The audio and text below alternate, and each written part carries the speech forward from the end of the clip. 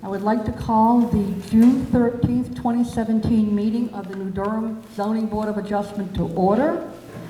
The first thing I would like to do is to change the order of the agenda if the rest of the board is in favor. I would like to move the minutes and the ethics policy acknowledgement to the end of the agenda. All those in favor?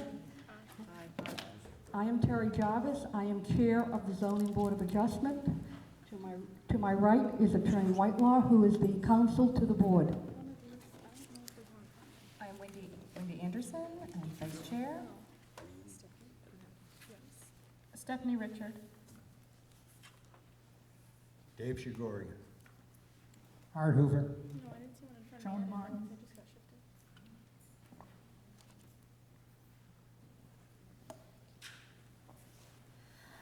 Art Hoover, who is a regular member of the board, was not here for our initial meetings on one of the applications, so he will not be participating in the Bear or the Green Oaks as a board member. He will be able to ask questions.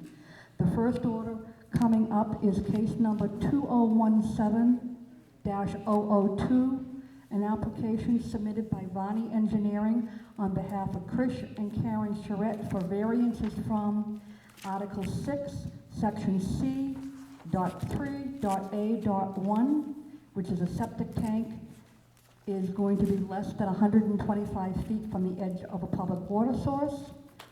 Article 14, Section C, .1.B, the building is to be less than 75 feet from the normal high water level. And Article 21, Section E, 2B, no new building may be located less than 75 feet from any water body. Does any member of the board have a real or a perceived conflict of interest with sitting on this case? I do. Okay. Mr. Hoover has a real or perceived conflict. In that case, then he will be stepping down from the board for this particular case. And does anybody else have a real or perceived? Okay. In this particular case, before I open the public hearing, I would like to hear from the applicant. The applicant needs to show that there has been a material change in the application that warrants the zoning board to look at a second application. If there has been no material change, then the applicant does not have a right to submit a new application.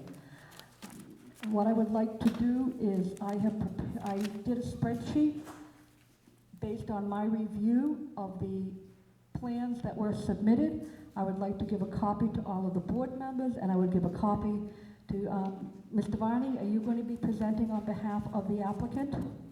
Yes, I am. I will give you a copy also, because I would like, as we go through your presentation, to show why this is something that we should consider.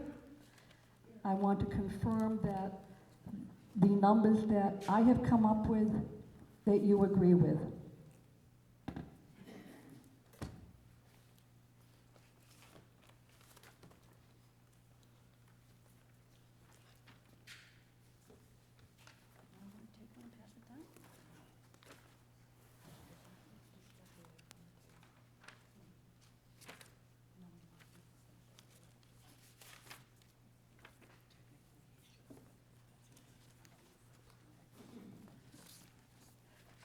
Okay, Mr. Varney, you are presenting on behalf of the applicants. First off, you need to show that there is a material difference in this application versus the application from 2016. Okay, on this plan, we've made the garage smaller, made the house smaller, we moved the house back from the lake, we moved impact areas that's within the 50-foot setback zone. We've reduced those substantially. At the February meeting, we were asking for 4 variances. We're asking for 2 now. One is the 75-foot setback to the lake for the building, and the 125-foot setback for the septic tank. So the other hearing, we had the leach bed close to the property line. We moved that. That conforms. The garage was over the setback line. Now it's just barely over the line on one corner, and it's been made smaller, as I said before. We've reduced the impervious area.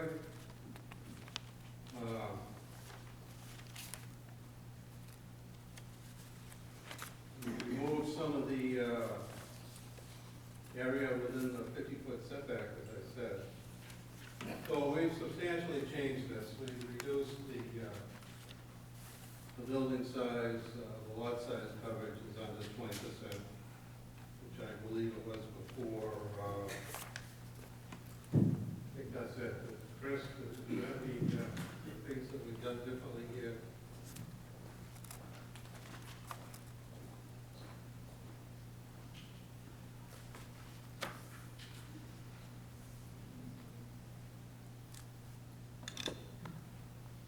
Other than that, the building is a two-bedroom and so forth. Looking at the garage, the distance from the left setback, based on the plans that I reviewed, appears to be less than 15 feet, but you have not requested a variance from that part of the ordinance. Well, the garage is 15 feet. I have the setback boundaries on there, within those boundaries. There is something there that's called a drip edge you might be looking at, maybe. That's not the building. And that's stone, right? Yeah, that's stormwater measure underground.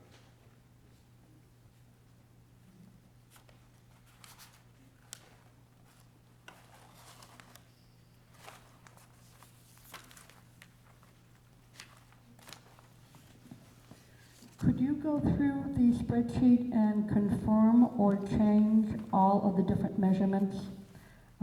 For the general public, what the spreadsheet is a copy of the requirement from the ordinance, what the current house is versus the 2016 request versus the 2017 request, because we need to determine if it has been changed significantly enough before we open the hearing. Okay, the first one is distance from the lake. Your number is 31, and our number is 32. We moved it back 1 foot. That would be the building. Distance from the right setback, that is the same. Hey, would you find me the old last plan? Oh, it's in this folder here.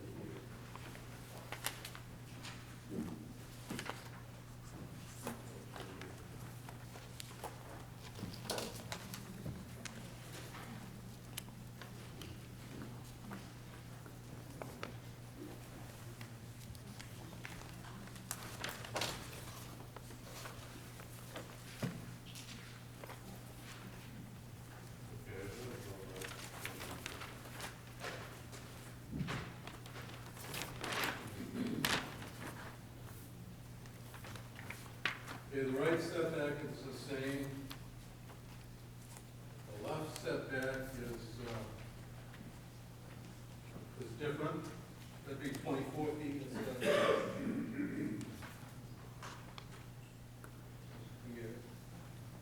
From the top property is 20 feet, that's the same. Distance from the leach bed is, you have 100. Oh, wait, you're there.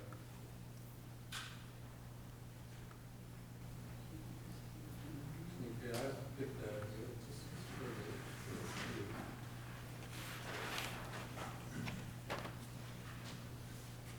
Setback is 97. We changed that. The leach bed is, leach bed setback goes from 97 to 86.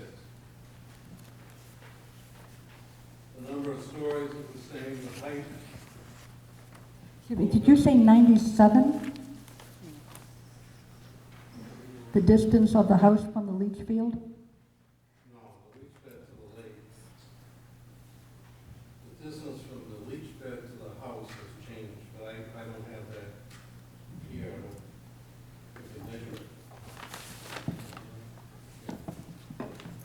Originally, the leach field was going to be within 10 feet of the back property line, and it's been moved so that it's 15 feet from the back of the property line, so it's closer to the shoreline, but it's further away than the existing system that we have. I'm looking for the distance of the leach field from the house. I'll put that here. What's proposed is 15, and what was proposed before was 24 feet.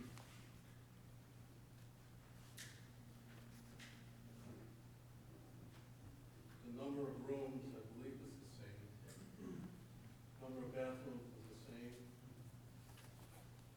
Total square footage that has shrunk. The house depth has changed. And the house width has changed. So the house width today is 35 feet. Yeah, it went from 36 to 35, and then the depth went from 28 to 27. Okay, so you agree with the numbers on the, because I had house depth went from 28 to 27. Yes. The width of the waterside porch went from 32 to 12. 12 and, yeah. Okay. Yeah. It's 12.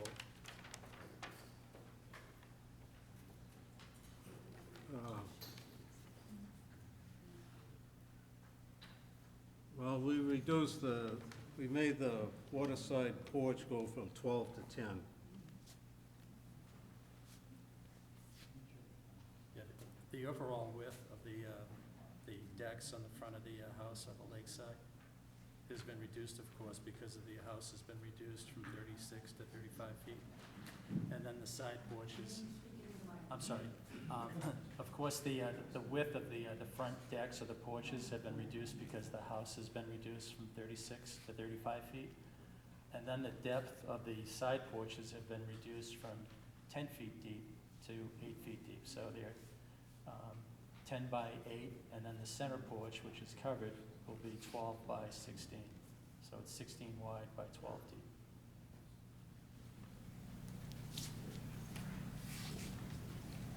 Yeah, the garage setback from the lake before was,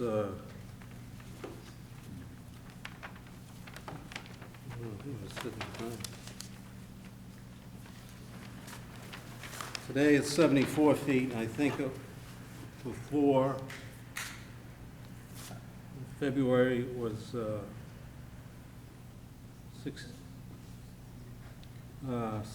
67 feet. So that's different.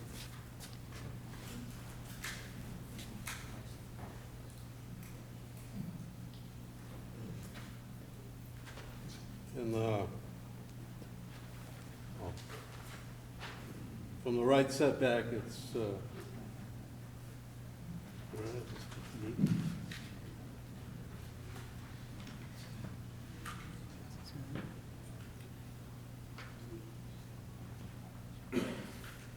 okay, the garage setback from the right-hand side would be 15. And that was the same as before.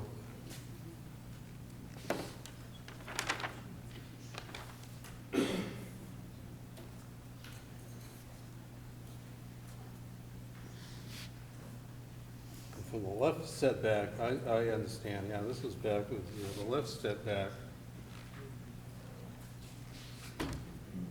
before it was, closest would be 58. And what's proposed is 62.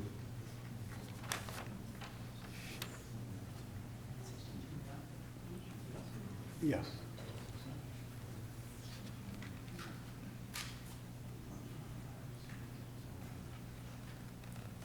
The height is less than 35 feet.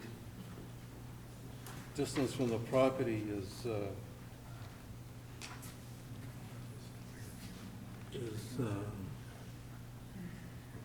well, before it was, it's 15 feet from the property lines before and afterwards. And the total square footage is,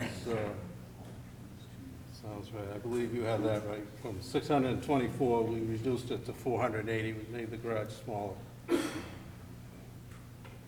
And the total lot impervious surface is 20%. Before, and now it's 19.8, what we're asking. And the building went from 9.1% to 15% today.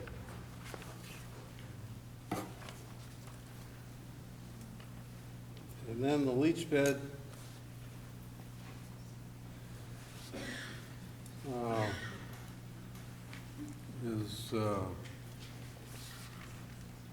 was 74 feet in February, and today it's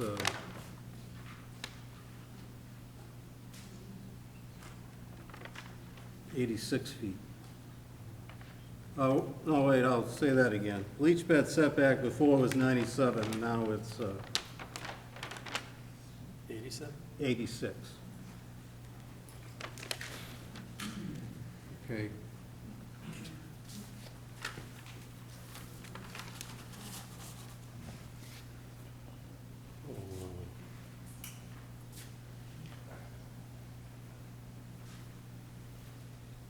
Okay, 97 and 86. Distance from the right setback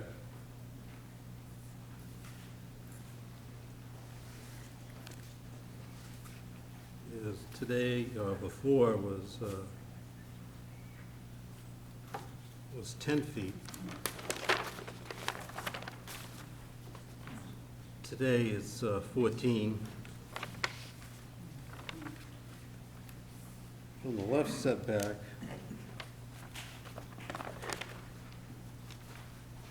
before it's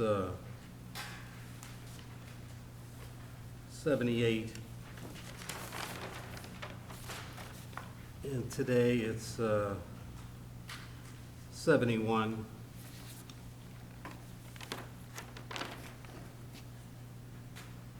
From the top property line, before it was 7 feet. Today it's 15. Distance from the well, today it's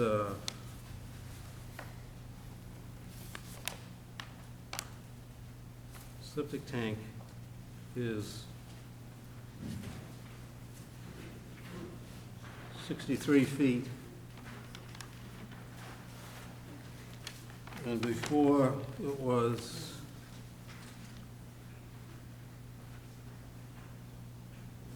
84 feet.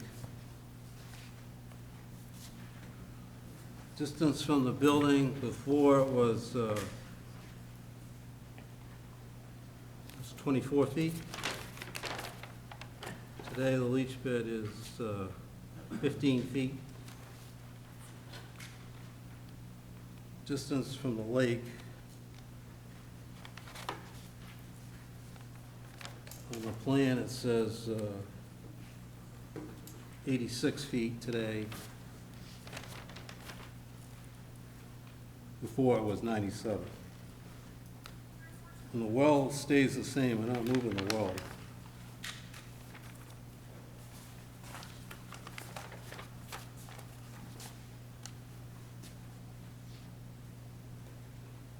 The question, I guess, for the board now is to discuss the plans from 2017 when compared to the plans from 2016, when that variance requests were denied.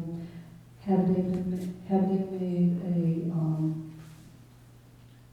I believe the word is material, is there a material change in the plans from 2016 to 2017? If there is a material change, then we will hear the case. If there is not a material change, then based on court decisions, we will not hear the case. It's open for discussion. And would it help to have Attorney Whitelaw explain the case that I mentioned for the board? There's a case from, I think it was 1980 or thereabouts, called Fisher v. Dover. And the question in that case, which is what you're dealing with today, is sort of one bite of the apple. An applicant brings an application before the board and the application is denied. They can't turn around 1 year, 10 years, 20 years later and submit basically the same application again, hoping to get a different result. The issue is whether or not the second application is materially different, or there's been a material change in circumstances. Material change in circumstances would be like if there was a change in the zoning ordinance that impacted the criteria that the board looked at, material change in the second plan that one might look for is, for example, if at the last time when the board denied the application, the board found that, I won't even look at this application, let's say the board found that a fence was located too close to the boundary line, and so the applicant moved it away from the boundary line in order to better meet the concerns of the board. Then the board would look and see whether or not that was a big enough change to make a difference or not a big enough change to make a difference. So the way to go about it is, when you look at Terry's chart and why she did it this way, was to look at the things that are changed, and the applicant explains what's changed, and you decide whether or not you think that's a material change.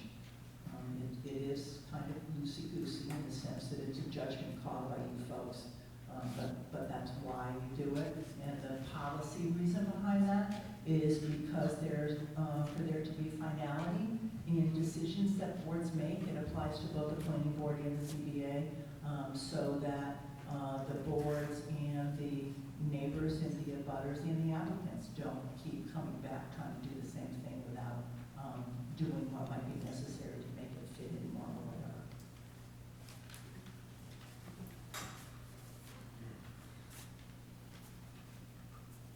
Who from the board would like to speak?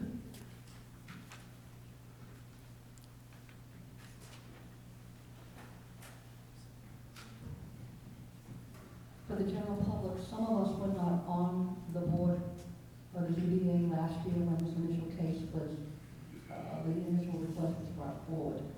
Some individuals were, some board members were absent when the case came up.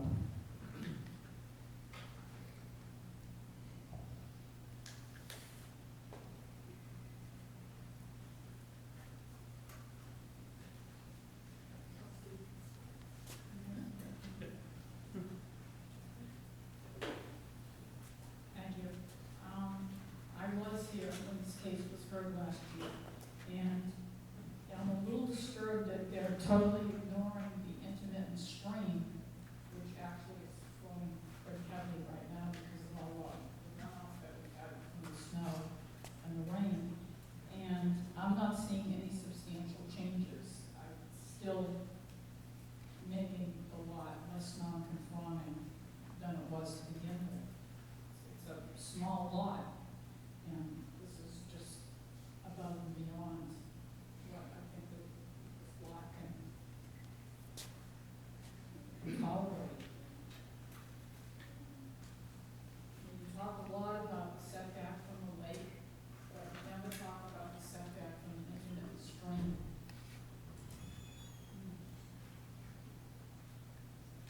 And I don't see anything that changes more than 1 or 2 feet.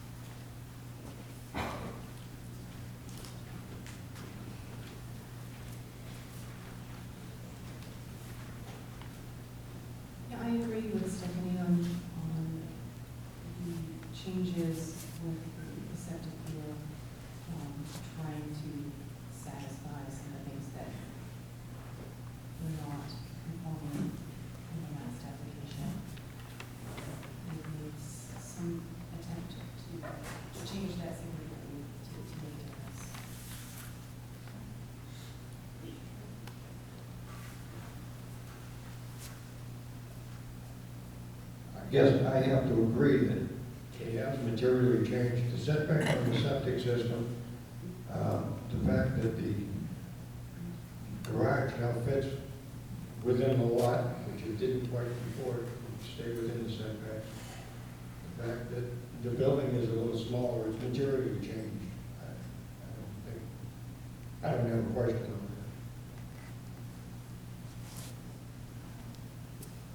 that. Anyone else? Then I would make a motion that the application as submitted by Mr. and Mrs. Charette, by Chris and Karen Charette for variances, Article 6, Section C3A1, Article 14, Section C1B, and Article 21, Section E2B, that the 27 application has materially changed from the 2016 application. Is there a second? Motion is seconded by Stephanie Richards. Any discussion? All those in favor of the motion say aye. Aye. Opposed? Joan, I didn't see you either way. Okay, go ahead, Mayor. Aye. Okay, then the motion passes. I will now open the public hearing into the application of Chris and Karen Charette for variances. And unless somebody wants me to name the articles again, I think you've heard them several times. Mr. Varney, with you and Mr. Charette, please do your presentation. Well, thank you. I'm here with Chris and his wife Karen Charette, who own this property, and Chris would like to explain what he's doing so you can understand that. Good evening. I won't go into the technical details of what Tom has come up with, but I'll try to give it a personal twist. My name is Chris Charette. My wife Karen and I own the property located at 379D Merrimack Road. I'd like to start by thanking all of you for your services to the town of Durham and its residents. We appreciate the role that the ZBA plays in protecting the town, the lake, and its residents. Karen and I have owned the property for 24 years and have made it our second home and summer cottage during all those years. It's been our lifelong dream to retire into Durham and enjoy the lake as permanent residence. In order to accomplish this dream, the property in its current state must be upgraded. So we're here before you this evening to present a plan that will not only meet our needs to build a permanent residence, but also has the full support of our neighbors. The board should have received letters from our two abutters, Dave and Julie Grandin and Janet Patterson. I got those right here. And we also hope the plan will satisfy the members of the ZBA.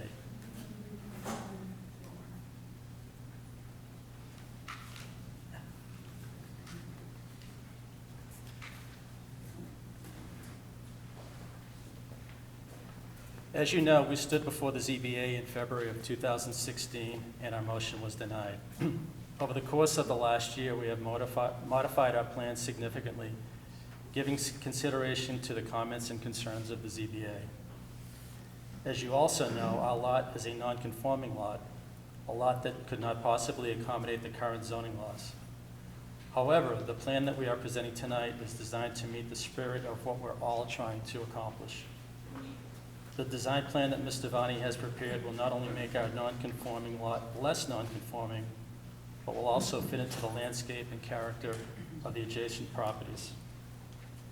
I would like to draw specific attention to the following improvements, which the board members should consider when casting their vote. A new state-of-the-art septic system will replace the existing cesspools, which have been in use for the past 62 years.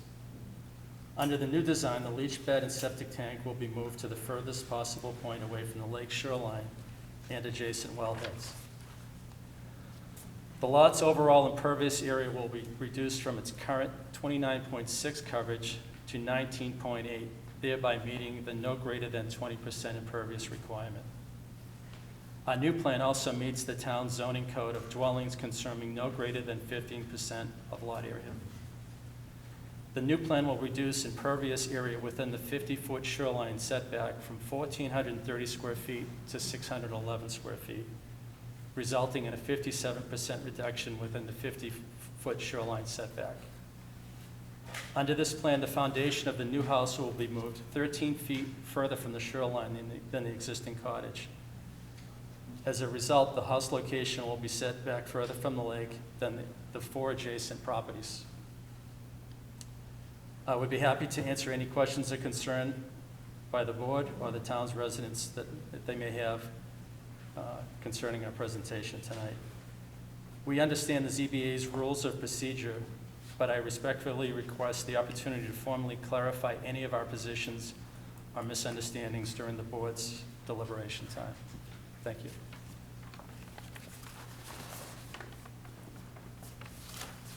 Yeah, I was going to talk about how the plan is different, but I've covered that, I believe, somewhat. So I'll go to the GIS tax map. And this is the property right here, which is off Merry Meeting Road. There's a driveway that goes off to 3 cottages there. Their property is 300 feet off the road, and that's nothing but woods, so they have no frontage on the road. They drive in off the road and veer left on their own driveway, which is a right-of-way on this big lot to get to their property, and their property is a small lot. If somebody were to improve any property on Merry Meeting or anywhere in New Durham, there's 3 main considerations. One, you have to look at the zoning ordinance, and you have to have the building be 15% or less of the lot size. You have to look at impervious area or lot size coverage, and that has to be 20%. And the next item you need to look at is whether you're in the steep slopes category. If you are, that's a zoning and a planning board issue, conditional use permit. In this property, we're not in the steep slopes, but we are within the 75-foot setback, which is the 4th item that you would look at. Anybody on Merry Meeting Lake or any of the other lakes, you have to be 75 feet.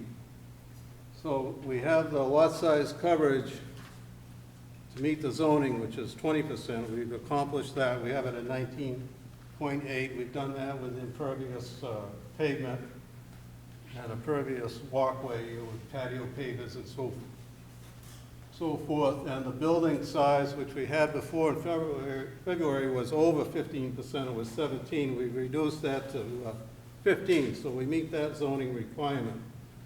And what we're asking for a variance is the 75-foot setback to the lake for the building and 125 feet for the septic tank. If the septic tank had to meet that requirement, that would be on the Patterson's land in the woods, so that's not reasonable, and that should be corrected in the zoning, I believe. And the 75-foot setback, if you look at the tax map, you can see that most of the properties all along here are within the 75-foot setback. So we can't meet that 75-foot setback. And this pink area is the building area that's allowed for a building. So we've moved the building back as far as we can, and we upgraded the septic and get that fitted in there to meet that rule, 10 feet from the property line. And then we wanted to add a garage. So we've added a garage, and that's 99 or 98% or whatever it is within the setback. And he wants to have a garage, and all the work I do around the Lakes region on permitting, people inherit property and they want to upgrade it and they want a garage, or they buy property that's an old cottage and they want to upgrade it and they want a garage. And a garage is something that people want to have. So you could build a tiny house in this envelope, but you wouldn't be able to get to the garage. you would be legally okay without asking for a variance, but it wouldn't work, and there's no room for the septic, so you can't upgrade this and meet all the setbacks. So we have to ask for a variance for the building 75 feet and the septic tank. So we've asked for that variance, and they have architect plans, so they've gone over this multiple times to shrink the building, move it back. The coverage of what is here today with porches and patios is being removed from that 50-foot setback. It's a lot smaller. That makes a big difference. So there's a lot less of anything within 50 feet of the lake. It's more open and less building. The bulk of the building is behind the 50-foot line. If you look at that, compared to the old building, the main building has been moved back. This brown area is the outline of the old building, and I can show you that if you want to look at these plans, that'll kind of highlight that old building or existing building.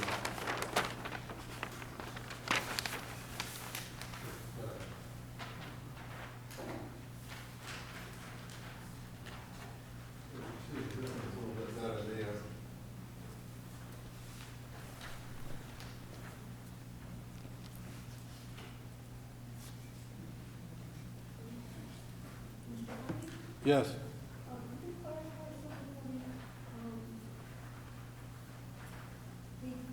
The current house is 31 feet from the lake. Yes. The proposed building is 31 feet from the lake, Right. correct? Yes. So there is no improvement as far as pushing the house back closer to the required 75-foot in a non-conforming lot, correct? Correct, yes, but the bulk of the building has been shifted back. What's intruding is a lot less area. That's how that works. They still have a porch, a smaller covered porch. Yeah. The new house that's proposed will be 13 feet further back from where the existing cottage is, because we're putting the porch on the front of the house, which is 12 feet, and then we've pushed it back another foot in addition to that. But I think the important aspect here is that the impervious area that we have that's within that 50 feet, we've reduced it dramatically. One other thing I wanted to mention, I'm not sure if I'm accurate in saying this, but Ms. Martin brought up the seasonal stream. I believe if the slope is, I think it's less than 20%, there's no restriction there as far as what it normally would be, which is 15 feet. So we do have a seasonal stream, but I don't believe that we have to take that into consideration as far as our property line. If it was a greater slope, then we would have to be further away from the property line. But my understanding is our slope is 10%, so therefore the 15 feet is what should be followed.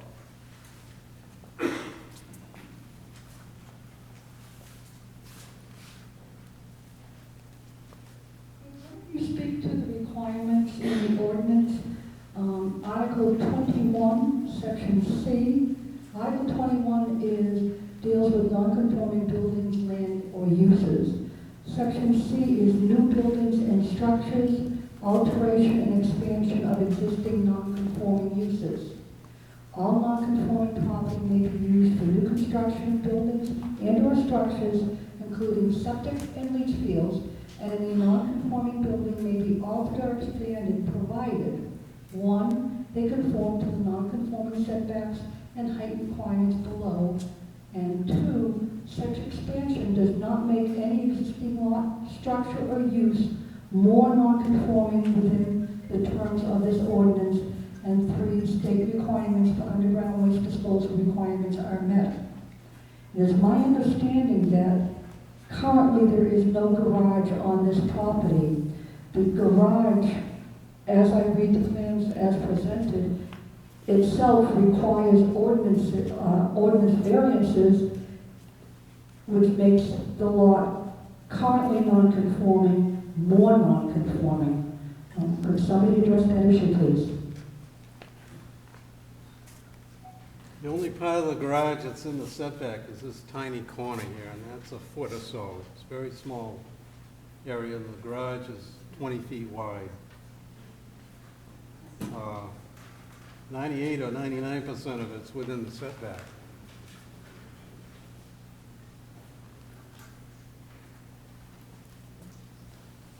Could I ask a question?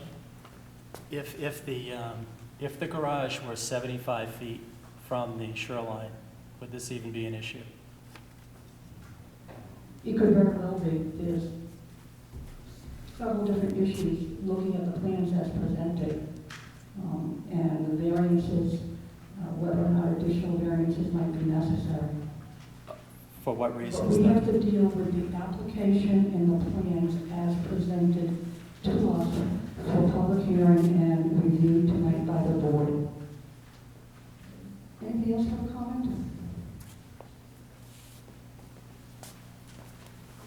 Could you also clarify that the lines on the plan are either the building outline or the roof overhang, please? Yeah, the top and bottom of this plan has the drip edge on the eaves, the eave overhang. That's the dotted line there. So this is an eave here, and this is an eave here, and I have an overhang there on this edge. But the line, if you look closely of the building, is there.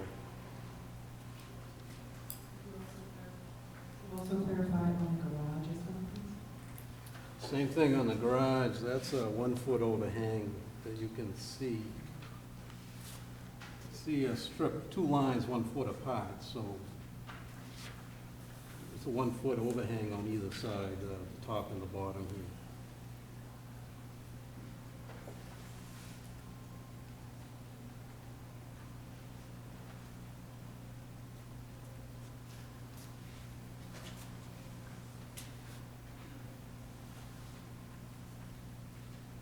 I think the non-conforming aspect, we made the building more conforming by moving it back farther from the lake than it is, and shrinking it and moving it in closer on either side. The other building is close over here, we're in the middle.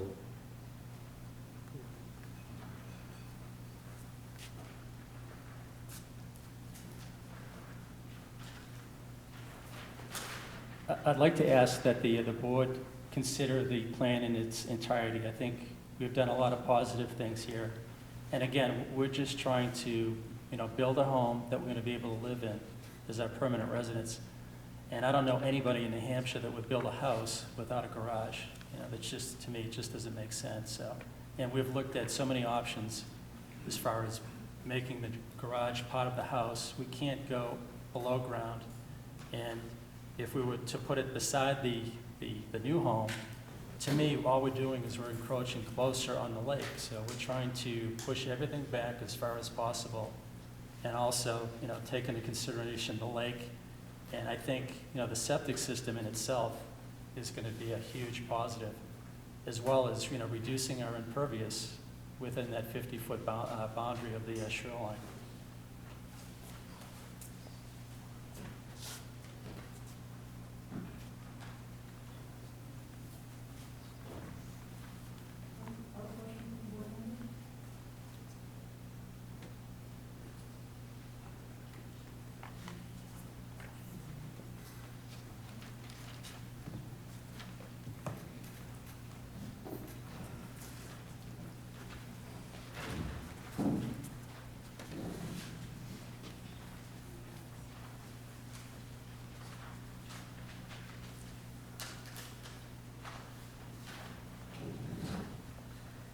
If the house is left in its current position, Is there any reason why you cannot upgrade to a new septic system?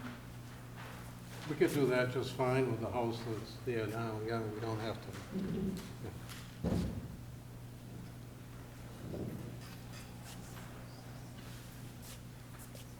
I would remind the board that the current structure is a cottage that was built in 1955, so it's surely not a, year-round residence.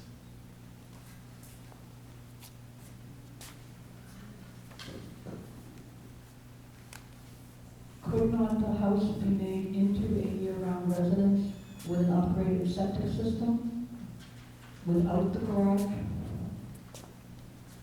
I don't think we would consider doing that because, again, who would build a home and not have a garage in New Hampshire?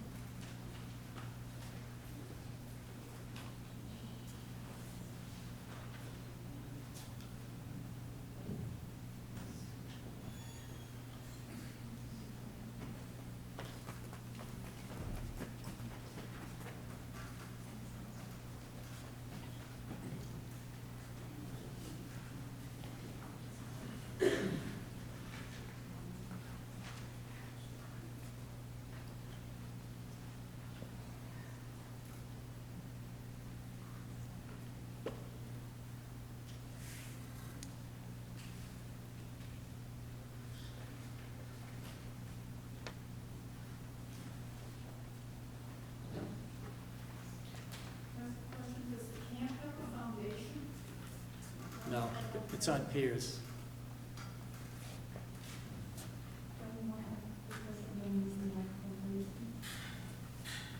Does the camp have a foundation? No, it was built on piers back in 1955.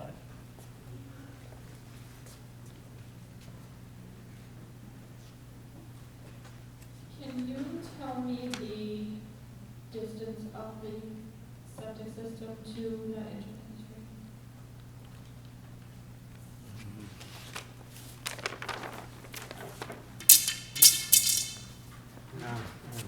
Before Tom gives you the actual dimensions, one of our cesspools is much closer to that intermittent stream than the new design. Okay, the nearest point on the stream is 76 feet. So this is an aerated septic system. There's a separate treatment tank which has air in it to reduce the strength of the septic bacteria. So it's a high-tech system. It makes us smaller, it makes us fit, and reduces the chance of nitrogen getting into the lake. So that would be approved. We meet the distance from the stream and from the lake on that.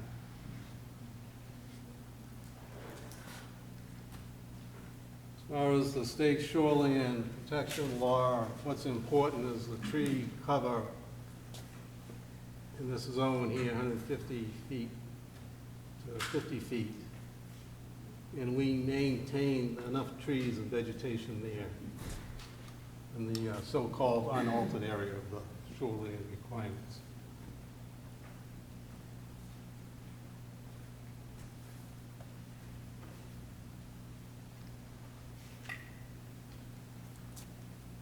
One other thing I'd like to say, the unaltered part of the lot, many of those trees are in decline because it's so overgrown as well. So I think we'll be doing the surviving trees a favor if we do thin out there.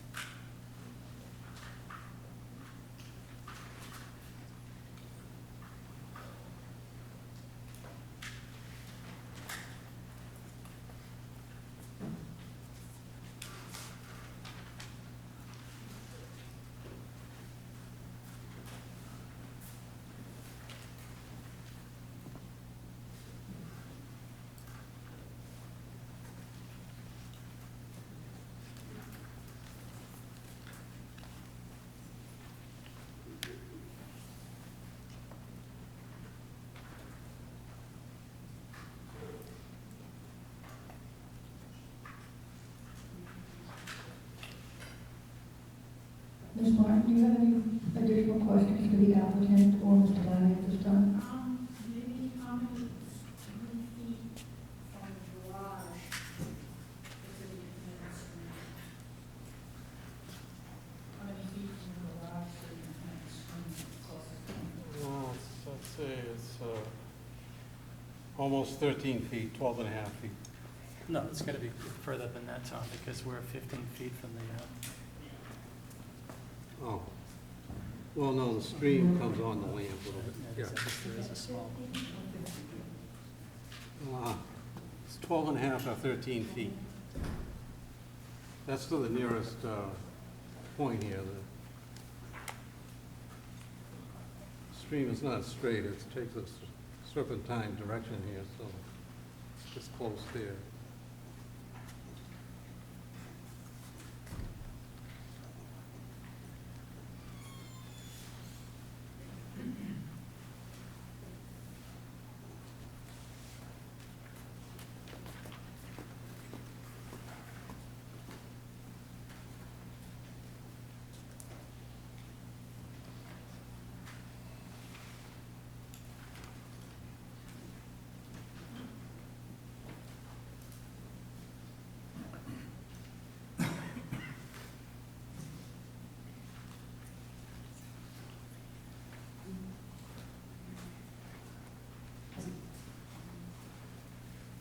It's another factor I can point out. Today, when it rains, it runs off the driveway, off the building, goes towards the lake, which is typical. This is designed so the water off the eaves goes into the porous underground pavement, and the garage has drip edges too, and around the house. So all the rainwater will infiltrate into the ground. The water going into the lake is reduced to very little.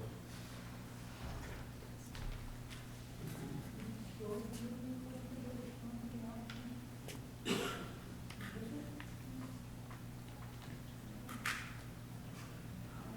time, I would like to ask if there's any of the abutters for this case who would like to speak. Are there any abutters to tax map 110, lot 23 who would like to speak? We have received 2 letters from abutters who have no objections to the request. Could you step forward and identify yourself? Hi, my name is Madeline Grandin. I'm the daughter of Dave and Julie Grandin, but this residence is now my permanent residence. I would just like to say that I've known Chris and Karen my whole entire life. I think that what they have proposed tonight is an immense improvement. I was at the previous meeting from what they proposed previously. I think that not only will it provide them a nice place to live permanently, but it will also benefit the town in multiple ways. One being that it will increase the taxes that you guys will get off of it, and 2, it will gain you a very nice permanent couple in your community. I would like you guys to take that into consideration, as I know that they have worked extremely hard to try to become more compliant with your regulations and try to work with you guys so that not only are they appeasing what the regulations are, but they're also providing a home that is functional for them to live in permanently. I guess that's all I have to say. Is there anybody else that would like to speak to this application?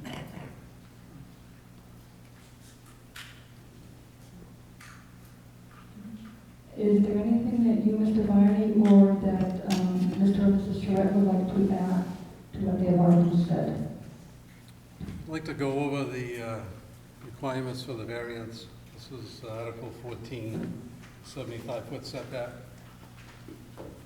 Facts supporting this request: the proposed use will not diminish surrounding property values because the property is to be redeveloped with new construction. The construction will be more energy efficient and designed specifically for this lot. The proposed building would fit in with the surrounding buildings that have been updated over the years. Of the closest 8 waterfront properties, 4 on either side, All of them are within the 75-foot setback. The proposed setback is equal to or greater than the neighboring properties. A new modern septic will be placed as far as possible from the lake and will be replacing the current cesspool designed in 1955, thereby helping preserve the water quality of the lake. Granting the variance would not be contrary to the public interest because the new structure would be a great improvement over the existing one and would increase the New Durham tax base. The new septic plan, meeting the state and Hampshire DES requirements, would significantly reduce the possibility of failure compared to the existing cesspools, thereby helping preserve New Durham's most precious resource. The new septic plan moves the tank and leach bed to the best possible position on the lot relative to the lake and the well. The closest point of the new structure, deck, will be 6 feet further from the lake than the closest point of the existing structure. The closest point of the new foundation will be 8 feet further from the lake than the closest point of the existing foundation. The new plan will reduce total impervious surface area from 29.6 to 19.8. It's a third, and the new plan will meet code requirements for the building size at 15%. All these changes make a non-conforming lot less non-conforming. The impervious area within the 50-foot shoreline setback will be reduced from 1,430 square feet to 611 square feet, resulting in a 57% reduction. Denial of the variance would result in unnecessary hardship to the owner because A, the zoning restriction as applied to the property interferes with the reasonable use of the property, considering the unique setting of the property and its environment. The lot is an existing lot of record that was created pre-zoning and does not have the capacity to meet the 75-foot setback from the lake. The lot is a small lot. B, no fair and substantial relationship exists between the general purposes of the zoning ordinance and the specific restriction on the property because the impact to the lake by the restrictions is balanced by the modern best management practices to the land, i.e. stormwater measures, and so forth. The variance would not injure the public or private rights of others since the lot has a remote location with limited impact. Granting the variance would do substantial justice because the old cottage is in need of repair and the use is continued. The septic would be upgraded and meet state and industry standards. The new design makes a non-conforming lot less non-conforming. The proposed building design fits into the surrounding properties. The use is not contrary to the spirit of the ordinance because the existing residential use is continued. The septic tank is located as far away from the lake as possible while it's still remaining on its own lot. As far as the septic tank requirement, I can do the same that I can skip over that if you like. Do you have issues with the septic tank? Should I continue on that or?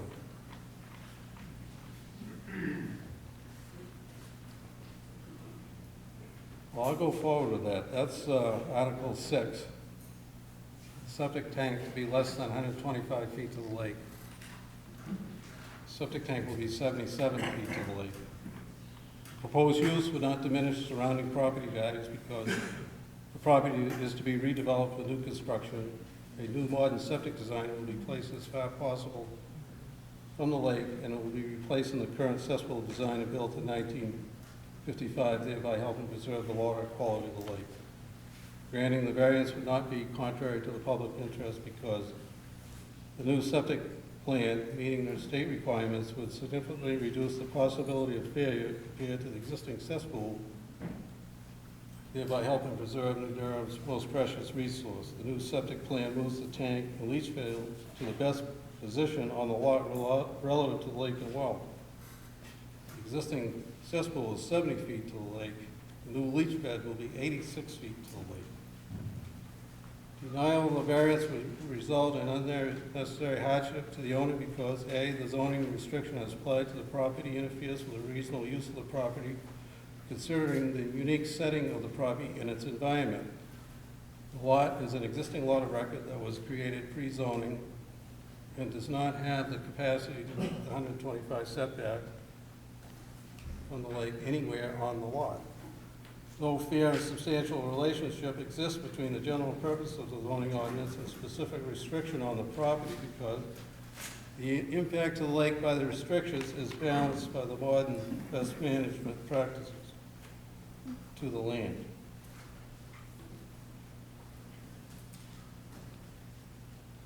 Variance would not injure the public or private rights of others since the lot has a remote location with limited impact. Granting the variance would do substantial justice because the septic system would be upgraded to meet state and industry standards and the demands of a change of use from a seasonal cottage to a year-round home. The use is not contrary to the spirit of the ordinance because the existing residential use is continued. The septic tank is located as far away from the lake as possible, though stream still being on the lot. Okay, thank you for everything. Is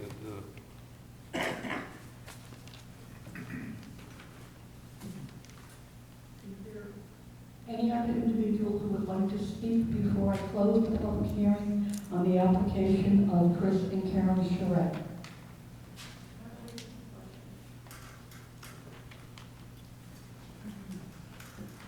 The driveway, it goes from the road to the garage. How is that going to be paved? There's an area of porous pavement here. Once that goes right up to the property line. And then over the septic tank, it's going to be regular asphalt. And then from here, it's porous pavement. And that could be porous patio pavers. So you could have two types of pavers, or you could have two types of pavement. That's how. Because the driveway is going over the septic? Yes.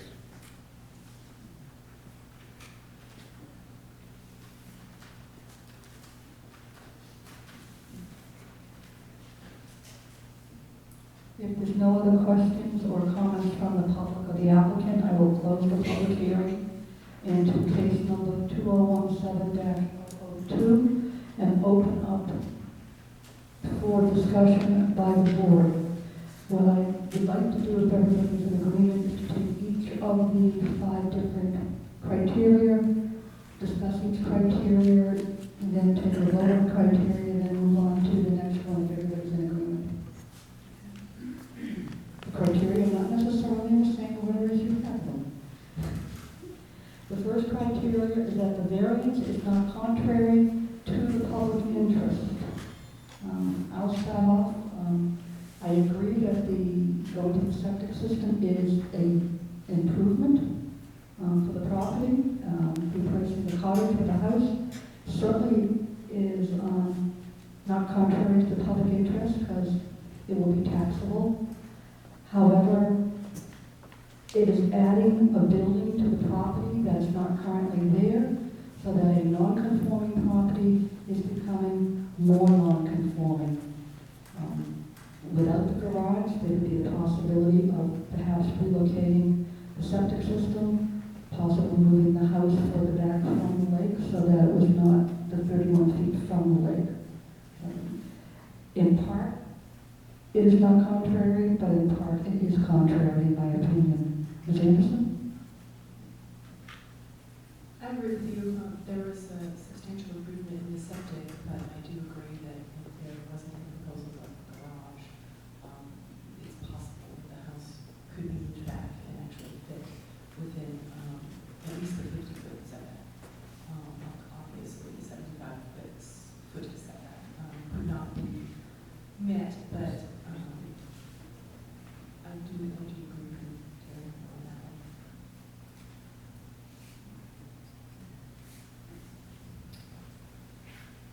I agree, I don't have anything additional to add.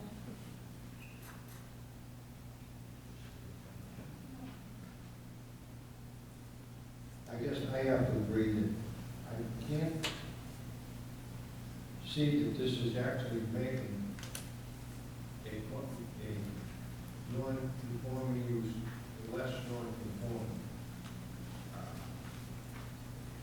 It's still more conforming, more non-conforming than it is right now, except for the septic system.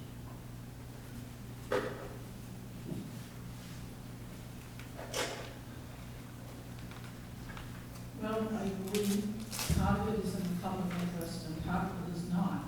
The lake is a public interest. I know they worked really hard to conform with the laws. They didn't have a lot to work with because it's a very small lot. And I think that without the garage, it could possibly work.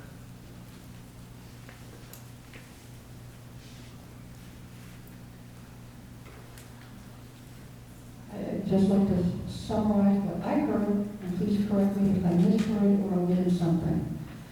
What I heard is that we feel that upgrading the septic system is certainly in the best of public interest, and that having a new house in place of the cottage is also in the public interest because it's going to increase tax revenue.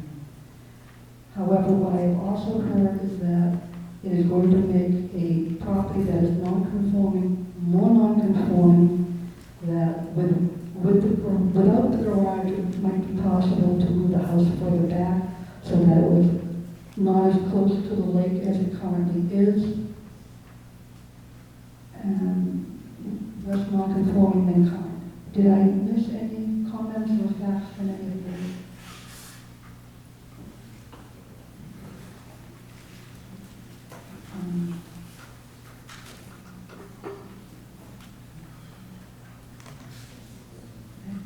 And then the next item that we would look at is the spirit of the ordinance being observed. We'll start with Ms. Martin.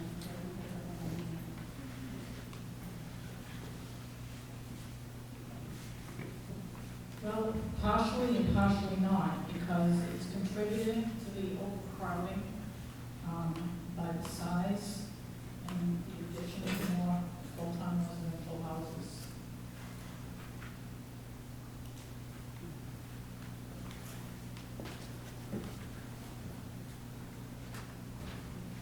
I have to agree that what you have is a seasonal house on a tiny lot which works. If you turn it into full-time, you almost mitigate some of the improvements you make. And I just don't see this small lot, this close working with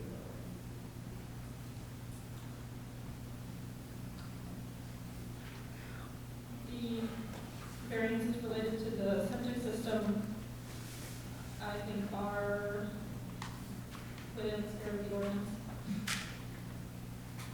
The setbacks from the lake, not so much.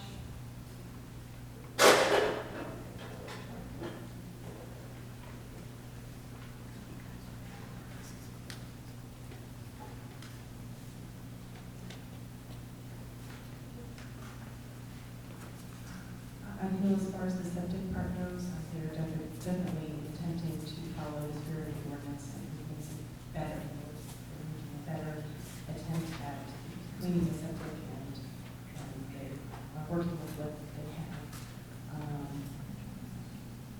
The spirit of the ordinance, as far as the building goes, I don't think they're following that. They are also, as Joe added to more crowding.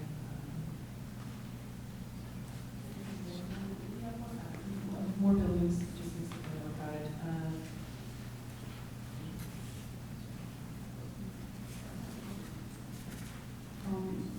I believe the spirit of the ordinance being met in regards to certainly the upgrade from putting in a proper septic ordinance. However, I don't feel that the spirit is being met by taking a non-conforming lot and making it more non-conforming. As presented, I have to agree that the lot not only is certainly be more crowded. I believe that there is the ability to upgrade the septic system and put a year-round home there and still be within the spirit of the ordinance.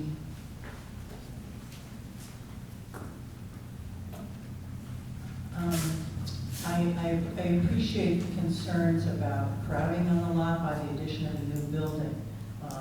But crowding is addressed through lot coverage issues, and they meet lot coverage. So while it's an understandable concern, I don't think that that is a reason to find that the spirit of the ordinance isn't met. I mean, you have all voiced other reasons, but I don't believe that one would be applicable. I don't know whether that changes anybody's thought about it. Next time I'll speak up after the first person. Thank you. The next item we need to consider is granting the variance to do substantial justice. I believe that there would be substantial justice in regards to the house and to the septic system. I believe also, as I said previously, that the non-conforming lot could become less non-conforming, perhaps with redesign, if the garage wasn't there. But there is substantial justice to everybody, in particular to the lake, with that new septic system.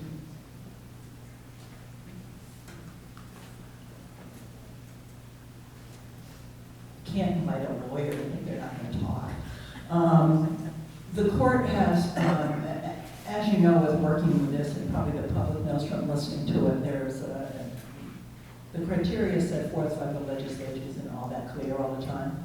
The court has addressed substantial justice and directed the boards as to things to think about.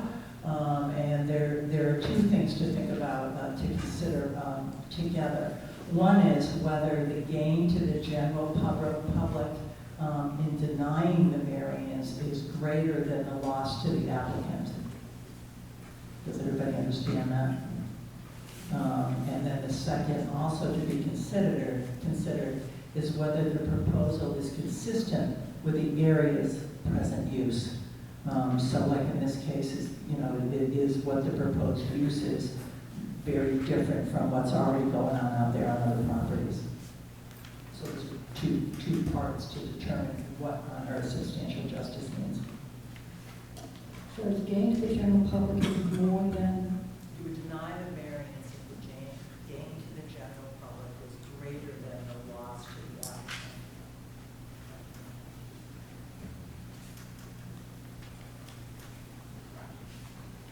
well, I guess using that definition, I would have to say that granting would provide substantial justice to the general public, and that not having cesspools on our lake, which is a critical tax base for us, for those of you who don't know this town, I think does bring substantial justice to a great deal of the population. A new home also, I anticipate would be taxed significantly higher than the current home, which might bring substantial justice to some of us.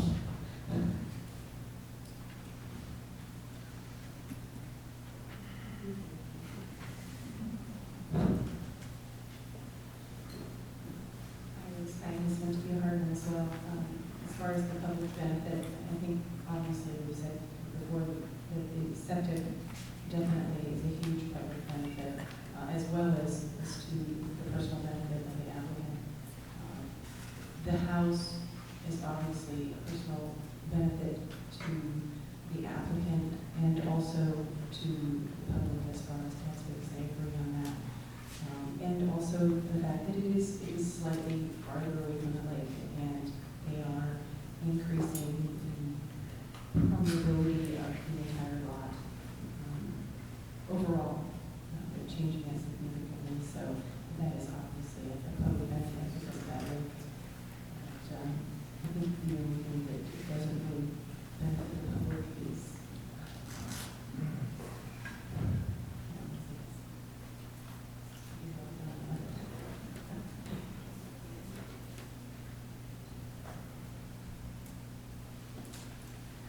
no questions about the septic part of their hands? Yep. In everyone's best interest, I don't entirely agree that this is making the existing lot less non-conforming, so on that grounds.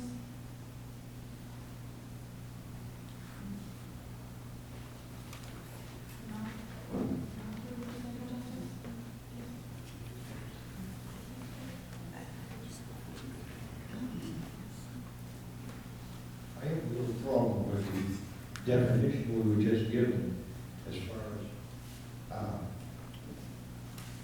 the increased value to the customer of the owner versus the town itself. And my own feeling is that when you take a seasonal development, seasonal dwelling, and you convert it to year-round, right, you do add a greater load, even with improved systems, okay, because it's used year-round, it's lived in. You're gonna make it a house, okay? You're changing the use both on a time basis. You're probably close to double the amount of time it will be used, what will be used in there. As far as, I'm gonna go back to the septic systems and so forth in part because you're gonna load those considerably more with the newer house than you will with the seasonal dwelling. So I have a big problem deciding whether it does more justice or less justice. That as a thing, I'm not sure how you break that, how you measure. I addressed one thing that you said. I wanted to, maybe this would help clarify just one thing that you said. The concept about the difference in load to the community sort of in general by full year-round versus seasonal uses, that's a matter that is addressed through the zoning ordinance if the town wants to deal with it that way. I don't believe that the New Durham has a provision in its ordinance regarding that, or we would be talking about that here today. So I don't think that that's a factor to consider, because that's really it's not a growth control issue, it doesn't go that far, but it is something that would be addressed. I think when you talk about benefit, like you talked about earlier, it goes to the septic in the lake and stuff like that, versus what is the burden on the property owner if the variance isn't granted. I don't know if that helps you think about it. Could we not say that the new septic system is designed to handle that though, and equals that out? They're designed for that use, as opposed to an old septic system. That I feel, because we're talking about substantial, justice, the benefit to the public is no matter how long they're there, because septic systems are developed and designed to handle the use. I would hope that the study requires that because they're doing it on purpose.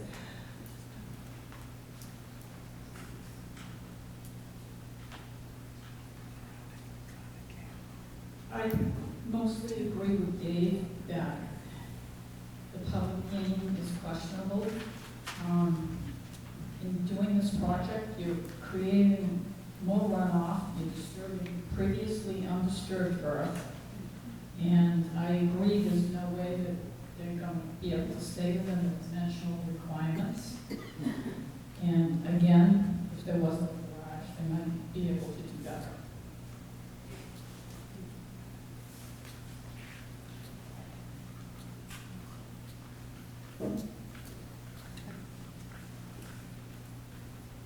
I think the next point that we need to address is the proposal will not diminish surrounding property values. While the house would basically be remaining in the same location, having a new house with a new septic system, I don't feel would affect the surrounding values whatsoever. I don't think it would be negative impact at all. I think it would be a positive impact. Sorry about that. I don't see any difference in the amount of property values in this. That's speculative until there's actual sales, but there's no way to definitively say one way or the other.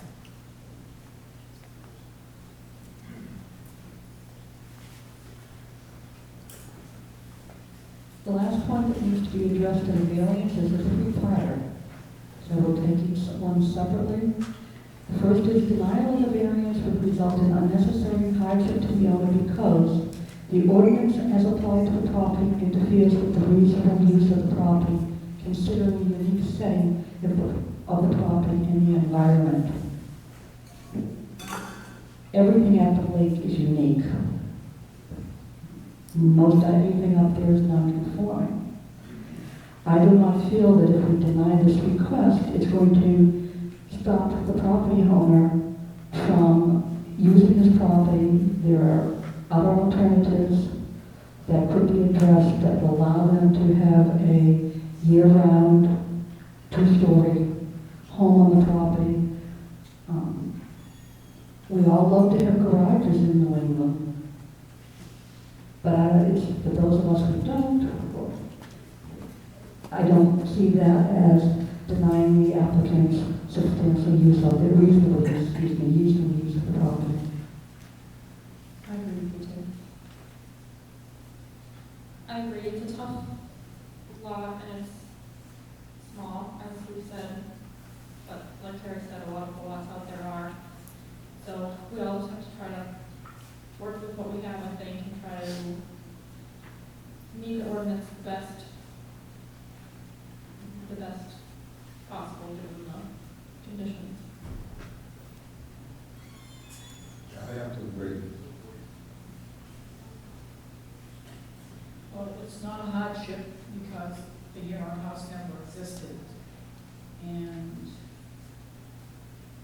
the applicant can build without any kind of variance at all on the footprint. So it does have other options.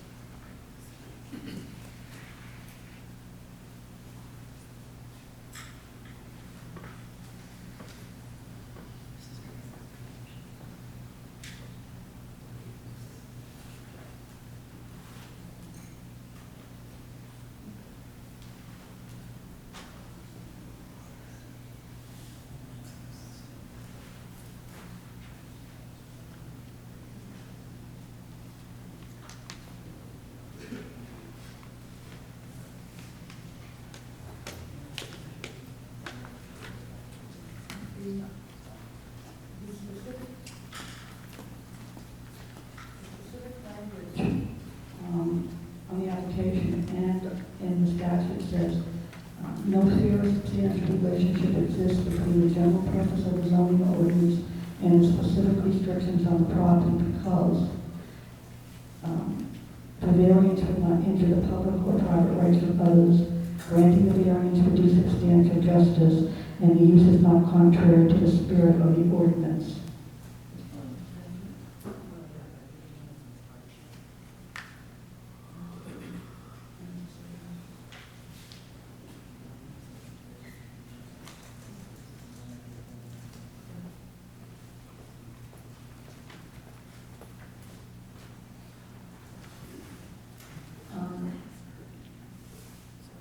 The second point in that criteria is, I'm going to take it from the application then.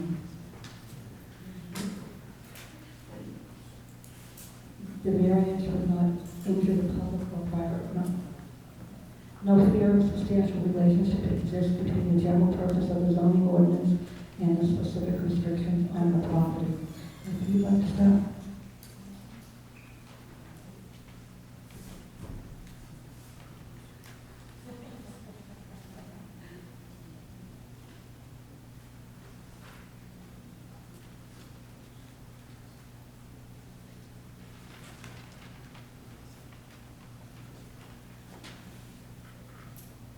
think one of the main purposes of the zoning ordinance is protection of the lake, and the way the variances are requested for the buildings that back on the lake does not meet the general purpose of the ordinance.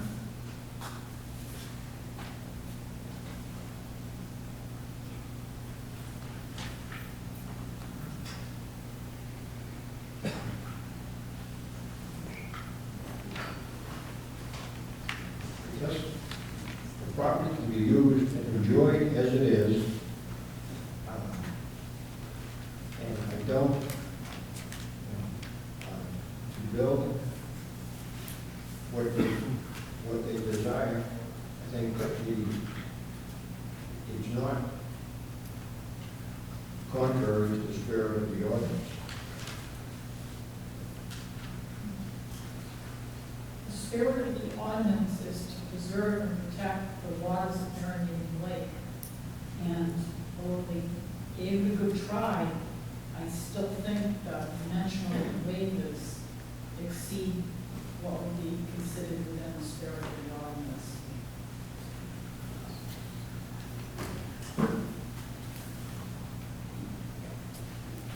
I think there is definitely a relationship between the general purpose of the zoning ordinance and the restriction. There, we are protecting the lake, that's why the zoning ordinance, that's why it's there, that's the purpose. And the restriction on the property here is that 75-foot setback, and there's now 2 buildings that are within that, not just one. And I think that's where it lies. I think that there does exist a fair and substantial relationship between our ordinances and what they are trying to achieve. And when looking at the application in totality,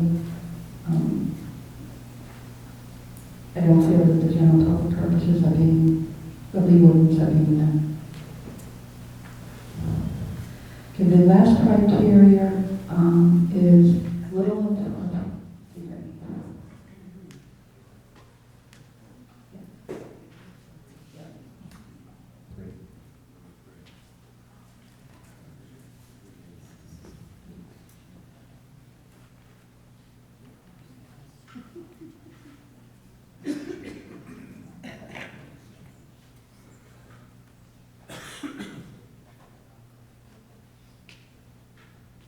according to the statute, RSA 674:33, Roman numeral 1,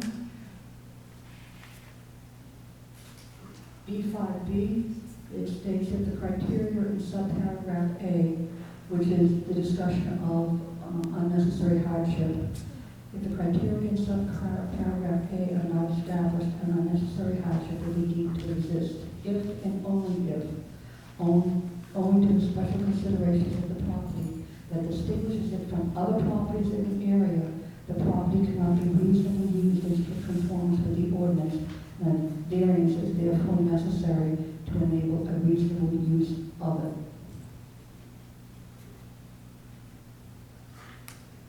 The definition of unnecessary hardship set forth in subparagraph 5 shall apply whether the provision of the ordinance from which a variance is sought is a restriction on use, a dimensional or other limitations on a permitted use, or on any other requirement of the ordinance. We have gone through all the criteria that we need to evaluate in regards to whether or not we grant the variance request. I asked Attorney Whitelaw to kind of summarize everything, that make sure we've covered all of our bases before we start doing any votes. I think that you have looked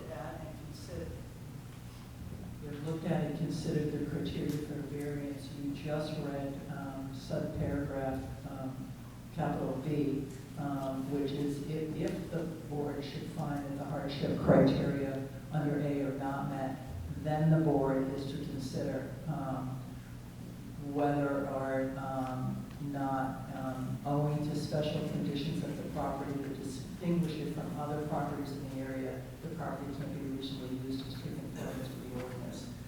So if you make that finding that hardship has not been met, I think you then need to move on to this B and see whether or not it's met under that criteria. Okay, then I will open up the question. Based on the testimony we've heard and our discussions, has the applicant shown that unnecessary hardship would occur if we did not grant the variance?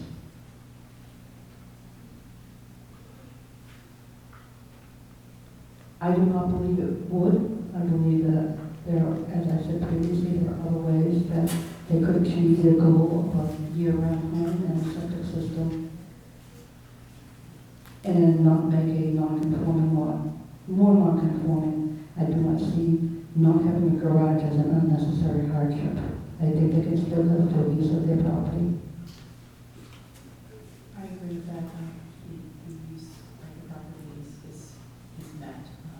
It would be possible to have a garage, but I don't see that would create a hardship if they don't have that much. I agree with all those comments. I would agree, same thing, I don't see how. I agree, I see no hardship.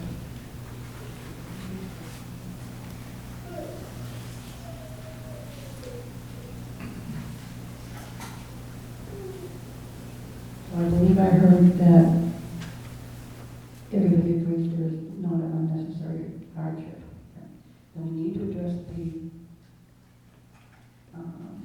which is, as I said, if the criteria in subparagraph A are not established, an unnecessary hardship will be deemed to exist if and only if, owing to the special conditions of the property that distinguishes it from other properties in the area, the property cannot be reasonably used in strict conformance with the ordinance, and a variance is therefore necessary to enable a reasonable use of it.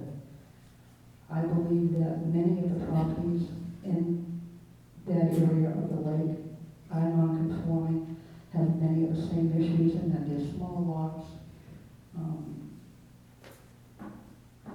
Houses are not as far back as they should be. Many of them have cesspools. I do not see how this property distinguishes itself from other properties in the immediate area.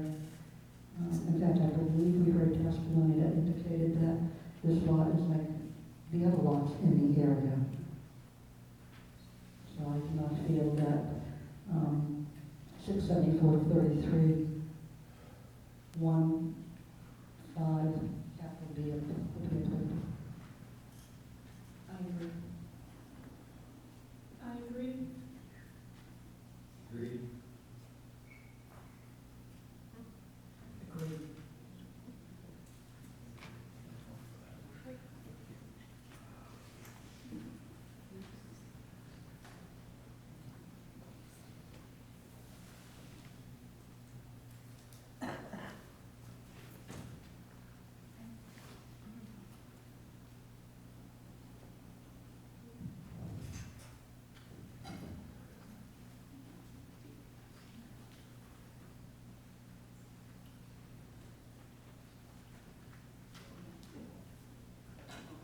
Okay, what we will now do is that we will take each of the variances that were requested, and we'll have a motion to approve them. Then we will discuss if necessary, keeping in mind everything that we've already said, and then vote yes to grant the variances or no, not to grant the variance. Okay. The first one is Article 6, Section C, 3A1, which is to grant a variance so that because the septic tank would be less than 125 feet to the lake. I make a motion to grant that variance request, given that the septic tank will be only 77 feet. Is there a second? There's a motion and a second. Discussion. In your motion, when you mentioned the first article that is listed there?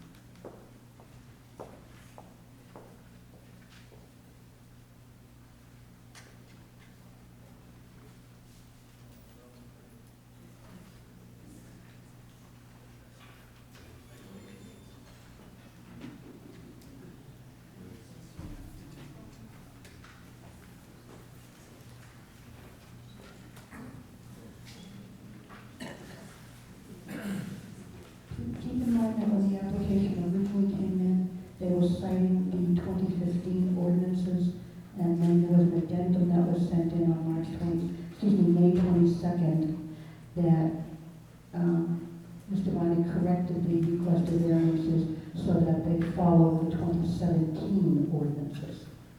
And I'm looking at the submittal dated May 22nd, 2017. The first one is September Article 7, C3A1.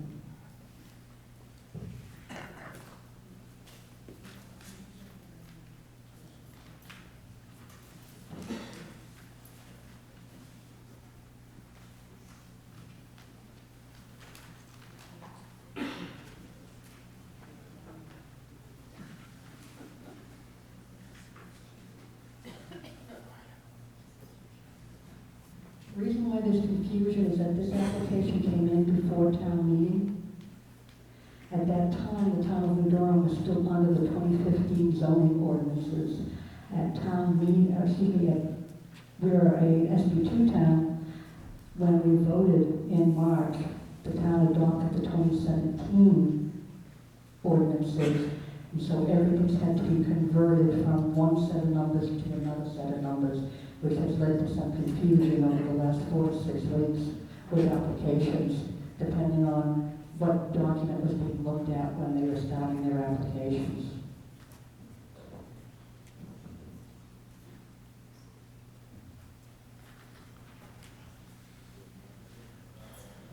Discussion on the motion.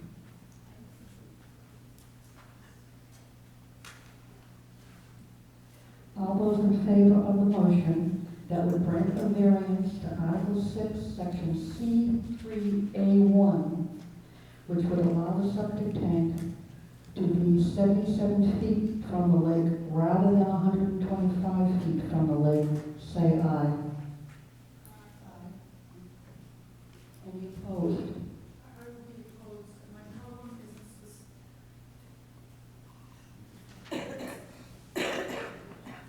problem isn't specifically with the septic. I agree that the septic should be approved, but the road going over it into the garage, I have some concerns.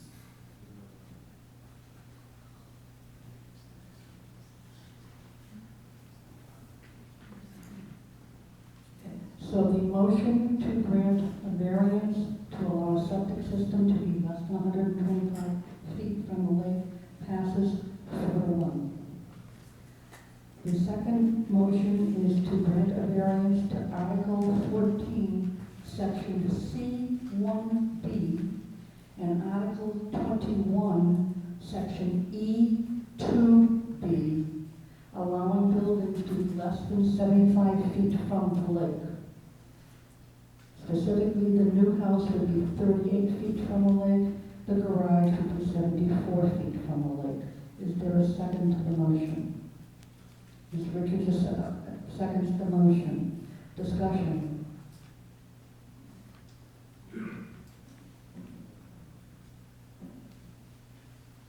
I will be voting in the negative on this, as I believe that there are other ways to grant the request for a year-round home of the size requested, or allowing it to be further back from the lake.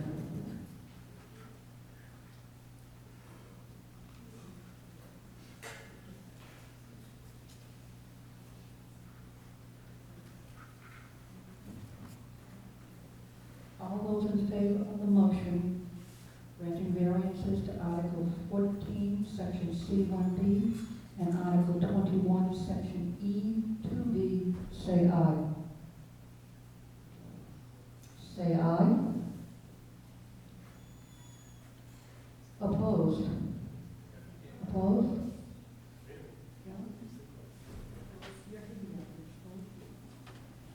That motion fails on a vote of 0 to 5.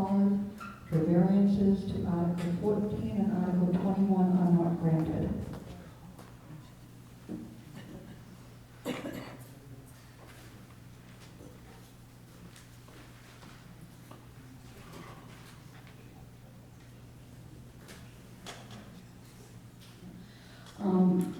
There will be a formal notice of decision issued. We do have a part-time zoning board assistant, so it will not be issued this week. but the applicant has received one variance and the other two variances have been denied. That is the end of the matter in the request of Mr. and Mrs. Charette for the variances. We will take a 1-minute break, and then we will move on to the continued hearing and a request for a special exemption for a commercial property on King Highway. The regular member of the zoning board has to leave. However, he is not sitting on the next case, which is up. And the next case is a continuation of the public hearing on a request for a special exemption to operate a commercial business and a residential agricultural recreational area submitted by Green Oak Realty. Are there any people here who were not here at the April 11th meeting? Then I will go over the rules of how this we will be functioning. We have already heard from the applicant's representative. We have heard from all of the abutters.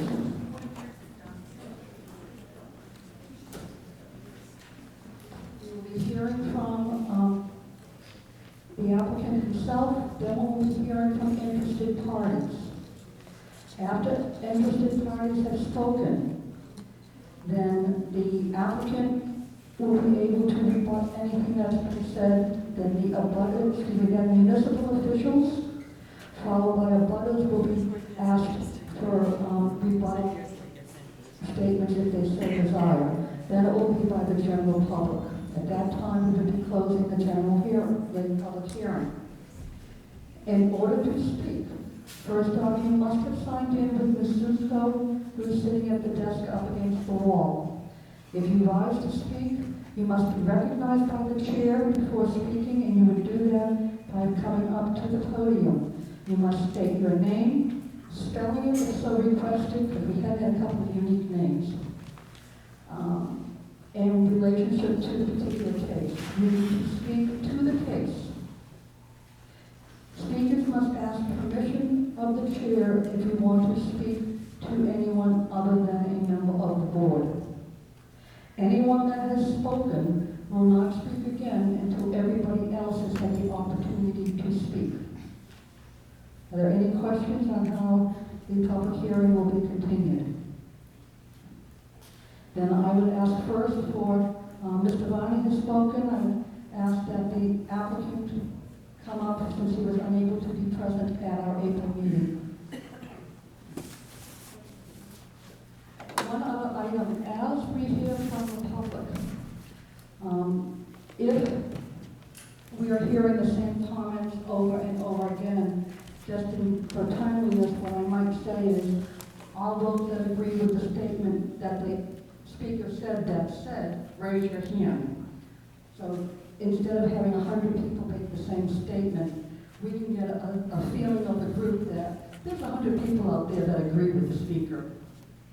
Just to see if we can move a little bit. So we'll start with the applicant, please. My name's Keith Babb. I'm the managing member of Green Oak Realty.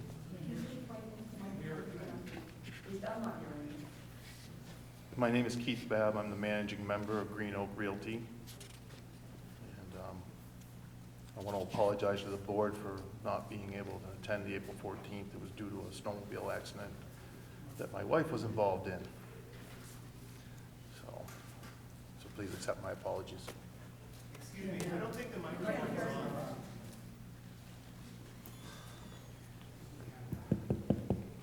on. It's just on low. I'll speak up.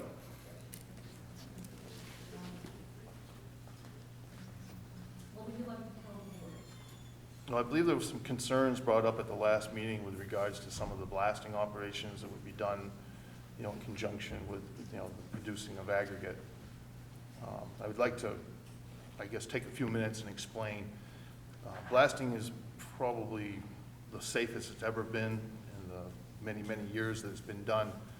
And the, site location of this pit is actually, further than the state requirements of the pre-blast survey areas are where we begin the excavation. But in order to try to add some comfort to the neighbors and the butters, we'd be providing pre-blast surveys to anybody that's willing to accept it, and well surveys if they so desire with regards to the quality of their water and then the continuation of the quality of their water. We contract the drilling and the blasting to Maine, drilling and blasting out of Auburn, New Hampshire. So they're fully insured and licensed and permitted to, to do the operations.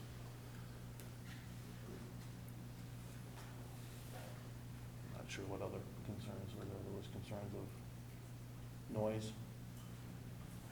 You said that you would offer pre-blast surveys and well surveys before the blasting starts.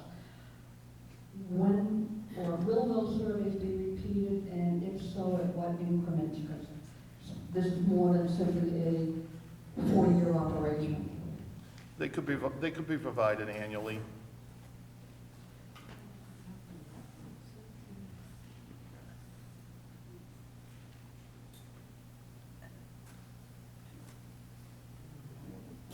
And this is at no cost to the homeowner? Correct.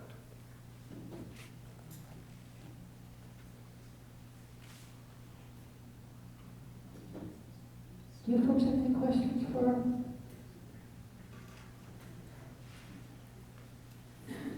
Some of the abutters have expressed concerns about that approach, I guess, almost considering themselves guinea pigs, sort of, because they're concerned if we do this annual testing and something comes up in their water, now what?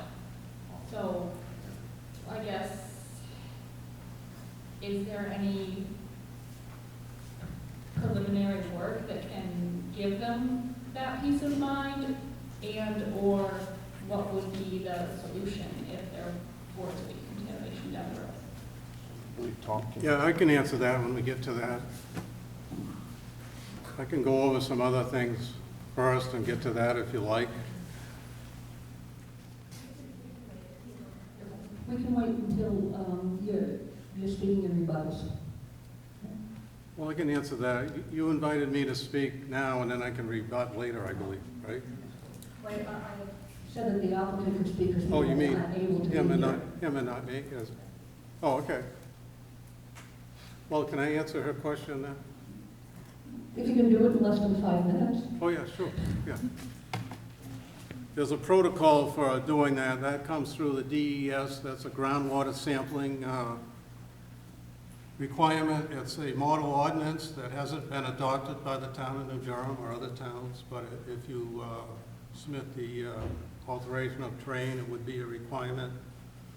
So a circle is drawn around the area, and all the houses and wells that have artesian wells are identified, and then when a blast occurs, or before a blast occurs, there's sampling of 2 wells voluntarily from any of those affected houses as a background. And then a blast takes place, and then 30 days after it is, those 2 wells are sampled and recorded.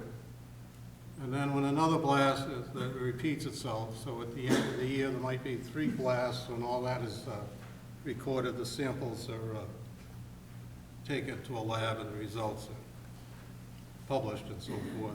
And those are for nitrate and nitrite. And that has to do with the blasting material. You drill a hole in the ledge, you put a stick or 2 of dynamite in it, and then you pack that hole with a certain amount of emulsion.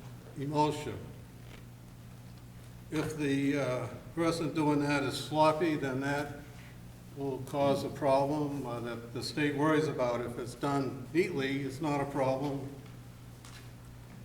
In this case here, we're not involved with groundwater in the all that ledge there. It's a knoll.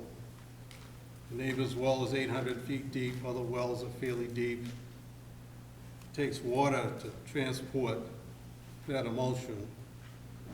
But if it's done with good practice, which I believe it would be by the reputable company Maine Drill and Blasting, that would be not much of a concern, but the testing is done to ensure that doesn't happen. I believe that along with homes with artesian wells, I believe that there is a public water supply within a mile plus or minus of this. Would that be incorporated into the testing? Because sort of going through my notes, I believe that water supply is for approximately 35 to 40 homes. So would that be within this circle that you're talking about and Yeah, take that into could- consideration? That could be one of the wells, or it could be the third well. We would concern ourselves with that well. So we could sample that well, or the association could sample it, because they sample it anyway. But we could do it on this blasting schedule, like we said.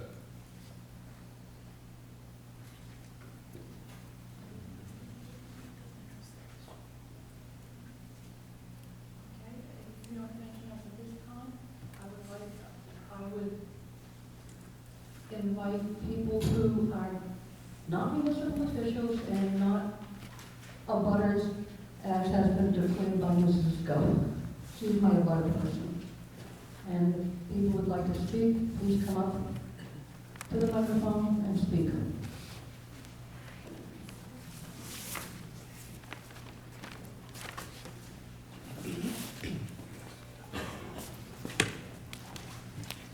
Good evening. Hopefully I can project my voice. It's really problematic sitting in the back trying to hear the conversations that go on. Can you turn the volume up on the speaker, please? Yes, if there's a way to turn the volume up, certainly appreciate that. I believe it's the one sitting in front of you. More to this?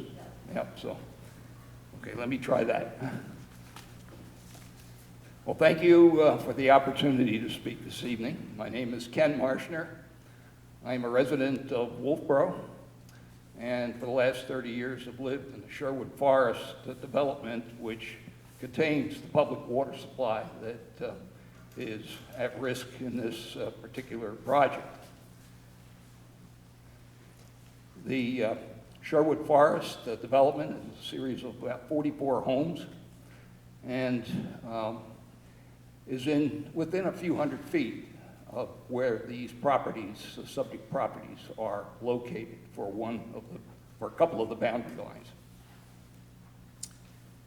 I submitted a letter of testimony to the ZBA on March 24th, explaining why my wife and I oppose the granting of a special exception from the subject properties currently zoned for residential, recreational, and agricultural, as requested by Mr. Batt. And this is also my fourth meeting on this topic, having attended the Stratford County Regional Planning Commission hearing on January 3rd, and the previous hearings of April 11th and May 9th, and now this one this evening. Essentially, there are two things that I would like to explain from my perspective, and I think many of my neighbors and for many of the folks that are in the audience tonight.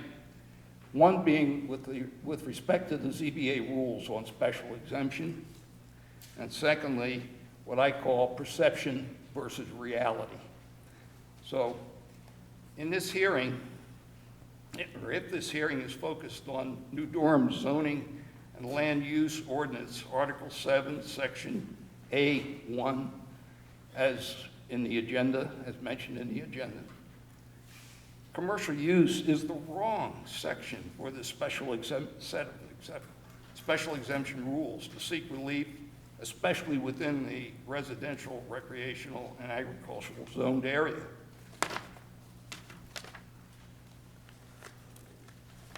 This only speaks to having an impact assessment done to prove to the ZBA that the impact, and I quote from the particular rule, that the impact of the proposed project will be that of a minor commercial use. This project, over its projected life, is hardly close to being even considered minor. 42 acres, multiple sites for acquiring areas that are projected or implied to be occurring. I've heard the number of over a period of about 30 years, is hardly a minor commercial use. I don't think the particular citation that's being questioned here is appropriate. Even if the applicant sought relief under Section B of Article 7, which is entitled General Requirements for Commercial or Industrial Uses Permitted by Special Exemption, the applicant has a prohibition provision to climb over within that section. They've got to prove something. And the prohibition portion states that no business, commercial, industrial, or other use shall be permitted, which could cause an undue hazard to health, safety, or diminish the property value of other landowners, vibration, excessive traffic, unsanitary conditions, noxious odors, smoke, or other reasons. Man, that's a lot. Acquiring operation that's being proposed by Mr. Babb would cause most of these things to happen. Therefore, the special exemption approach is a bogus way to proceed with a zoning change and should be rejected. My second point about perception versus reality. Throughout the hearings, we've heard essentially two reasons why Green Oak Realty, Mr. Keith Babb, wants an excavation permit and a special exception from the current zoning. One, Mr. Babb mentioned at the Regional Planning Commission hearing on January 3rd, for the convenience of truckers and landscapers to get crushed rock and other material as one of the reasons to open this quarry. This is highly questionable in my mind as a reason for, with the Jedry pit, 3 miles down from the corner of Route 28 by Weston Auto versus 1¼ miles up from Middleton Road. This is not much of an inconvenience to truckers or landscapers.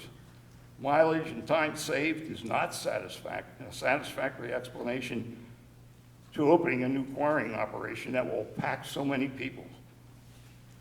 As a second reason, Mr. Babb also mentioned that there is a need to raise money to properly close the other Babb pit further east on Kings Highway in New Durham, just a few miles from the new proposed quarry.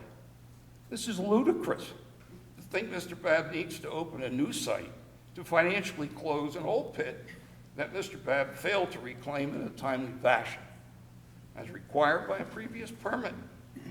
Where was the financial assurance mechanism that would have provided the funds to properly close the old pit? There should be a current enforcement action against Mr. Babb for failing to meet the previous permit conditions. These two explanations are the main driving reasons for the request for a new permit and a special exception from the current zoning criteria. Mr. Babb should have been more honest to say that he'll make some significant profit from the removed rock and earth at the expense of nearby residents' well-being and the loss in their property values. These two reasons, as put forth for opening a new commercial industrial operation, would affect more than 100+ residents that are currently living in a residentially zoned area, plus create a major impact on an important New Durham recreational facility, the Winnipesaukee Golf Club, that would be highly affected by this operation. These reasons just do not pass the straight face test for a special exception. Any action granting a special exception to the current zoning would be an injustice to those of us who have made decisions years ago based on what would primarily be an area for homes or recreational activities or agricultural endeavors. Mr. David Senegal, a Wolfeboro selectman, hit the nail on the head when he spoke at the April 11th hearing. Selectman Senegal stated that there are criteria that define the requirements an applicant must demonstrate to meet and receive a special exception. Mr. Senecal and I, plus many others, did not hear an adequate explanation for the criteria under a state statute, RSA 155E, entitled Local Excavation Regulations, enacted into law by the New Hampshire legislature. These criteria are defined in RSA 155E4, prohibited projects, and are also readopted in many cases in many parts of the new Durham excavation regulations passed on August 17, 2010. The lack of sufficient explanation and a logical rationale by the applicant to show why a special exception should be granted is a just cause to deny the rezoning request. As an example, from my previous statement, one provision of RSA 155E and the town rules with an application submission for a special exception requires the applicant to show the excavation will not cause a decrease in area property value or unreasonably change the character of the neighborhood. Mr. Babb and Mr. Varney have brought forth one letter from a realtor, one letter, as proof stating that area properties would not be affected financially in value by this ill-conceived commercial and industrial use. Not a board of realtors, not a board of appraisers making such a statement, just a realtor. And this is what Mr. Babb provides as proof that our property values would not decrease. A pure, nonsensical response. This special exception request certainly fits with a common tactic used by certain permit applicants to provide as little information as possible, believing that a planning board or other governmental entity, maybe the ZBA, will think it's not a big deal and just pass and sign the special exemption and permit. This project is a big deal to us as residents because we are very concerned about the rezoning and its effects on us. I keep hearing in my head an important line from our own Declaration of Independence that states every citizen has unalienable rights, that among these are life, liberty, and the pursuit of happiness. And believe me, we are not happy.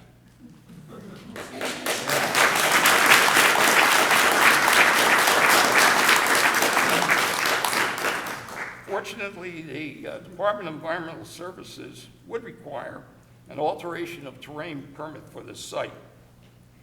An AOT application itself is 8 pages in length, not a page and a half, which was the original submittal for the application for the excavation permit, and a half a page of narrative for the whole project. A key line in the alteration of terrain permit application is if someone plans to extract greater than 5,000 cubic yards of blast rock.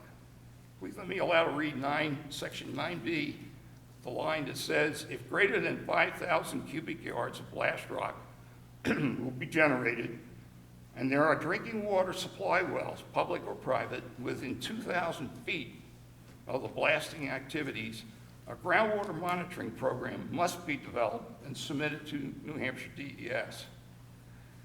So there's sort of a fallback for us homeowners should this proceed, because the AOT and a groundwater monitoring system is a very significant expense and also something that's very valuable to monitor groundwater in the immediate area.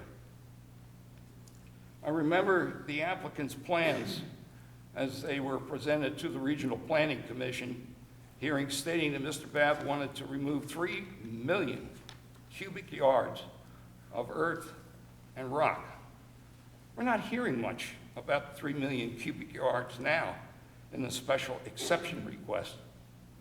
The original plans had areas where there were going to be future excavations. It had the whole thing about the 3 million cubic yards. That's probably not found in the plans that you're looking at. I've also been looking at New Hampshire DES's AOT Bureau database for permit applications, and nothing has been submitted by Mr. Babb as yet, even though the plans show, back in that period of the Regional Commission, that the AOT application is pending. One would assume pending means that it's been submitted to DES. It hasn't. And state and federal permits should be preceding any local permits that would be issued in the sequence of events for issuing permits. Most of the people attending the Regional Planning Commission hearing and these ZBA hearings are, from my observation, adamantly opposed to this rezoning request and granting of a special exemption. In my concluding remarks, I say to the members of the ZBA, please do not allow this request to be granted. The rezoning request has no merit, and this project has no merit in the location proposed. It is with great sincerity and concern that I thank you for your time and your fair decision-making on this rezoning request.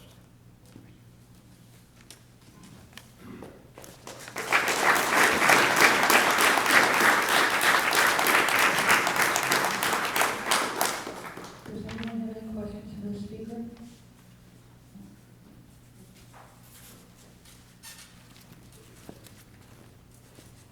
Is there anybody else that would like to speak? You sure?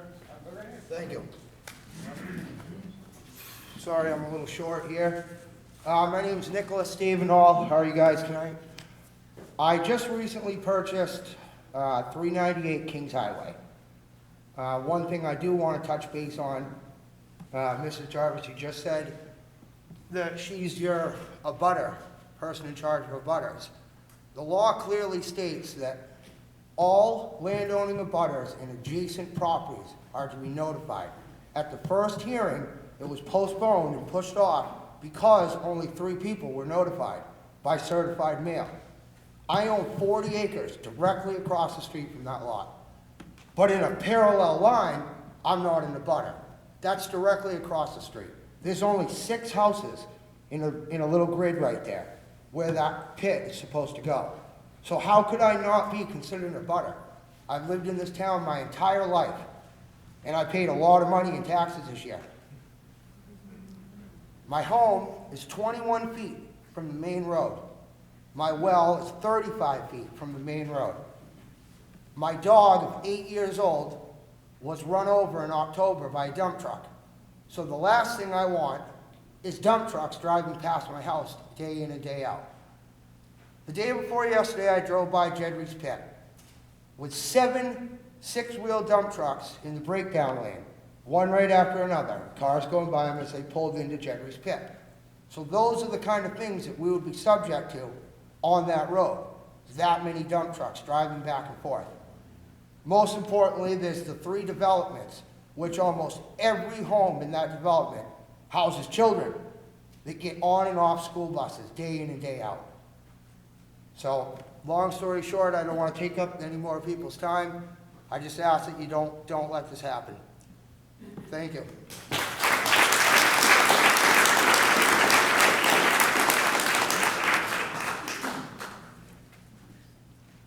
Good evening. My name is John Cook, and that's spelled K-U-C, and I live in Wolfeboro in Sherwood Forest. And I do have copies of my notes for you, and I gave a copy to the lady at the front. Yeah.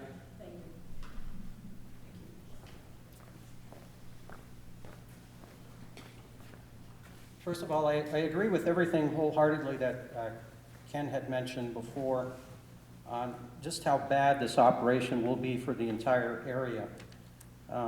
My family and I have lived there since '87.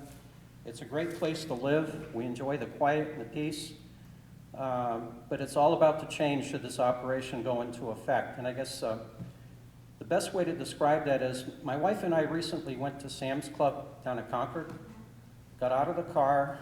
My wife turned to me and said, where is that train coming from? It wasn't a train, it was the rock crusher at Concord Sand and Gravel, which is in their backyard. This thing is just, it's the wrong place to have this kind of an operation. It really is. I'm going to skip around, so you probably won't be able to follow from my notes, but in regards to safety, at the first meeting in April, there were some statistics quoted as to New Hampshire safety traffic studies, and the number that was thrown out was a car count of 1,500, I believe.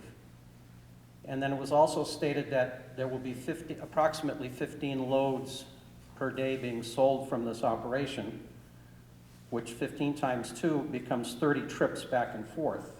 And those 30 additional trips would represent a 2% increase in traffic. That doesn't sound like much, but like all good statistics, there's many different ways of looking at it. And the first thing that I thought of is that 2% will be made up of 100% heavy truck traffic. That's a big increase. I started also to think, what is a normal day on Middleton Road, Kings Highway for heavy trucks? My house is very close to the intersection of Friar Tuck and Middleton Road, and before the leaves came out, sitting at my kitchen counter, I can actually see the intersection and watch traffic. So I did a traffic study. The numbers in here are a little dated. I have more observations, about 120 hours. I'm retired, but I do some consulting and a lot of computer work. And I come up with a number that says on a normal day, right now today, between 8 and 10 heavy trucks pass that intersection. So if you go from 10 to 30, that's a heck of an increase in heavy truck traffic on that road. So the 2% number needs to be looked at in a little more detail. So what are we going to get from 40 trucks traveling that road? If you watched the evening news, there was a thing recently stemming from a UCLA study that diesel exhaust is now believed to be a trigger for allergies. So we're going from 10 trucks a day to 40 trucks a day spewing diesel exhaust fumes down Middleton Road. And if you drive down that way this time of the year, look at the tree canopy over your head. It's closing in, the road is becoming a tunnel. Those exhaust fumes are going to dissipate much more slowly. And if you've ever had the opportunity to either walk that road or ride a bike on that road and have a diesel-powered truck pass you that is shifting gears, it can be quite annoying. That's going to hurt a lot of people long-term. 40 trucks a day, somebody mentioned school buses. You've got high school, middle school, elementary school buses on the road. Try to drive the speed limit. It's 35 miles an hour where I live. It drops to 30, closer to Route 28. I try to drive the speed limit, and what I get for that is looking up in my rear view mirror and seeing cars that are tailgating me. I've been passed on that road with a double solid line. I hope it was nobody here, but we don't need the increased truck traffic.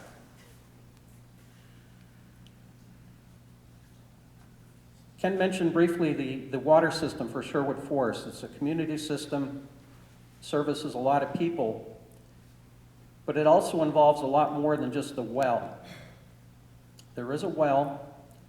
There's also an in-ground pressurized storage tank. There's also an in-ground concrete aeration tank. And there is also distribution pipes in the road on the shoulders of both sides of Friar Tuck going down almost to the horseshoe turn. I'm very familiar with that, having worked closely with the original developer on some concepts as to how that all should be laid out. What happens slowly over time with repeated blasting? I don't think anybody can give you an answer to that, but it's a lot more than just maybe fracturing a well. You could be cracking pipes, we could lose our pressure tank, we could lose our aeration tank. Who's responsible for that long term? Also, the proposed site covers a portion of what is referred to as a wellhead protection area. I don't know what provisions have been made for looking into that, but trucks and operating equipment have various oils and lubrication. On site, there's going to be some heavy equipment. This heavy equipment is all hydraulically powered. I have 42 years of industrial experience working with very sophisticated hydraulic machinery, and the one thing you can say about them is they leak.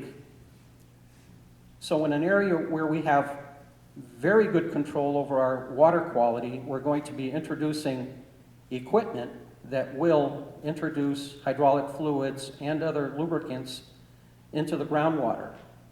How much is not known, but the one thing you can say is right now there's zero.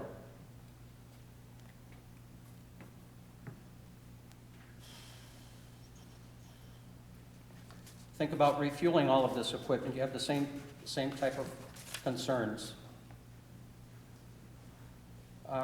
This northeast corner of Middleton, I guess which borders,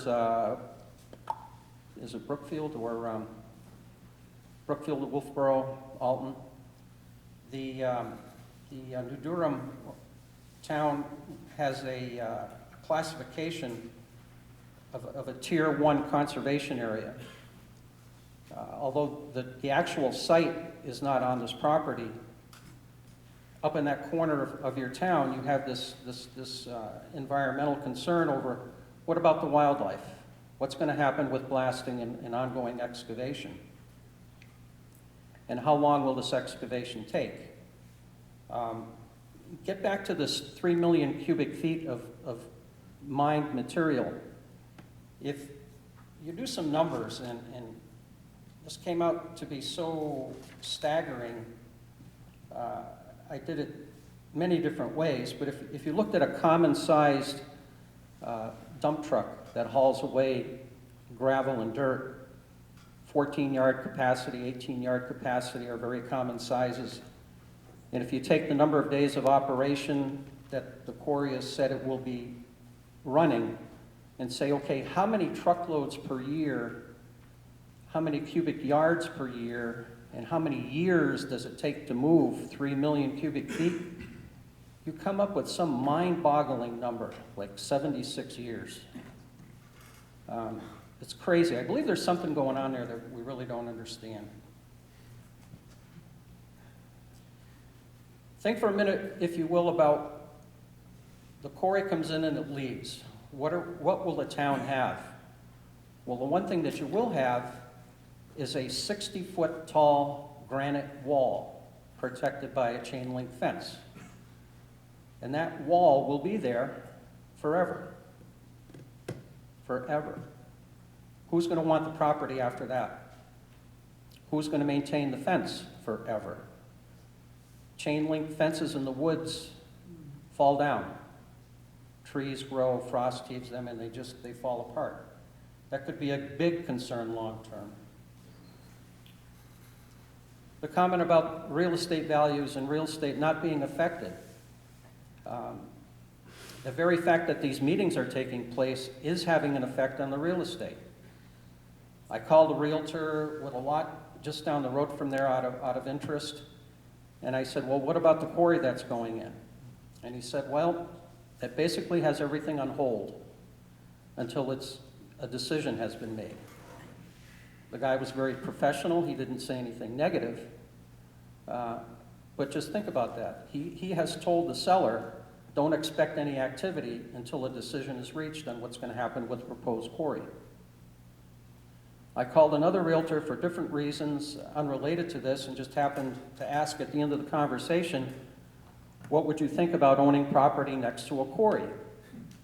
And this one woman said, well, I do, up in Ossipee. And we talked for a little bit about that, and again, she was very professional. But the one thing that she said was, it's basically annoying. With the whistles blowing and the blasting going off and the truck traffic, it's an annoyance. You think about some of these things I've said, and I took a lot of interest in the previous go-round of questions on justice and the legal interpretations, and who are you doing right by if this permit or this variance were to be granted? It certainly isn't the general public that live down in that area.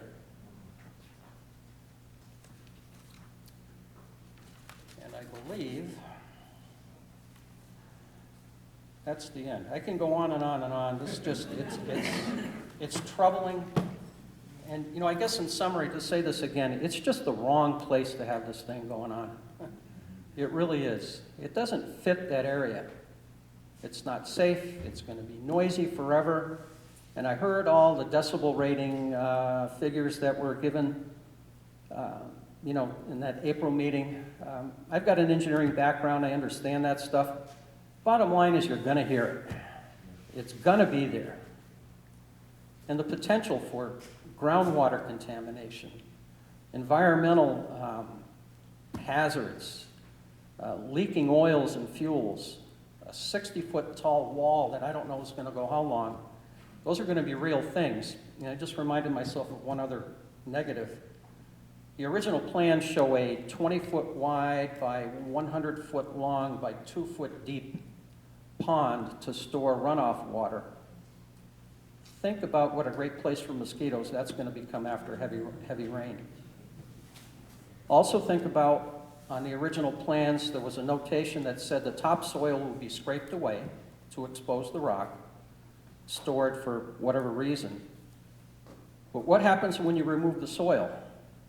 Every little nook and cranny in that rock is going to become a small pond. Mosquitoes. The state of New Hampshire lists 2 breeds of mosquitoes, and both of them carry triple E and one other virus that isn't so good for people. And they can have as little as a 4-day life cycle. We're going to be introducing more habitat for mosquitoes down at that end of the road. Thank you for listening.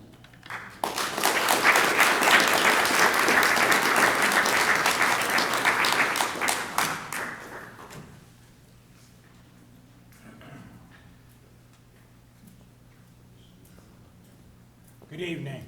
Richard Kendall. I live at 310 Middleton. I did live at 310 Middleton Road in Wolfeboro, which is 265 feet from Mr. Blabb's property.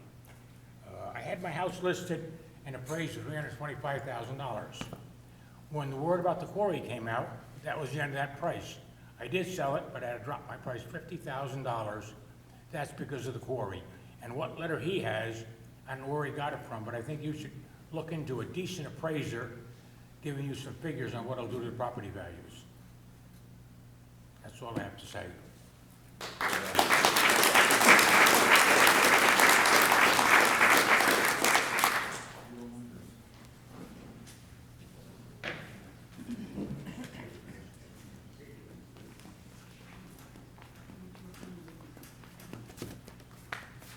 Everybody see this? Has everybody seen this? My name is Steve Peterson, resident of Sherwood Forest, also president of the Sherwood Forest Water Owners Association, community well you're speaking of. Our well exists less than 200 feet from the proposed blasting site. I have a question as to the monetary ability of Green Oak Realty to provide my people. I am the registered owner of this well with the state of New Hampshire. If something goes wrong with it, I am liable. Me, Steve Peterson. Okay?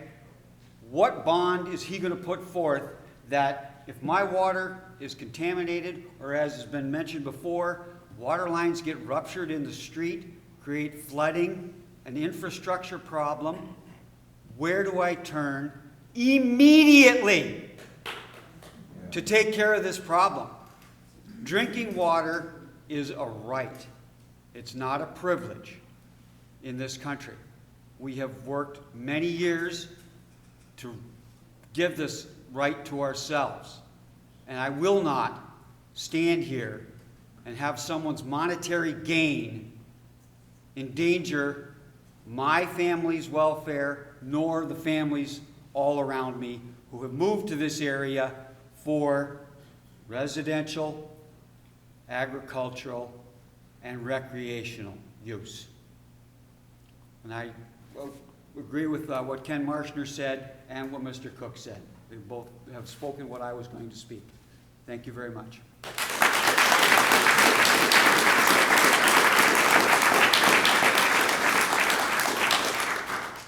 Won't that survey within the year take care of that?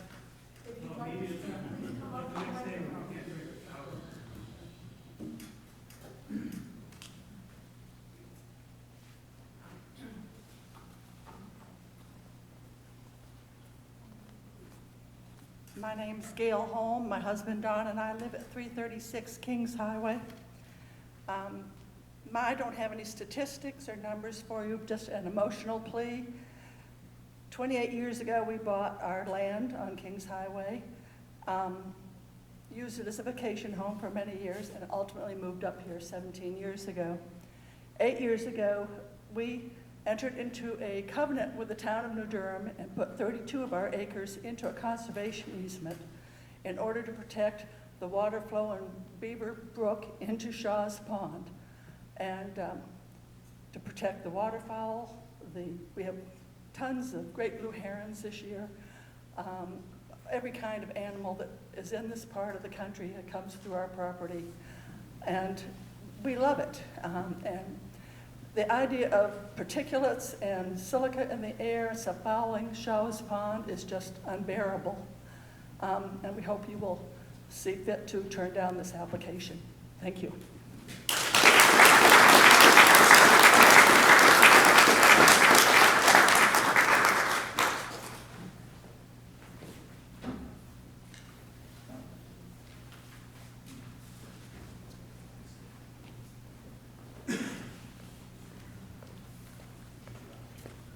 My name is Bob Mathis. I have to apologize for speaking out of turn a few minutes ago, but I want to give a serious response to it. Steve was talking about the well and how it has to be taken care of. And what the people, Mr. Babb was saying is maybe they'll send out a survey once a year to 2 people to test the well. But what if something goes wrong? I agree with Steve. I mean, they're not going to take care of much of anything from what I can hear. They had a gravel pit before that they never cleaned up, which they probably promised to do so, and they still haven't. So I have very little confidence that they are going to take anything proactively. They will not take care of the well if it goes bad. They have no proof that they have. To get a variance, they're supposed to prove that it's not going to harm the environment. They have not done that. They haven't done environmental studies. I have a very good friend who's a wetland specialist, and there's no study that they've done. So they're supposed to prove all these things which they have not done. So how can we ever hope that they would take care of problems after the fact? I think offering a survey once a year is insulting. And I think that they should get their act together before the proposal, but really what I think should happen is you should not allow them this variance for a residential area. Thank you.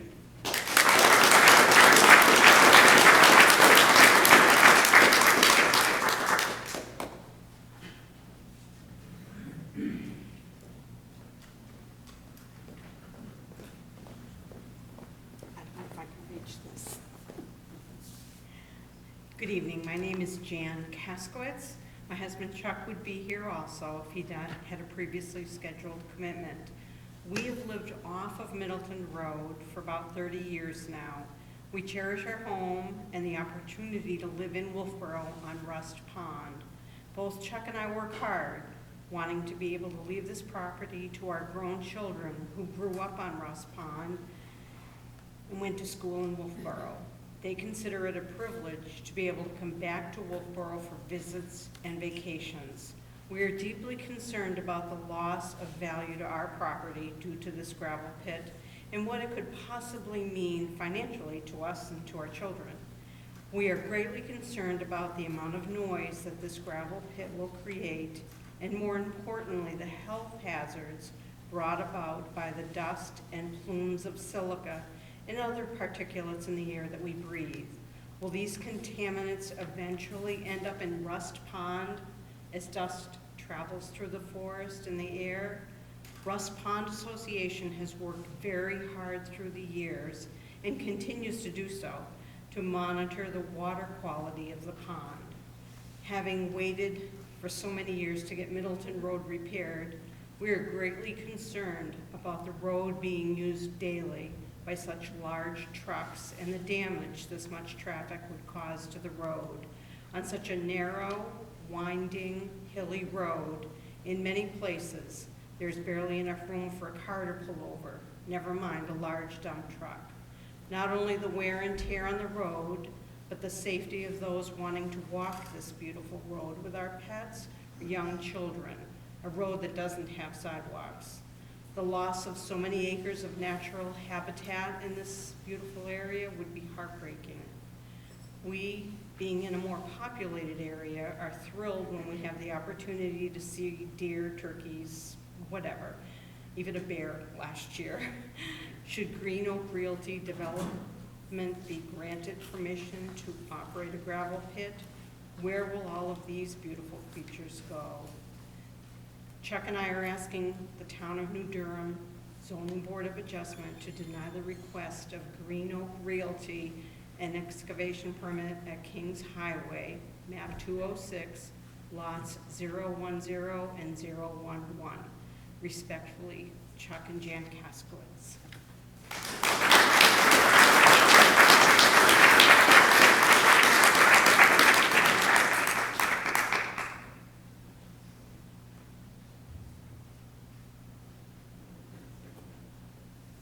Anybody else from the general public wish to speak? Can I go back up? So I want to make sure that nobody else wants to speak first. Going once? Going twice? You can speak. All right. Just listening to some of these other comments, I reminded myself of something. Back in April, I think Joan asked a question about dust from the rock crushing. And there is a way that that is measured. There's actually an EPA provision for particulate emissions.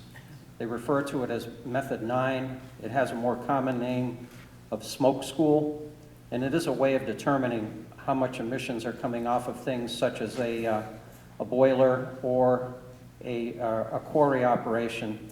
I know this firsthand because I worked at a company where I was the person with that responsibility, and I had to go through that certification, and there was often other people there that came from quarry operations. So that is something that can be measured. The other thing is dust control. There was mention made of using water to control the dust. And getting back to the Sherwood Forest Community Water System, the original well for that system was relocated way back in the late 80s for a lot of reasons, one of them being water quantity. The developer felt that there just might be a marginal water supply, and it was actually moved closer to Middleton Road, Kings Highway, getting closer to this proposed quarry. So now we have another potential large water draw. What is the aquifer going to do? Will there be enough water with a heavy draw for dust control to continue to supply Sherwood Forest with its demand? And again, those things just came up as I was listening. Thank you.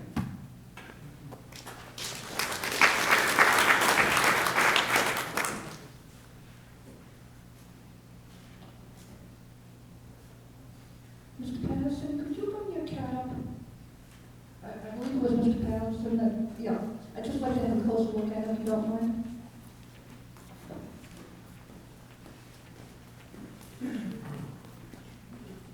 PVC.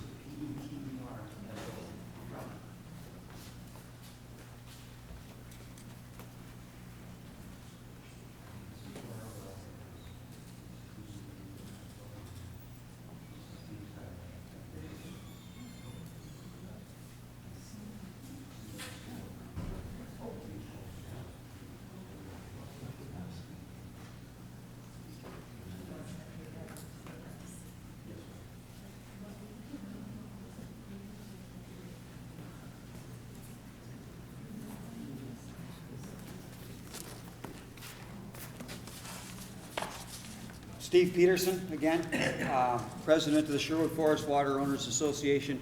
As you can see by this detailed map, our wellhead is less than 2,000 feet from the proposed blasting site.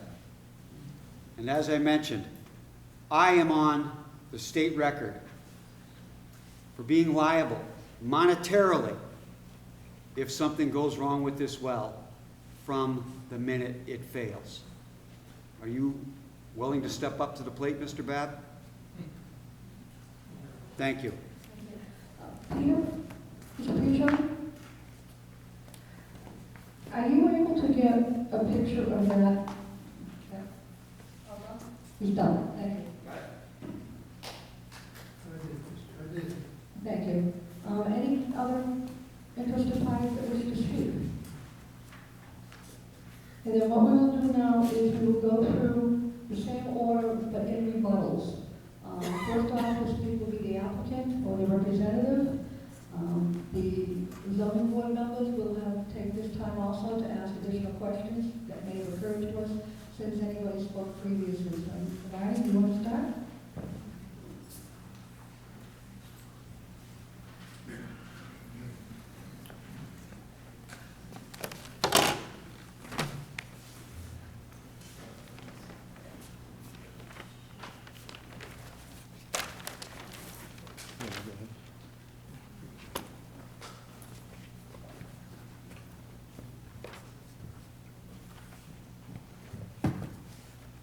Keith Babb, Managing Member, Green Oak.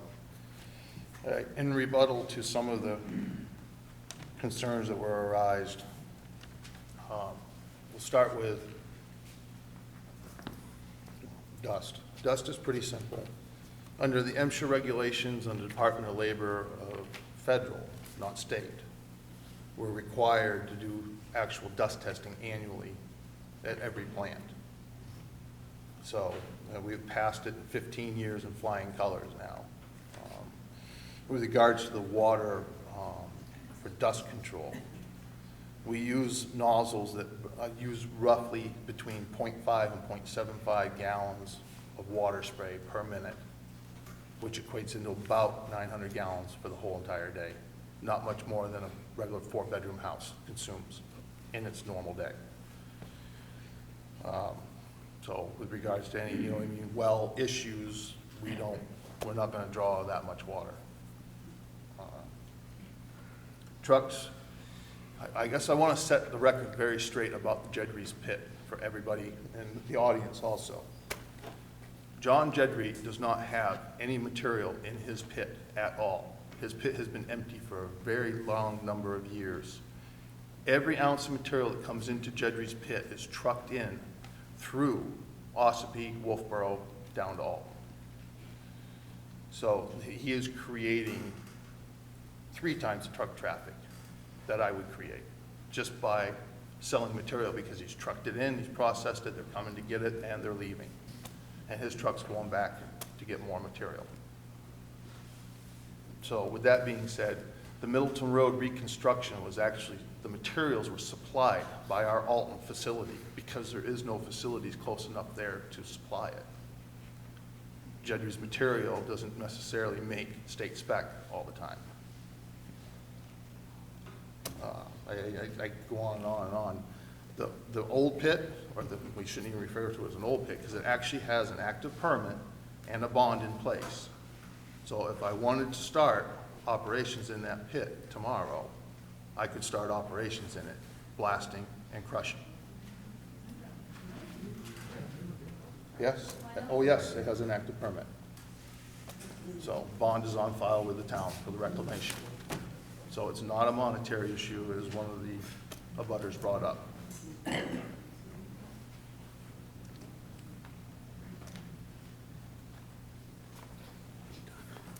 For the minute.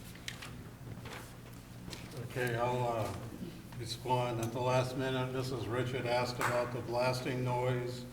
I think the gist of it was that the loud bang. Correct answer, or I didn't really understand the question before, is that the charge goes off in a hole in the ledge and that muffles the sound. So if you have a firecracker goes off in the air, it's a big bang. When you have a blast taking place, there is no big bang, it's a muffled sound. So there's no big bangs taking place. At the last meeting, somebody said, well, the trucks are going to be driving when the roads are posted. Well, that's not going to be true. I would like to correct the time period of the pit operation would be from the middle of April after the roads are removed from being posted. Somebody mentioned in the newspaper that this was part of Green Oak, Red Oak. Red Oak was a development around Berry Meeting Lake. The property is called Green Oak. It's owned by Keith. Keith is a local person. His operation is out of Chichester. He runs the pit down the road, one in Alton. He's provided the material for the Middleton Road construction, the Kingswood High School and Middleton School, so he's a local person. Somebody mentioned tailgates would be slammed. Trucks leave with the dump truck full of material, they're not dumping. Some trucks would come, a few trucks, 1 or 2 a day.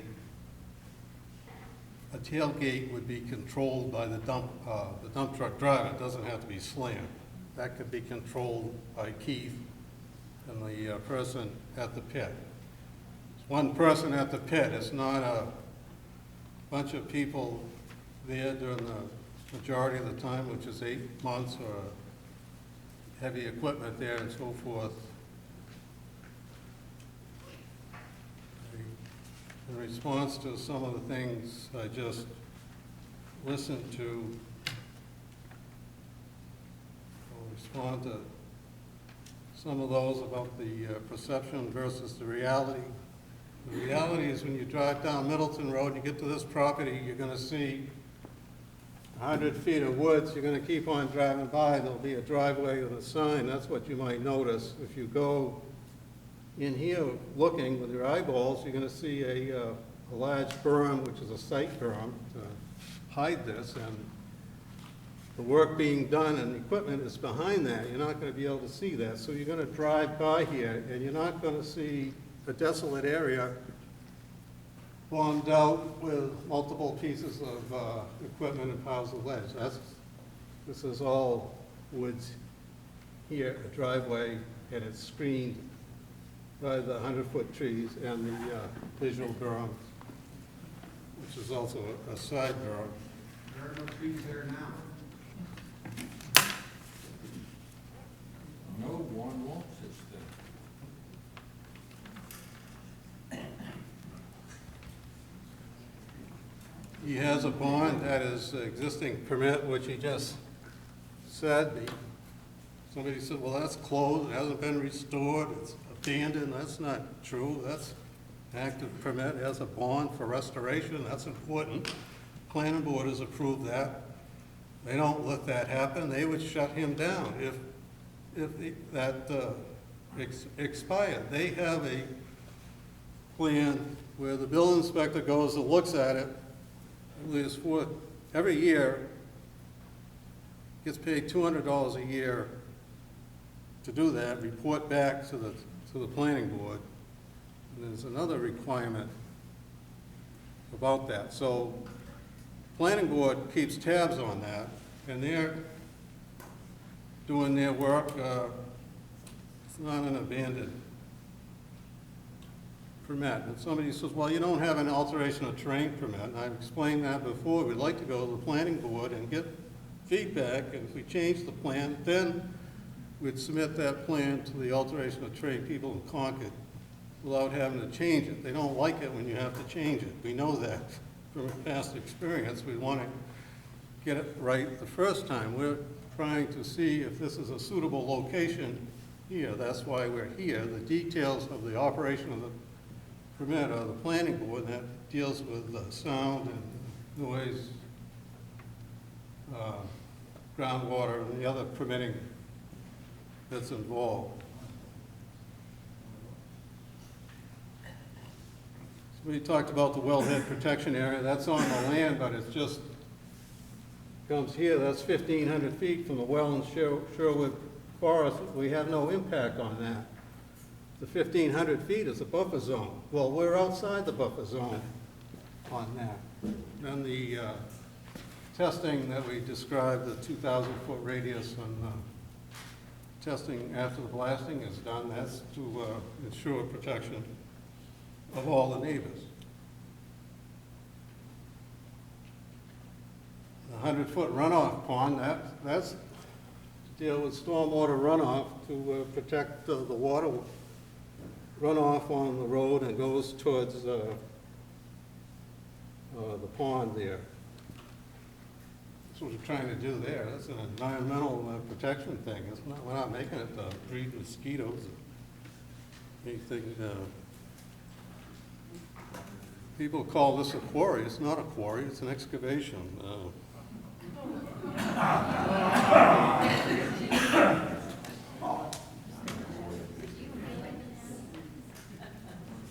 In the wetland study, if there were wetlands on this 40 acres, they would be shown. There aren't any, and there's a statement that says there aren't any wetland impacts on there. That's done by a wetland scientist. The water isn't surveyed once a year. That's after, before and after. Every year, water samples are taken before blasting, during the operation, repeat the cycle. And then air dust, the operation is, as Keith said, we don't have standards that we're into. We're below standards for dust. There's some information I want to hand out that was brought up last time about the volume of material in this area. I calculated that out, and I have that number. It's like 83,000 cubic yards. And his expected volume of trucks each year would be 24,000 plus 480 cubic yards a year. So this pit would operate for 4 years. So that explains that. I've given you the numbers there, so we don't have that to worry about.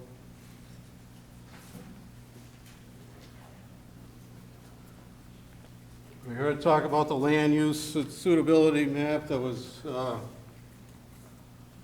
talked about in the zoning ordinance. Somebody said, well, you should mark out the pit. So I've done that. So you know how that fits on the map, I should say.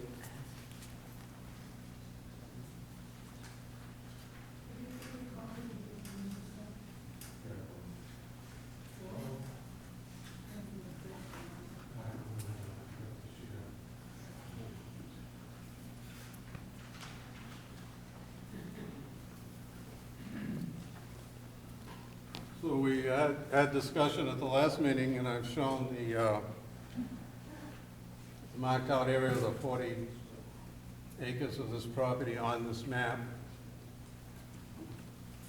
And I looked closely at it, the colors of the chart that we go by, we're on the suitability side of that. Yeah, this map is a copy of a 1958 USGS map. Try to figure out what all these colors mean, which is slopes and suitability, et cetera. And I looked at the soil map to see if they used the soil map, which would make sense to me. That wasn't the case. It doesn't line up with the soil map. It's a little helter-skelter. It makes no sense. Somebody drew this on here by hand, and there's some green areas on steep slopes and also on flat areas. It's somewhat incoherent. So, and somebody says, well, that has to do with steep slopes. That's why this is drawn on here. Well, in 1979, in the planning world, steep slopes weren't talked about. The growth of houses in the areas came about in the late 80s. And then you heard talk about steep slopes for the first time. But none of that materialized till the year 2000. Now you have steep slopes ordinances, New Durham being the strongest of all towns in the state, I believe. But this is not about steep slopes. This is some incoherent, that maybe somebody else knows what it is. But I don't know what it is.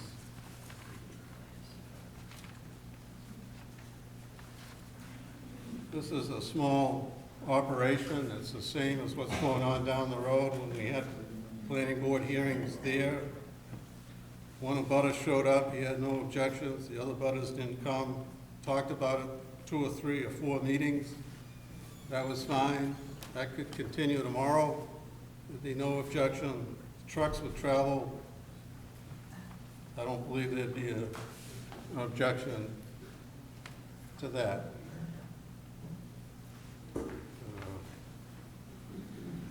So in the zoning for a special exception, there's 9 items for you to decide on. That's what it comes down to. Those are health, safety, property values, noise, vibration, excessive traffic, unsanitary condition, noxious odor, with smoke written here. Okay, number 1 is health. Measures are taken for water quality. That's with the New Hampshire DES. That would be enforced by the planning board. Air quality is within accepted standards. That could be enhanced by the planning board. Safety, strict blasting requirements are followed. The town has strict rules about that. That's exactly what they do. All the requirements in that are met with pre-blast surveys and so forth. Traffic entrance meets the safe standards. And the top of the excavation area is to be protected with a chain link fence, and then there'd be a gate at the entrance of this. The noise, I've done the noise study. That's given you data from that. Nobody else has provided a noise study. Those noises are within acceptable limits. They're not noticeable due to distance. The noise dissipates with distance. The vibration, I did a vibration study and I found no noticeable vibration across the street at the nearest house. That's a study there with my engineer's stamp on it.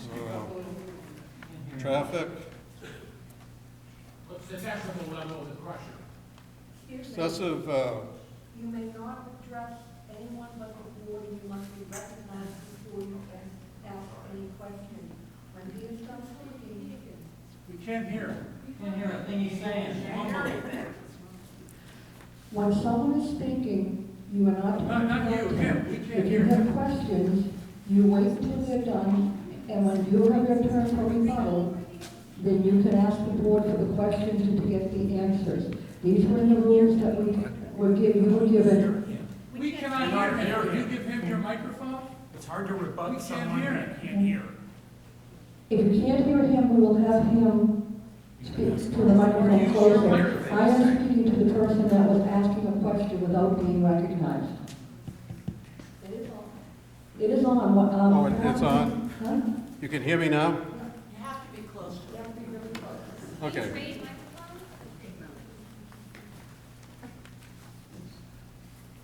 I'll go over this because this is important. No, you've already gone over it in the last meeting, the meeting before that. April. Okay, talked about perception versus reality. The reality is when you drive by this property, it's not an open area with piles of rocks and heavy equipment and barren land. It's a wooded area and it's screened in with a landscape berm, so it's hidden. It's designed to fit into the neighborhood and fit into the land with landscaping to be as inobstructive as we can. We've designed it to fit in the neighborhood as best as we can, and it's 44 acres. There is separation between what we're doing and the property lines there. The alteration of terrain permit, that comes later. That comes after the planning board hearing. That's the normal procedure. That's the intent here. I'd like to get feedback from the planning board so we don't change the plan in Concord, which they don't like to do. The wellhead protection area just touches the land. We're not impacting any part of that circle that's 1,500 feet. That's an untouched area, so that's a protective area 1,500 feet from the well. We're outside that area. That's a protection area that comes from the New Hampshire DES. The well testing for the blasting of the 2,000-foot circle, that's a procedure that we will do as required. Somebody said alteration of terrain, they require it. Planning board would require that. That's not a problem. That's to ensure protection of neighbors' wells, and to pay for a polluted well if such a thing happens, that can be determined through the planning board process.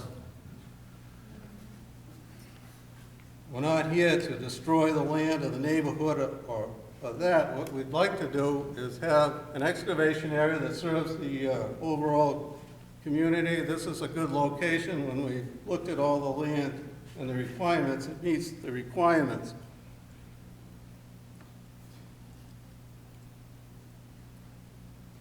I said this wasn't a quarry. I guess everybody heard that. I would call it an excavation.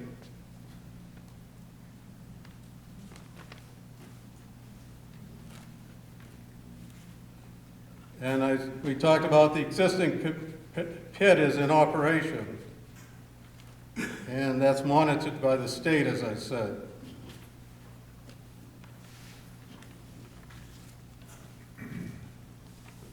And when we get to zoning requirement for the special exception, there are 9 items. The first one is health. Measures are taken for water quality. As we talked about, air quality is within the accepted standards. The planning board can enhance that. That can be dealt with by Keith. He talked about spraying that with water from a well that he's going to put on site. Next item is safety. Strict blasting requirements are followed. That's a requirement in the town regulations. Traffic entrance meets the standards. That's a plan that I developed with measurements and has my engineer's stamp on it. Top of the excavation area is with a fence. That's to protect anybody. And also there'd be a gate at the entrance. The noise, we've done a noise study. Nobody else has presented anything for the zoning board to look at, to make a determination on that. You have one that was talked about. I have copies here. You can look at those. Those are designed for the planning board. And those can be looked at that point, and then somebody else can dispute those, do their own noise study and so forth at the planning board. But for here, I've highlighted what the noise levels are, give you an idea without going into all the details. The vibration, I did a vibration study. I calculated that, and that report is there. The traffic is the same as what's on the existing pit down the road. If you discount that, and you take, well, there's 10 trucks or 15 trucks and divide it by 230, that's 1 or 2% increase. That's all you have. That's not a big deterrent, I don't believe. unsanitary condition. There'd be a porta potty on the property. Noxious odor, there isn't any noxious odor to what he does with equipment. And to smoke, there is no smoke. It's not a Belgian dragon or some creature that's there doing all that.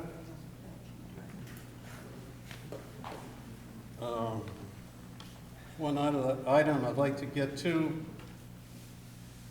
There was a letter from the Department of Revenue Administration that was submitted to the town zoning board about, about this property. I believe that was submitted by a private person using their position as a public official and using that letterhead describing this project. And the substance of the letter is fine. We're glad to comply with anything.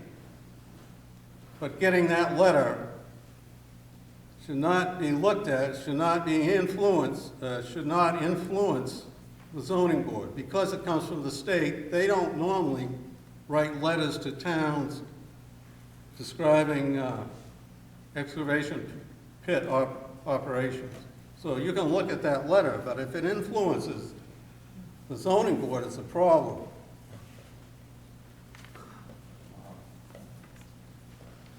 And the last condition on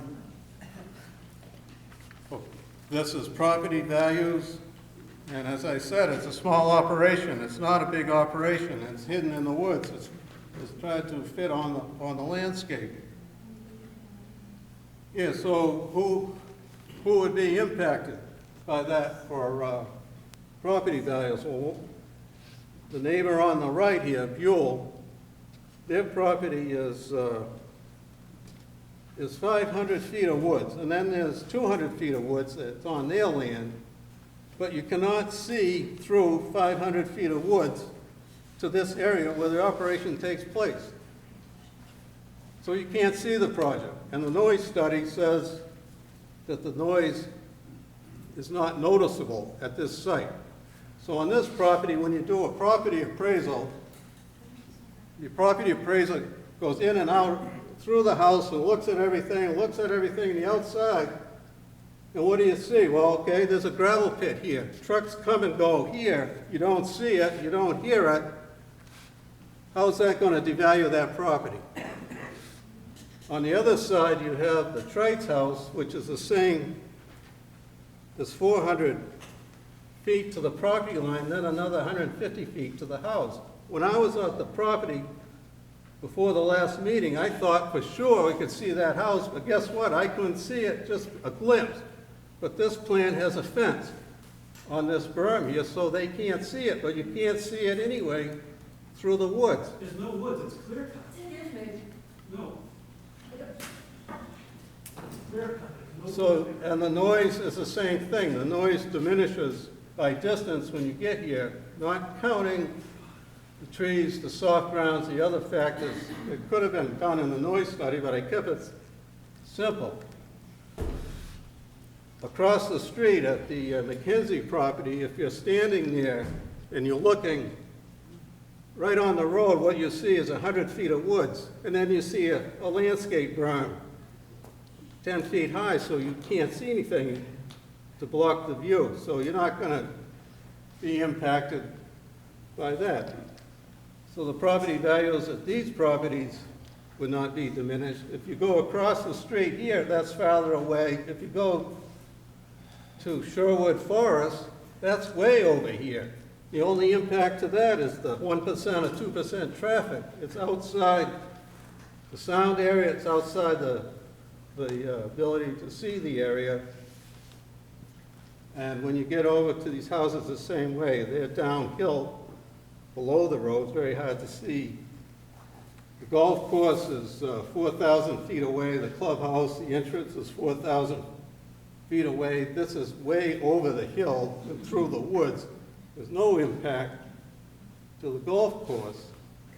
I understand that a patron to the golf course would be distracted here and say, well, I don't want to play golf there. But Middleton Road has been constructed for a year. And the gravel pit down the road and the other gravel pit has affected anybody that's driving here. I don't see how that affects anybody driving by. It's hidden in the woods. You have to stop to look to see something, and that's not what you're going to see. So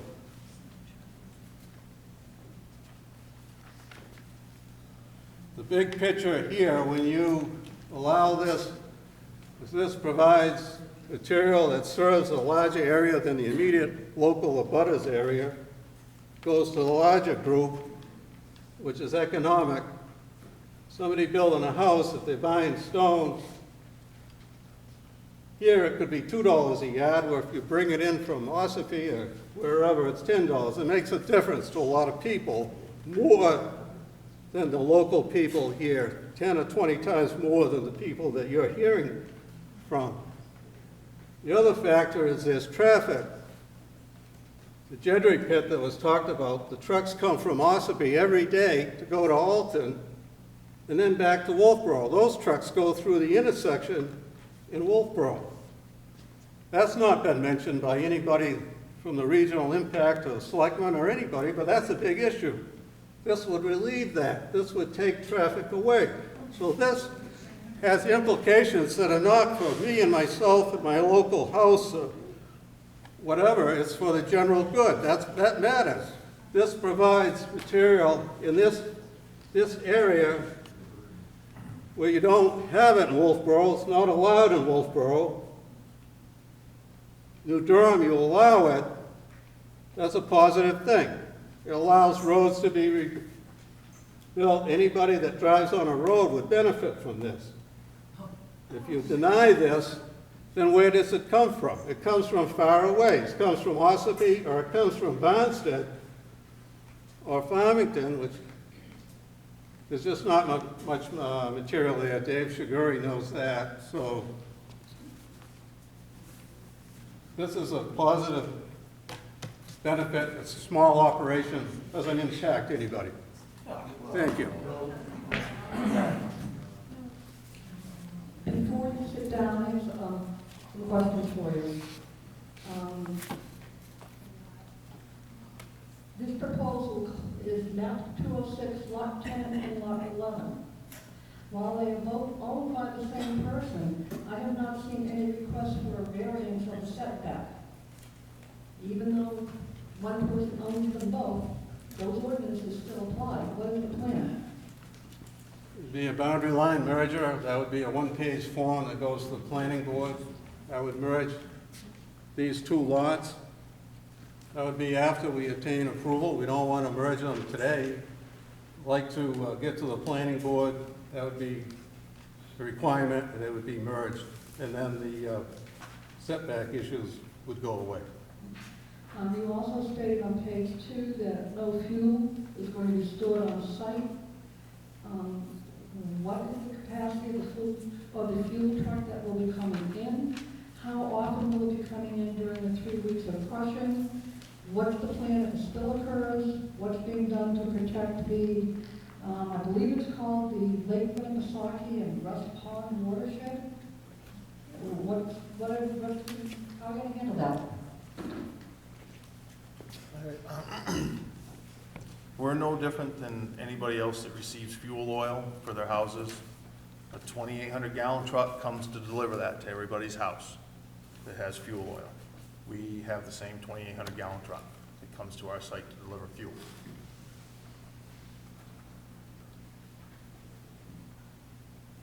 How many times do you anticipate it will be coming during every 3-week crushing cycle? Okay, so we take a delivery when we're crushing about every 3 to 4 days. And once the crushing has left, we just bring in fuel in a 100-gallon tank for the loader probably once every 3 weeks. Because all he's doing is just reloading material. That's all he's doing.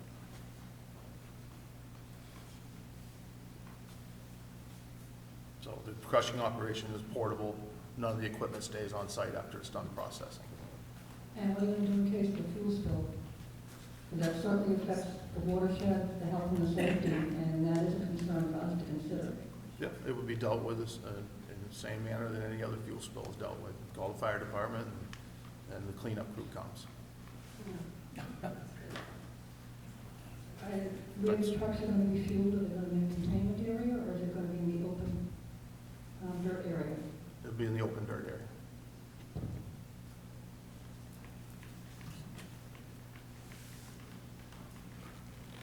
The state has a best management practice for that. That could be done on a pad. That's a planning board item. We can comply with that. That's standard operation. Did I hear you correctly, Mr. Viney, when you gave us the map that this operation could be, this business at this location could be in operation mathematically for 40 years? The permit, 40. yeah, no, the permit is for the gray area. That would last 4 years, and have to come to the planning board. But we would be giving, what you're requesting is not Yes. authorization for a special exemption for 4 years. If we grant the special exemption, it's with the land. That's So right. what is the total length that you would be utilizing this facility for the proposed operations? From there, it would go another 4 years and another 4 years, and I don't know how to predict the future after that. That depends on how this works out with the material, how it looks, how it works. Planning board has a function of that.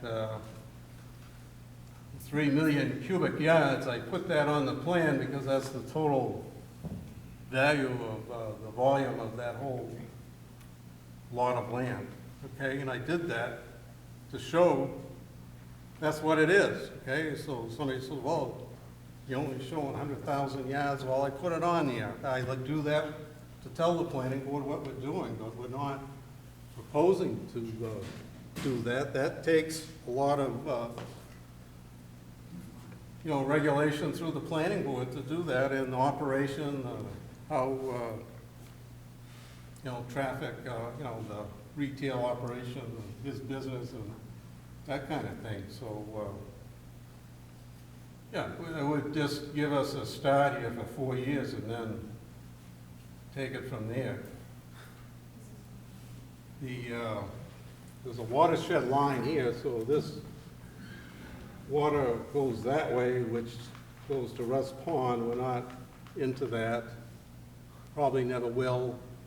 This is the watershed that goes to Lake Winnipesaukee. So anything we do goes this way. We're not involved with Russ Pond at all. But it will be involved with the Lake Winnipesaukee watershed, correct? Yes. Good. Other people have additional questions for Mr. Viney? You reserve the right to ask questions later, though. I would then ask if any of the abutters would like to come up and rebut anything that's been said. Will you please introduce yourself again? And we may have questions for individuals.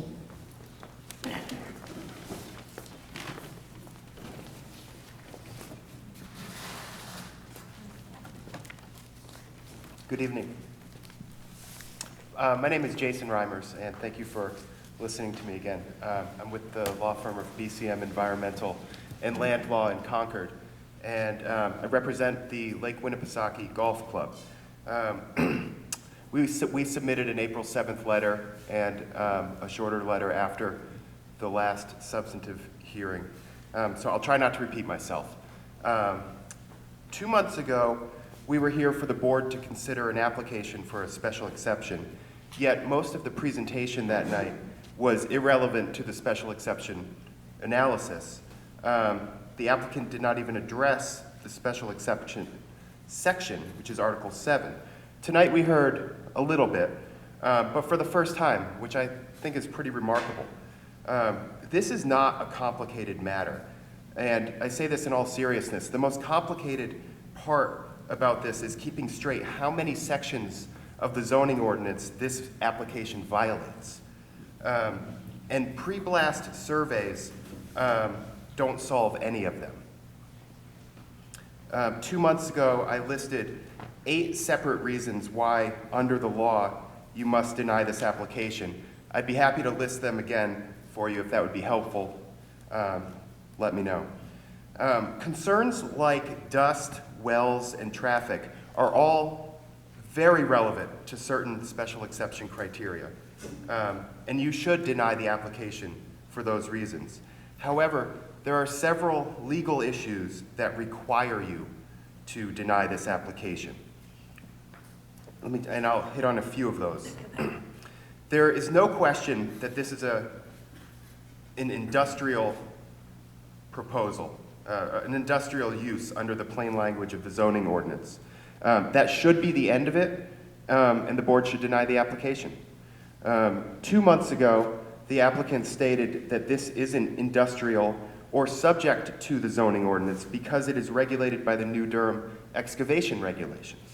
But the excavation regulations do not govern where a gravel pit can be. The zoning ordinance governs where it can be.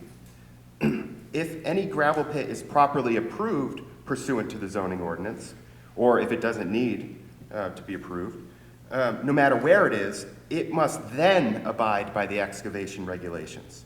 But the excavation regulations aren't in any way a substitution for the zoning ordinance. If the excavation regulations were considered to take the place of the zoning ordinance with regard to gravel pits, the result would be absurd. It would mean that other uses, including the rather benign ones, would have to satisfy the zoning ordinance, but gravel pits, which this neighborhood and certainly other neighborhoods do not want, would avoid zoning and be allowed in any district.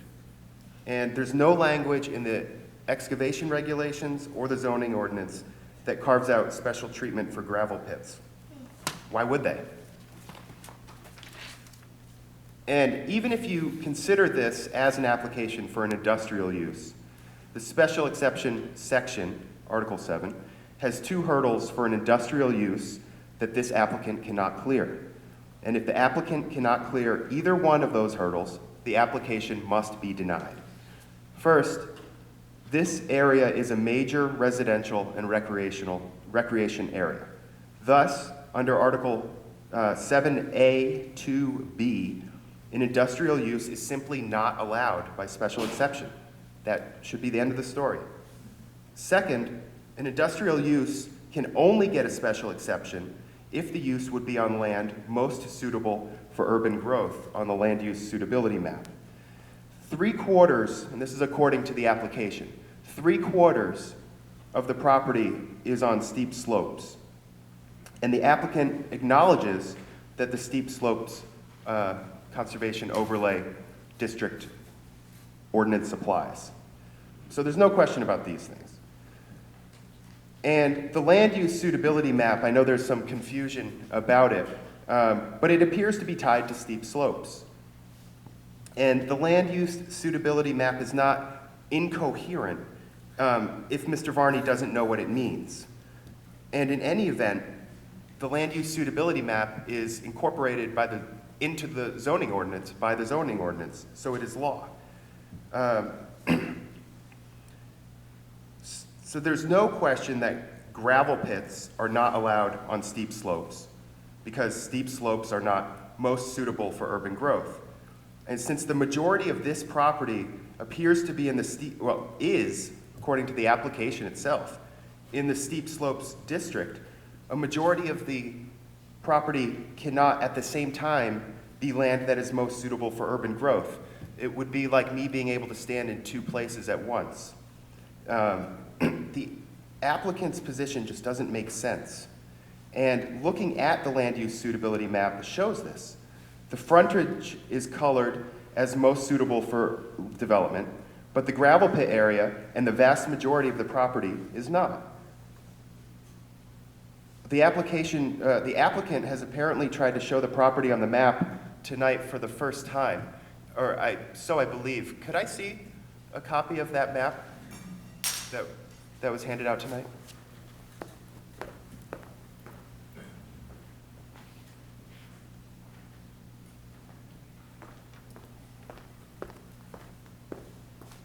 This proves my point exactly. The frontage is in orange, and the rest of it is not on property that is, whatever the language is, moderately or most suitable for urban growth. You have to deny the application.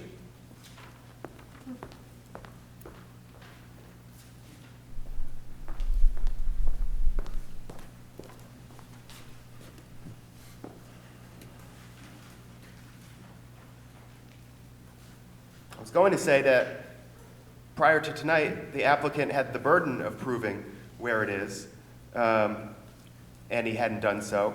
But now he apparently has proven where it is, and it's not where it needs to be.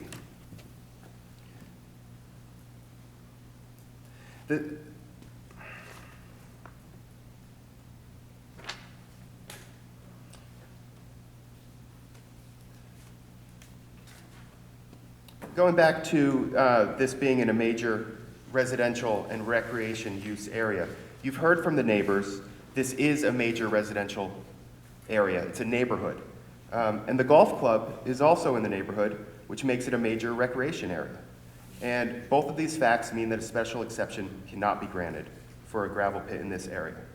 I want to briefly address some of the evidence that you heard about 2 months ago. Though the applicant did not provide you with the evidence, as far as I know, and our search of the zoning board file prior to the last month's canceled hearing revealed that that evidence was not available to the public. The applicant discussed 3 studies that he had done: a noise study, a vibration study, and a traffic study. And I mentioned these to you a couple months ago, so I'll be brief. I've had the opportunity to look at the applicant's website. Among the numerous services listed, noise, vibration, and traffic studies are not listed.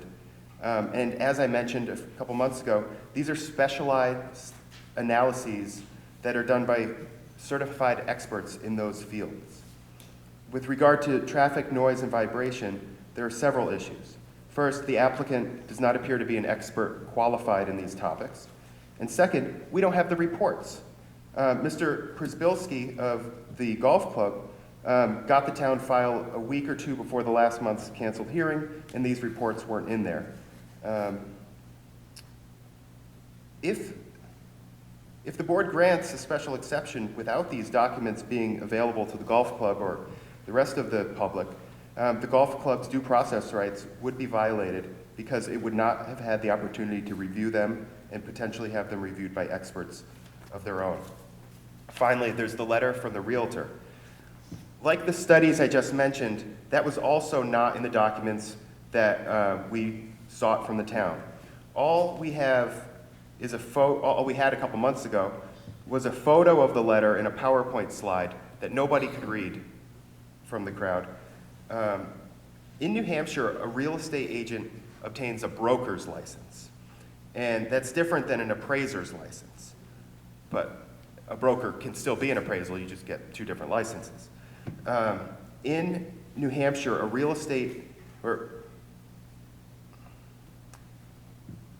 if an appraiser offers an opinion on whether a development will cause a diminution in property value, the appraiser's opinion is based on the market, and he or she must be able to provide the data that backs up the opinion. But with regard to a broker's license, there's actually a term in the field called puffing. And in puffing, a broker in New Hampshire can be a zealous advocate for their client, unlike an appraiser. And by way of reference, puffing is not allowed by brokers in Massachusetts. It's allowed here. 2 months ago, the applicant acknowledged that he had known the realtor for a long time and that the realtor had done prior work for Mr. Babb. The way I see it, the realtor's letter is just puffing on behalf of the existing client and should not be given any credit. And Mr. Varney's description of the realtor's reasoning at the hearing a couple months ago reveals the same. He described a conversation with the realtor and described the realtor's reasoning as this, and I quote, "It's a small operation, there are other gravel pits in the area, people know what gravel pits are, they accept those." I kind of agree. I agree that all people here tonight know what gravel pits are, but I disagree that they accept this one. And just touching on the lifespan of what you're being asked to give, believe Mr. Varney was saying that they need to get some kind of approval every 4 years to continue on. But a special exception runs with the land, no matter who owns it, and you are granting a special exception that will last indefinitely.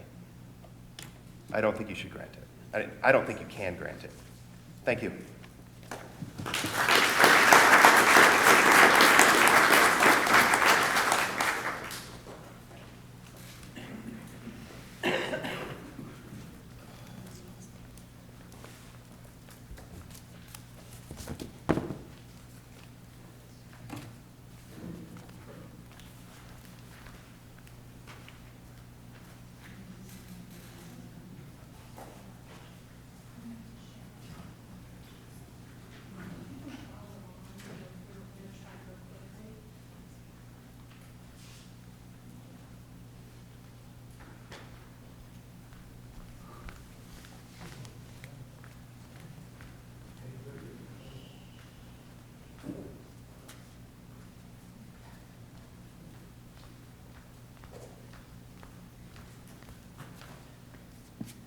My name's Carolyn Buell.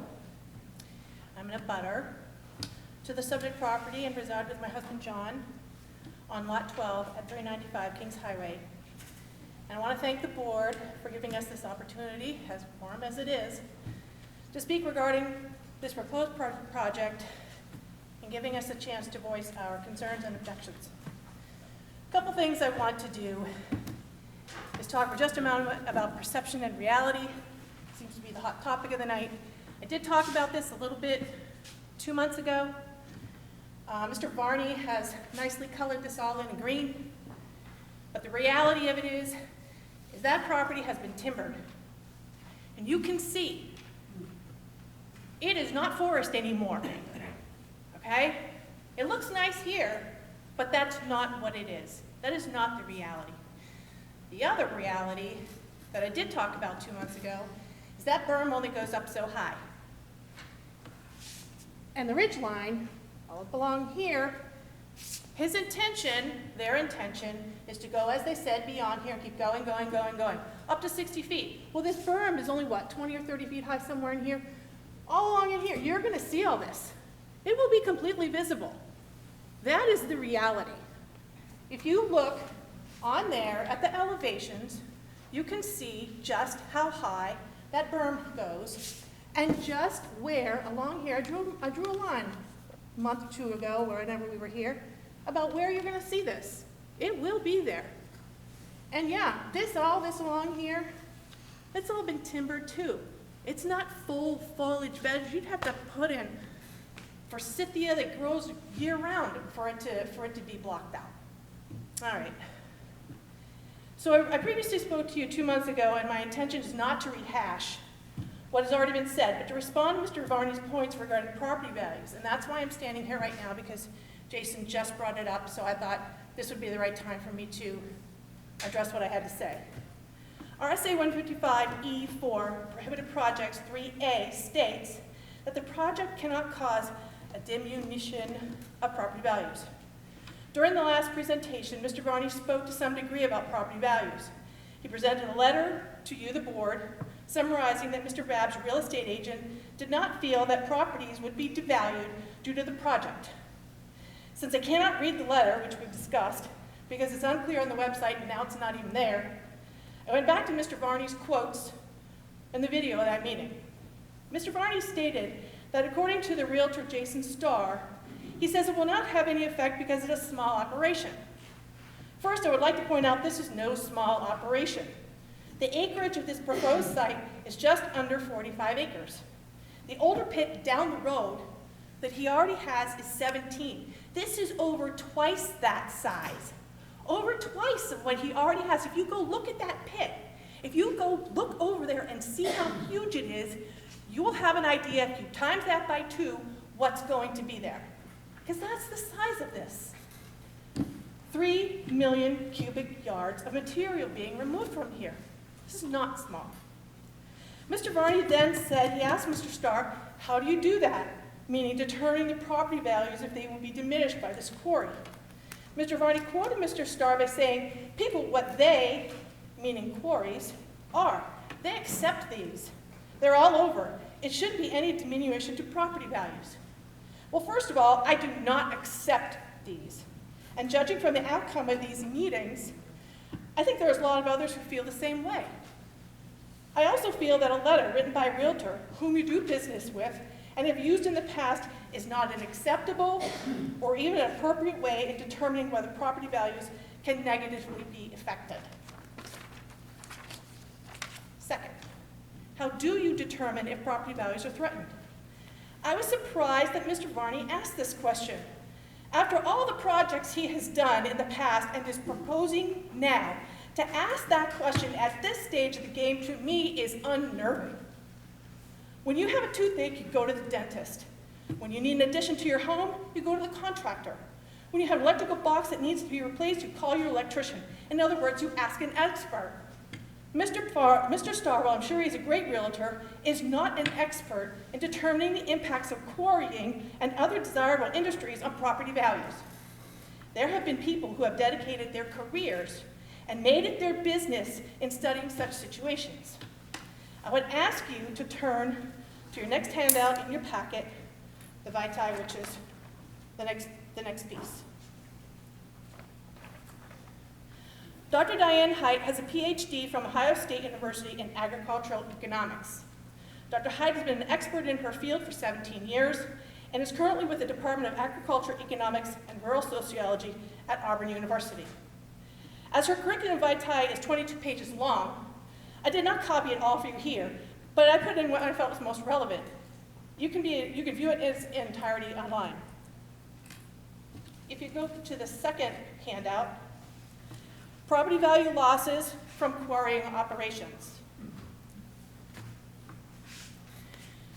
The Center for Spatial Economics produced an extensive analysis of many studies done on the impacts of quarrying and other undesirable industries on property values, and it can be found here at that website that arrow points to. Professor Diane Height of Auburn University in Alabama is an economist who has published widely in the area of property value impact analysis.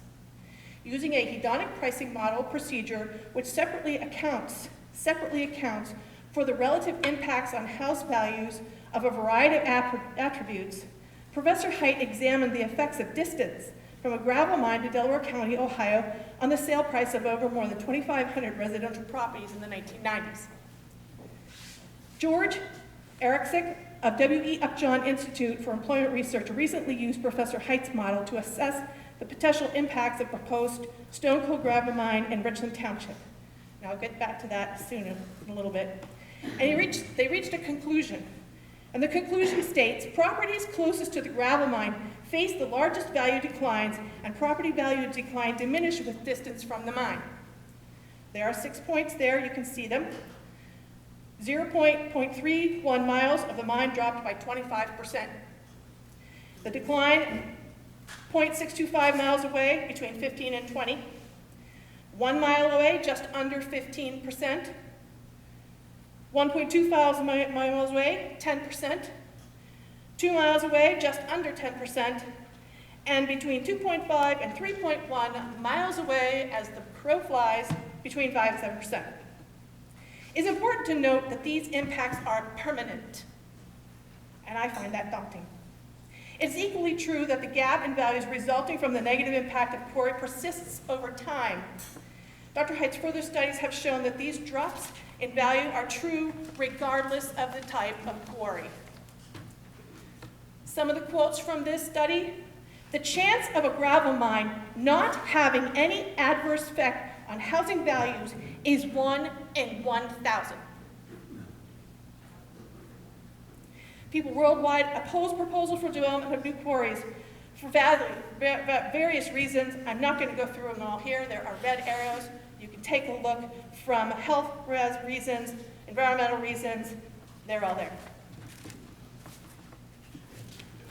This article goes on to describe other properties throughout the country that create negative impacts to neighboring communities in health, property values, noise, pollution, pollution, cancer rates, silica in ambient air, and heavy trucks causing damage to roads, increased safety hazards, noise and pollution.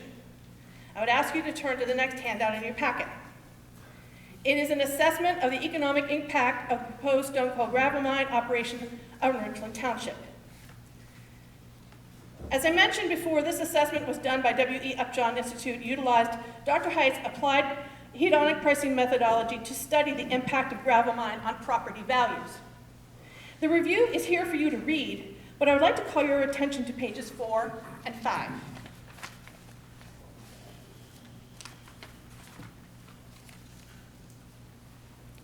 Number 1 on page 4. I have it quoted for you. Economists have found that hedonic pricing models are extremely useful in isolating the contribution of specific factors on the price of housing as well as other goods. Down a little bit. Hedonic pricing models use a statistical regression technique that allows the researcher to estimate the impact of one factor, such as the proximity of a neighborhood park on the value of a house, while holding all other factors impacting that house's value constant. In other words, they're only looking at one thing. In this case, they're looking at gravel mines. There is an extensive literature applying hedonic pricing models to the study and the effects of environmental disamenities, meaning bad environmental things that happen to your neighborhood area, on residential property values. These studies generally show that proximity to landfills, hazardous waste sites, and the like has a significant negative effect on the price of residential property. Down to point 3. She finds a large statistically significant effect of distance from a gravel mine on a home sale price. Controlling for other determinants of residential value, proximity to a gravel mine reduces sale price. Specifically, Height reports that the elasticity of house price with respect to distance from a gravel mine is 0.97, implying that a 10% increase in a distance from the gravel mine is associated with less than a 1% increase in home value, all else being the same. Conversely, the closer the house proximity to the mine, the greater loss in house value. If you turn the page, you will see this graph. There's a graph here. Impact of gravel pit on residential property values. As you can see, the closest in distance you are, meaning 0, on the far left bottom, the higher the percent reduction in the value of your home is as you get closest to the pit. And it goes down as obviously it goes out in distance. The loss in property values from the negative consequences of the mining operation and reflects the deterioration in the area's quality of life due solely to the operation of the gravel mine. In other words, the loss in house value is a way to quantify in dollars the deterioration in quality of life as capitalized in the price of the house. So not only are we losing dollars in our house, we are losing quality of life.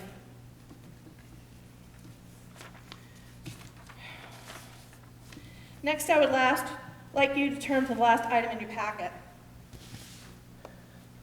And that's the map. And there's a key there, because you probably can't see it here. The map you have is the same that I have right here. Using the information gathered from these findings that I just discussed, and applying the conclusions drawn by the Center for Spatial Economics and W.E. Upjohn's use of Dr. Height's hedonic model to assess potential impacts of gravel mine on residential properties, a residential property value loss map of the proposed project on the Kings Highway would look potentially like this. Does it? I don't know, Dr. Height isn't here, but I did the best I could. The brown circle, right here, closest to the project, right here. Just over 0.3 of a mile, the loss of 25% or more in value. That would include Friar Tuck and the surrounding area. The blue circle. I'm sorry, I lost one. The blue circle out there, 1 mile, 14.9%, includes Alpine Meadows, Copple Crown Road, Copple Crown, and parts of West Pond. The green circle, 1.25 miles, just over 10% loss in value. That concludes most of Cobble Crown and all of Shaw's Pond. Purple Circle, 2 miles out. Here we are. Winnipesaukee Estates, Sleepy Hollow, Oakwood, Abenaki Drive, and the rest of Rust Pond. The red circle, just over 3 miles out, between 5 and 7% reduction in value of a property. That includes, and here we are, South Wolfeboro and Alton Shore Points, including parts of Roberts Cove, Springfield Point, Mountain West, Kingswood Drive, Pleasant Valley Road, Orchard Drive, Brookfield, and almost to Mary Meeting Lake. While these are conclusions drawn from studies done on other projects, there is conclusive evidence that the effects from this proposed quarry project will most definitely have a negative impact on property values in the area.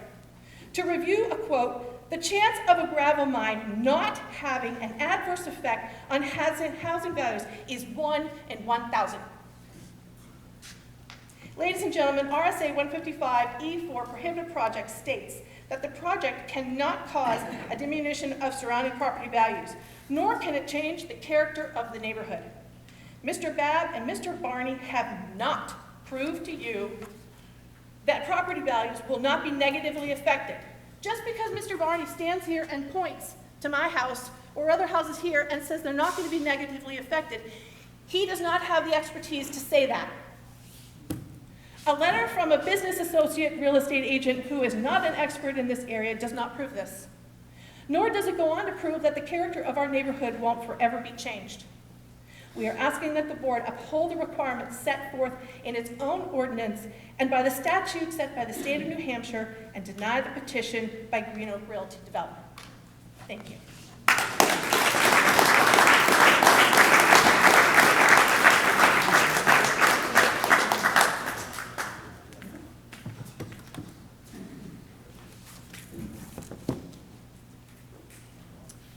Good evening. My name is Stacy Trites. I'm an abutter. I live at 338 Middleton Road. I immediately abut the property on the Wolfeboro side. So, and I'll just speak briefly. But I think what really concerns me tonight is the agent and his applicant minimizing and dismissing the potential negative impacts of this project. And I'm not going to touch on all 9 of these. But I'm going to bring up a couple. We talk about, he talks about, and excuse me if I step away from the microphone. So my house is right here, and it's pretty close to the property line. Yeah. Oh, thank you. So I live pretty close to the property line, and I think this map is really misleading on for a number of reasons. This green, especially on this Wolfeboro side lot. This lot was logged by a previous owner, definitely within the past 2 years. So, I wouldn't say it's been stripped, but it's definitely been thinned out. And if it weren't for the natural buffer we've left on our property, I would see pretty well right into the center of that lot. So, a fence is not, I'm really at a loss for words, really. But, so let me talk about noise. Mr. Varney said, well, no one else has presented a noise impact study. I shouldn't have to present a noise impact study. The burden's not on me.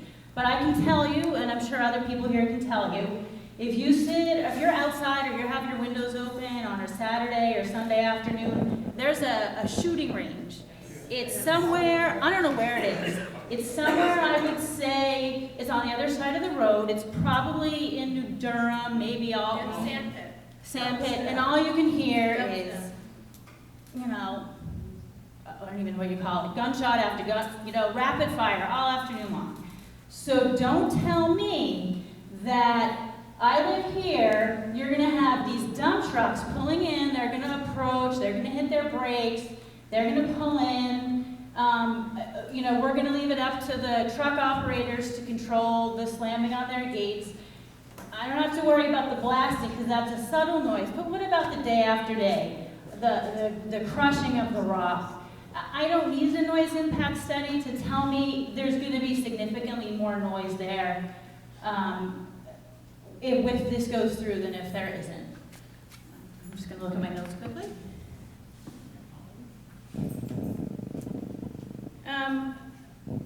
You know, I'm gonna get feedback. Give this back to you.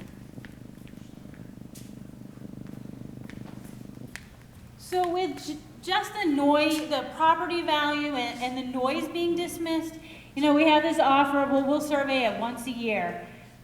That doesn't give me a whole lot of comfort based on the information I've heard about other things. So I've got to wait once a year, and okay, so I wait a year, and then it comes up that there is something wrong. What do I do then? I really haven't heard anything specific other than, well, we'll do it once a year, don't worry, we can do that.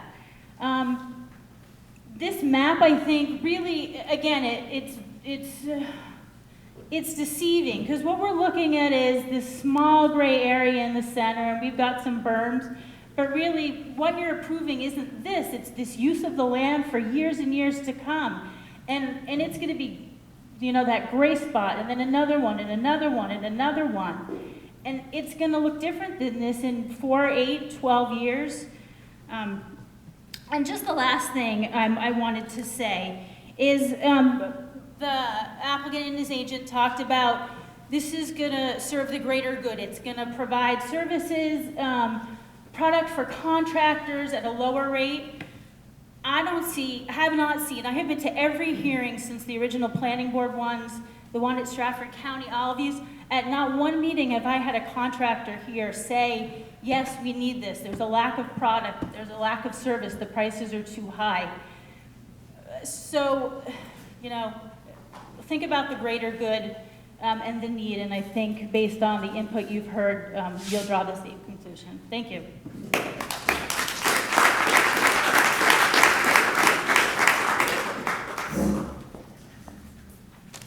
Good evening. My name is Kurt DeWilder. I represent the Hatfields and the Buells. It's almost good morning. I don't want to belabor the points that have been made, so I will be brief. I submitted a letter April 11th on behalf of my clients. It's really interesting to me tonight the way in which the presentation has changed. Mr. Varney showed up when his client was not present and started off by opening and saying, don't shoot the messenger. Now he's very vociferous in his support of the situation that he's under scrutiny from his client, and his tone has changed. Suddenly, this is a project that is not only something that is suitable for the area, but it actually has only positive benefits. And all of these people who have raised all of these different points are all wrong. And I think that doesn't pass the laugh test.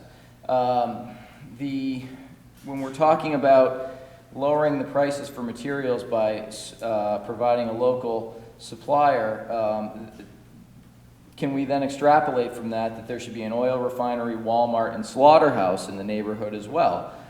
Of course not. That's absurd. So, and there's no, as has been mentioned, no great issue with receiving these materials from the current suppliers. Mr. Babb is not local. He is in Chichester, and I did not hear him or his representatives stand up here and state that he lives in or adjacent to any of his operations, because he doesn't, and that's because it would be an obnoxious situation. Don't let the letter from the state influence the board, because that would be a problem. Well, that would be a problem for the applicant. And obviously, of course, that's why he feels that way. Now, the map is suddenly incoherent. The map is not incoherent. The map has been interpreted by numerous speakers before this board, and I'm not going to go back through it word for word, but I would like the board to review the letter which I had provided, like I said, in April, and specifically, there are 2 points. One, that I'll just touch on briefly before I'll get back to my point, is that this is not a commercial use. This is, in fact, an industrial use, and therefore it is the wrong standard. But second, and to my point, the map is coherent, and it is made especially coherent by the fact that this property abuts Kings Highway and is on the Wolfeboro line. So it can be easily ascertained where the property is located. And the subject property is, the use map has a land use suitability scale depicting the meanings of the various colors, and the table does not allow for either the commercial or industrial use of the property in question.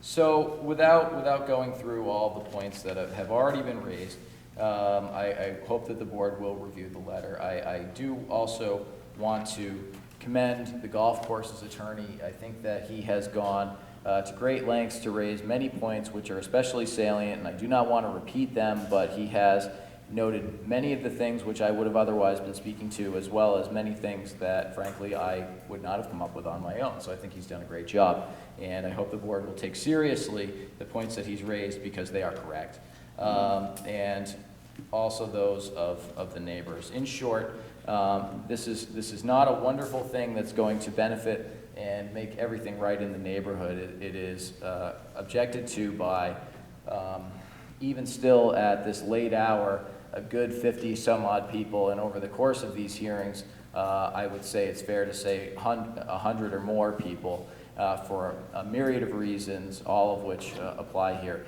And what I think it is, not to speak for you, but I think it is time to put an end to this and take a vote.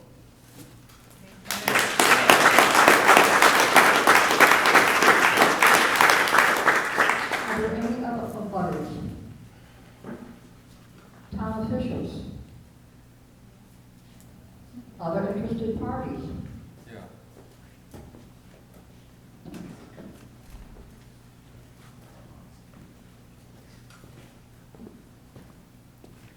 My name is Tom Spinks. I'm a retired Army Lieutenant Colonel, moved up here for the nice area. And one of the things that my family always told me is that as a neighbor, you should consider everyone. You don't play loud music, you don't go making a lot of noise. And when a man makes a presentation and all he says is, "Believe me," that's the most ridiculous thing that I've ever heard. And Mr. Babb, I think you're a money grubber and you don't care about your neighbors. Everyone in here cares, and they don't want their property values to go down. We don't want our standard of living to go down just so you can make a little money. And the value of our property is down, the value of the golf course is down, the people who pay premium money to play and be a member of that golf course, just so we can go and dig a great big hole in the ground. This whole thing is ridiculous. It's gone on entirely too long. It is not something that should be in this area, and it should be denied tonight.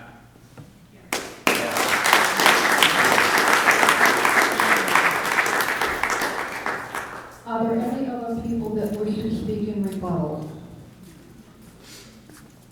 I don't represent anybody, but I've been sitting here for all of the meetings that have been here. And the first meeting, he produced calculations on vibration, et cetera, et cetera, et cetera. You don't even have those calculations, I don't believe. But not only that, there was no water study, no air measurement study, no traffic survey, no noise study, no vibration study, no sanitation study, no smoke study, no soil study, no property value study, no, you don't have any documentation except his back of the envelope calculations. And that isn't proof of anything. And Jason touched on this, and I'm just taking it a little further.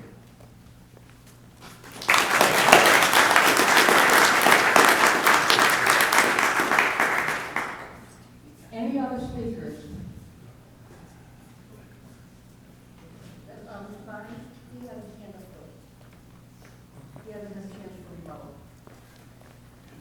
I just have a quick follow-up on the question of refueling the equipment on site. One of the crazy things I did growing up was work for an excavating company. And being the young kid, it was my job to do all the grunt work, like refueling payloaders and bulldozers and things of that sort. And you cannot compare home fuel oil delivery to refueling mobile construction equipment. The oil truck pulls up to your home, the guy screws on a very tight-fitting hose, and he fills your tank as long as the whistle is blowing. You don't have any of that putting fuel into a mobile piece of equipment into the fuel tank. Spills are likely, and to hear that if there is a spill, you call the fire department, man, that's totally unacceptable to me. There is a term, and it is called storm water pollution prevention, that I have dealt with for many, many years in an industrial environment where you are obligated to have a plan on site to respond to any type of contaminant that spills into the environment that could potentially get into stormwater and then work its way into lakes, rivers, streams, aquifers, and so forth. That needs some serious detail and examination. Thank you.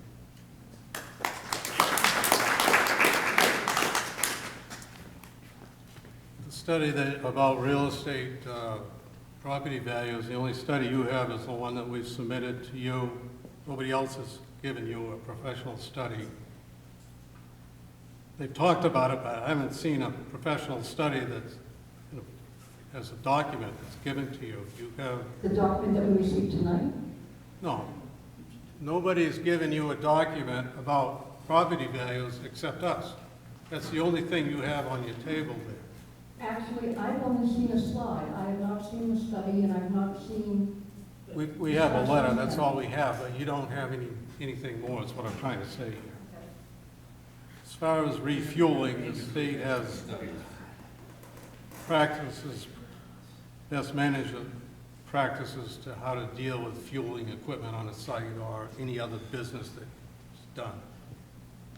So we've met the requirements for the zoning ordinance, and we like to have this approved, and then we would go to the planning board and deal with a lot of issues that have been brought up here. The place for that is at the planning board, not here.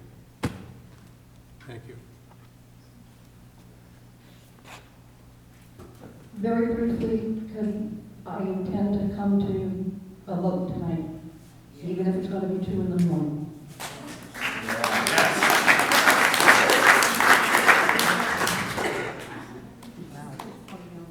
Anybody else wish to speak before I close the public hearing? One other thing.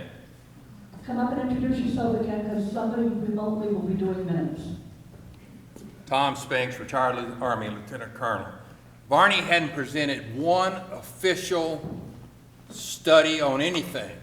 He had a letter from some realtor who said that property values won't go down.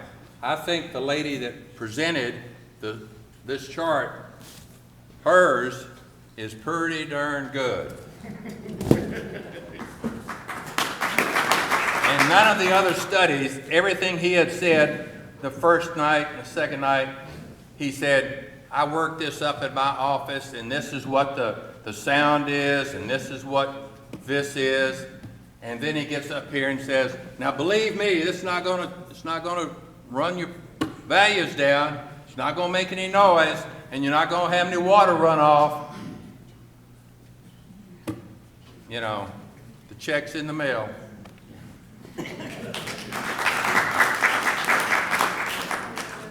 Last call for comments. Seeing nobody raising their hand or standing up, this public hearing is closed. The first issue we must decide is this is an application for a special exception for a commercial use of property on Kings Highway. Our ordinance defines a commercial use as a business that has a direct individual consumer contact for sales or services at its principal concern. We have heard people state that this could be an industrial use. Our ordinance defines the industrial use as a business that processes raw materials, warehouses products, fabricates products from component parts, services industrial businesses, or wholesales product as its principal concern. Is this, based on what we've heard, is the proposed use of this land commercial, industrial, or both?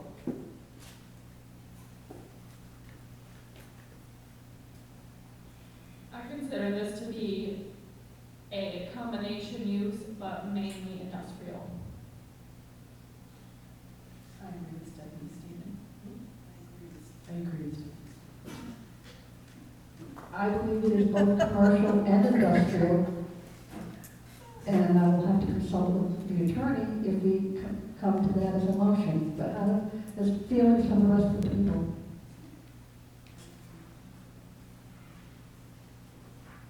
I'd just like to add that appraises and assesses differentiate between commercial and industrial. And it's done because industrial properties use different capitalization rates, different vacancy rates, different expense ratios, and vary on the income approach. And it's primarily industrial with a very small amount of commercial, which actually in the presentation, he's made no attempt to tell us how they're going to accommodate the commercial portion of this, where people are going to park, who's going to service them, and where's the parking lot. I have to say, I also think it's basically an industrial operation, not a commercial operation. I can't imagine an operation like this being commercial.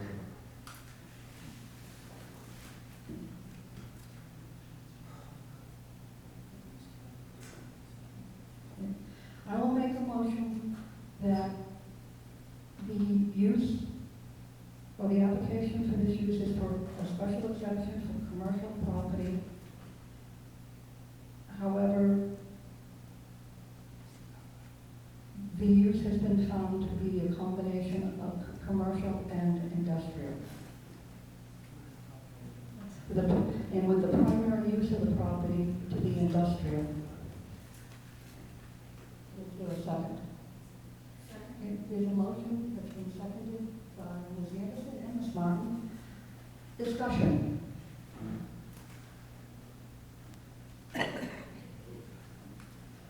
All those in favor of the motion that this is primarily an industrial operation with some commercial components, say aye.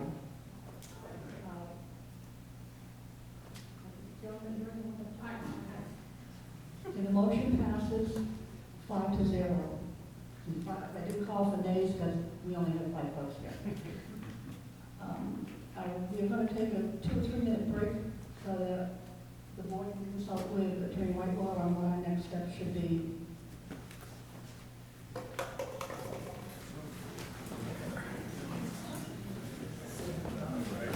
What can be done is that within 30 days, the applicant can submit a request to amend his application to primarily industrial use. Abutters would then be notified. The board will take all testimony that it has heard from our meetings already. That testimony will be considered and will be considered part of the review. Abutters, as I said, will be notified. People will have the opportunity to speak to whether or not we should be granting a special exception for an application for a combination industrial, primarily industrial, and commercial business. Because this is industrial in part, there are additional requirements that the board will have to consider as to whether or not we would be granting the request. and they have already been brought up. They are found in Article 7A, 2B, which states that, well, A2A, which talks about industrial use, will be found in the areas most suitable for urban growth, and we will also be having to determine if it is in the floodplain and if the area is existing major residential or recreational, because they are prohibited in that area. And in a moment, we will have a motion for the board to consider.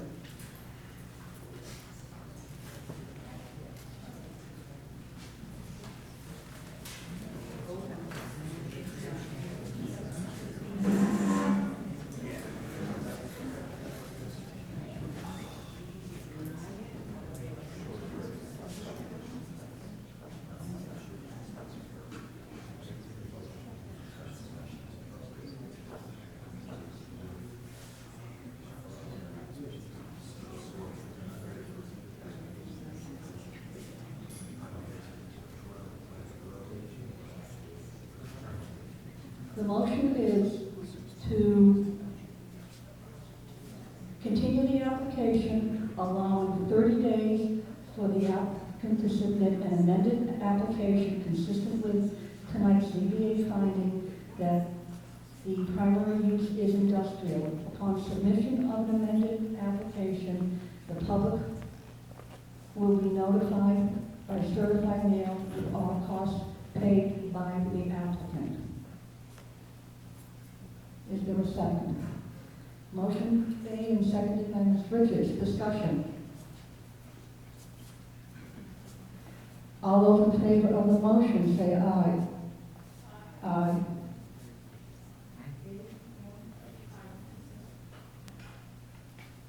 I believe that was 5 ayes. That concludes. The motion passed 5-0. That concludes the continuation of the application submitted by Green Oaks. We do have another issue that we have to take up. And I'd like to get out of here before midnight, so leave quietly. You're welcome to stay.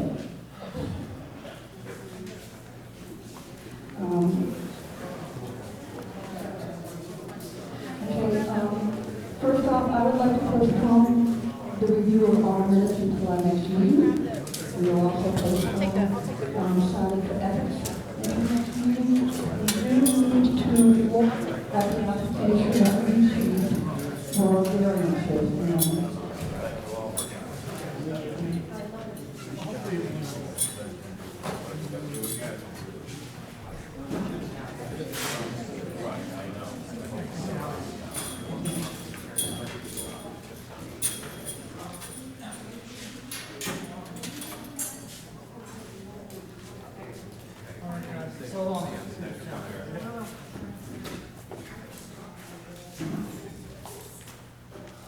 We received an application from Marcia and David Lawton for a property at map 108, lot 53. They are requesting variances to Article 5E, Article 14. You have to accept this first. Oh, okay, sorry. Stay up there. Okay. Article 4C, 1E, Article F3. Is, based on the review, is the application complete?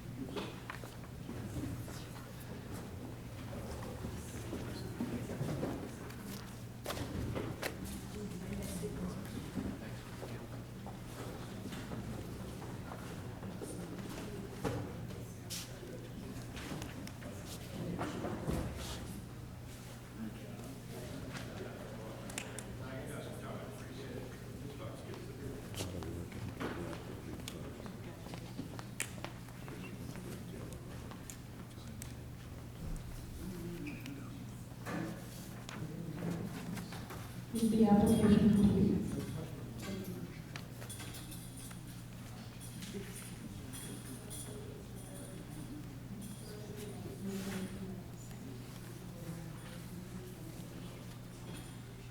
I move to accept the application as complete. There's a motion to accept the application as complete. Is there a second?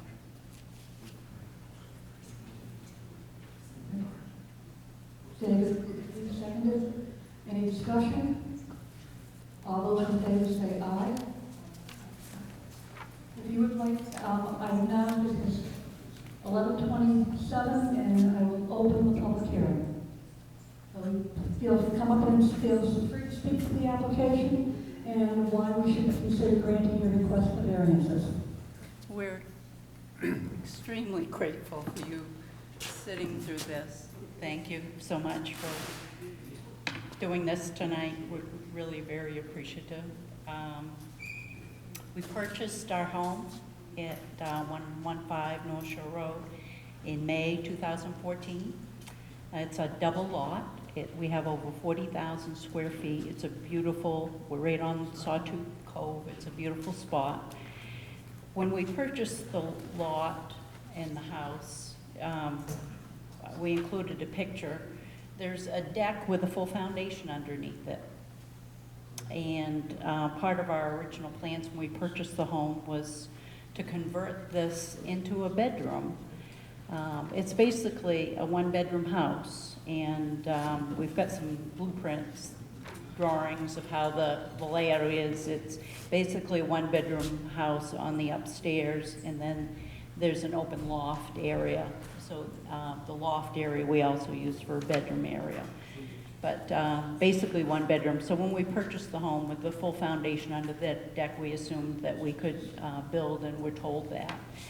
And when we went to get a permit, we were told that apparently when they put that foundation in, and we've got pictures that it actually went in 1999. The original homeowner had all these nice pictures showing the different stages of the house. Is this something you'd like to look at, or? Yes, ma'am. That is an issue that we have to talk solve. about. Okay. So that's the foundation shown in the deck foundation. So,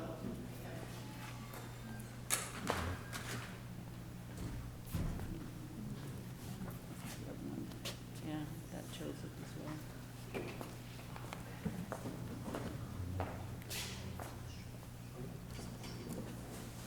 So they built the house, and they put a foundation for the house, and the deck at the same time. Apparently at the same time, in 99.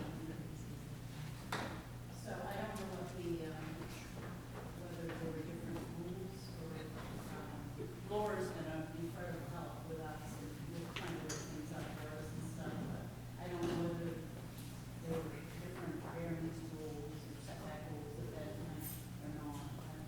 I didn't have any way of finding that out. You purchased, just I want to make sure the record is straight. You Right. purchased the property in 2013, In May 2014, yes. and the deck at that time had a full foundation underneath. Yes, it did, yep.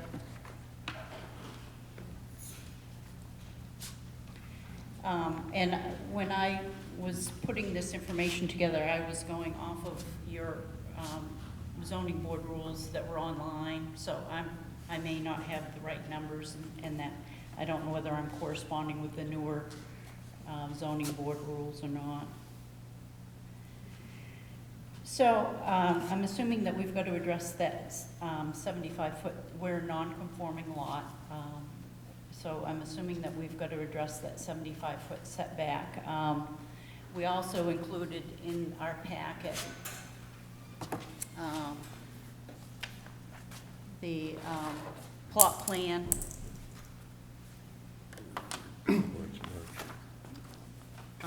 Showing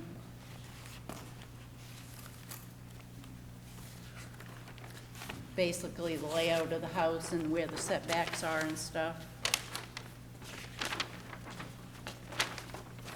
I think that's part of the package.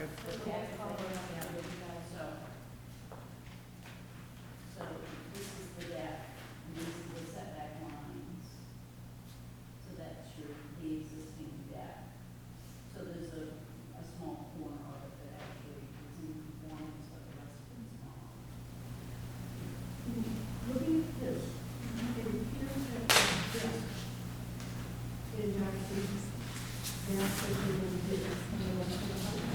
that's setback, just probably a quarter or 18 inches, it kind of drops back a little bit, maybe a foot.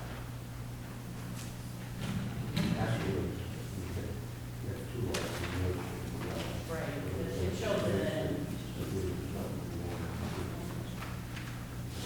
it was merged before. So.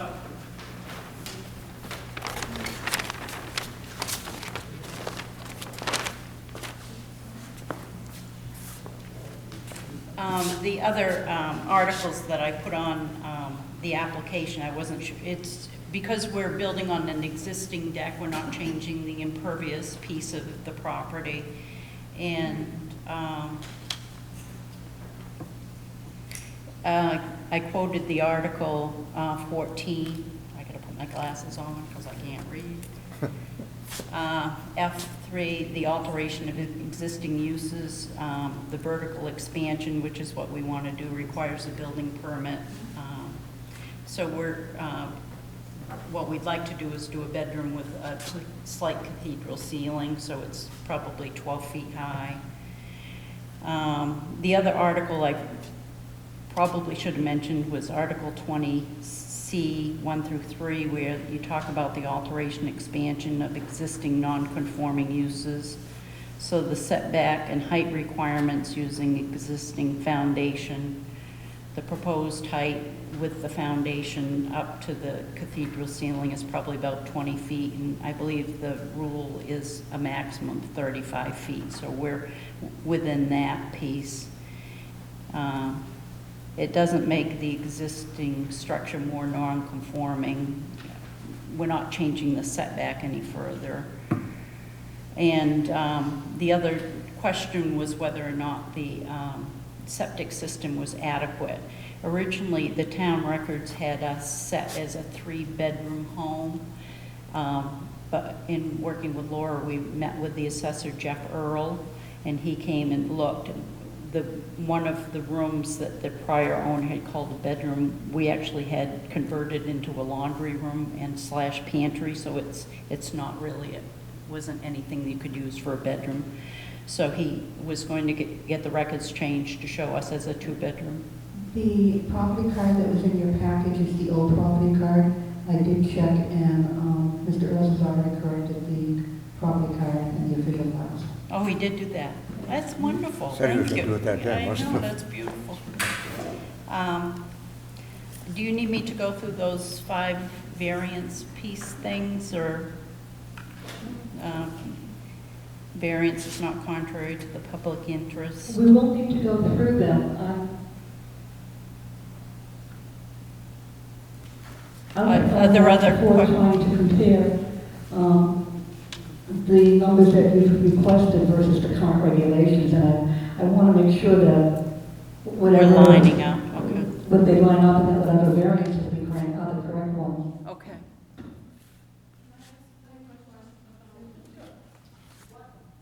How many bedrooms are there now? It's a loft and a master bedroom. So on this updated property cards, can you say 2 or what?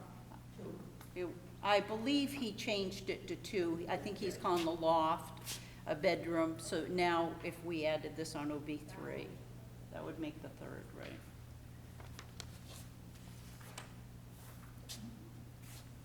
My question is, what's the size of the septic? It's designed for a 3-bedroom. It is designed. Yes. How many gallons?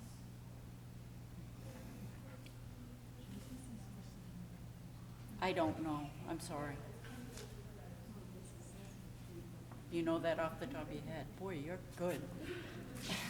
The issue of the number of bedrooms came up because when I was looking at the plans with Laura, I pulled the property card, and the property card did say 3, and the septic was approved for 3, and that's when Laura started going back and forth, and then we got the assessor involved, so it is an approved septic.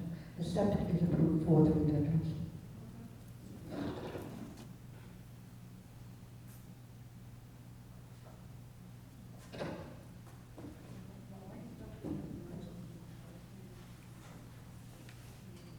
Do you you want to see my copies? I printed them out, the ones that I was highlighting. Okay.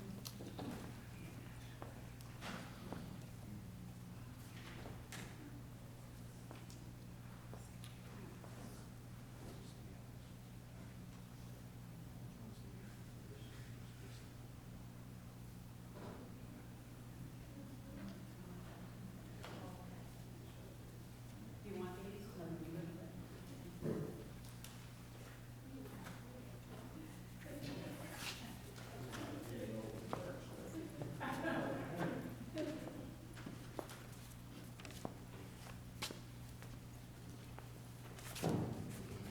Why don't you speak to the 5 items that we have? Oh, would you like me to? Okay. I'm getting confused where I'm at. Number one, and again, this is off of your old online rules that I was finding. Variance is not contrary to the public interest. We've spoken to our neighbors. They don't have an issue. They feel everything is fine. The spirit of the ordinance is observed where the foundation is already there. We feel we're just adding a roof to it, basically. So we're not feeling that we're taking anything away from the setback rules and that sort of thing. Obviously, whoever allowed the foundation to go in the first place, that was before our time, kind of thing. Substantial justice is done. We obviously feel we'd love to be in this home long-term, and we're trying to put everything on one floor so that if we get to the point where we can't go up and down stairs, that we've got everything. So obviously it would be helpful for us. Values of surrounding properties are not diminished. Again, our neighbors have been delighted with the improvements that we've made on the property and feel it's enhancing their property because of what we're doing with our home. Liberal enforcement of the provisions of the ordinance would result in unnecessary hardship. Obviously, we feel it would be a hardship if we weren't able to add on the bedroom that we had been planning on from the beginning. We really feel it would be helpful for us to be able to use the home. We do use it year-round, come up most weekends, even through the wintertime. We love sitting and watching the snowfall and the fire in the fireplace, so we really use the home a great deal, and hopefully someday we'll retire and really enjoy it.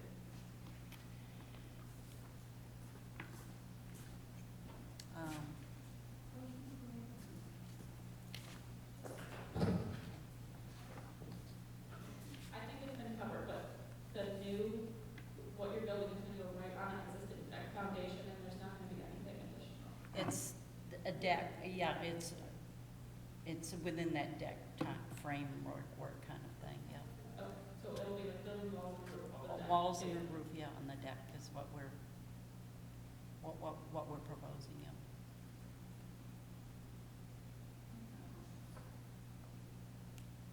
So there's going to be no increase in the amount of impervious surface? You're No. not decreasing the coverage, everything's staying the same, you're just going to utilize the deck and enclose it? And enclose it, basically, yeah.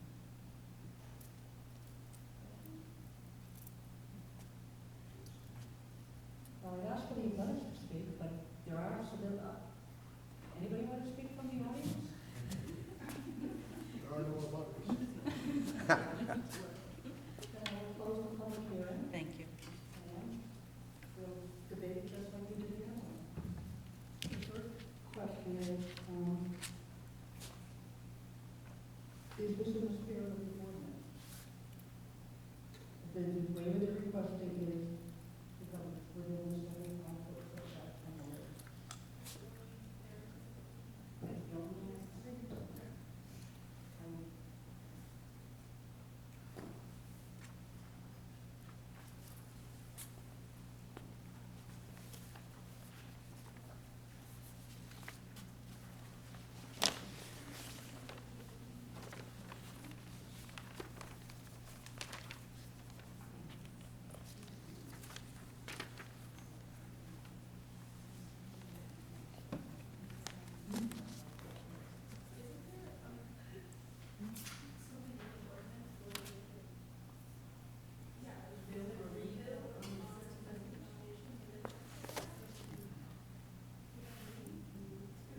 they're changing the use of whatever the foundation. So that is what triggers the need for this. And both 5E and 21C2, both of them are not doing anything within the 75-foot setback. If they were coming and asking to put in the foundation, it would be a different ballgame.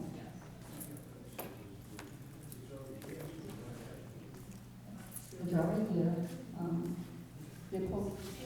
They're changing the use.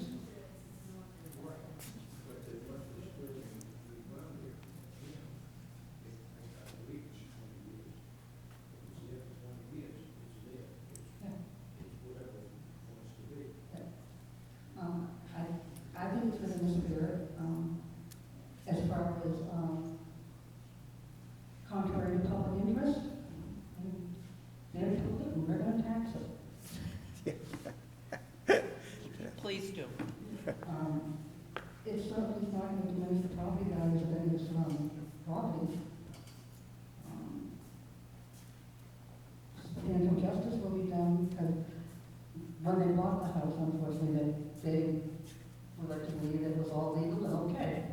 And it was only when they came to the building permit that they found out that it hadn't been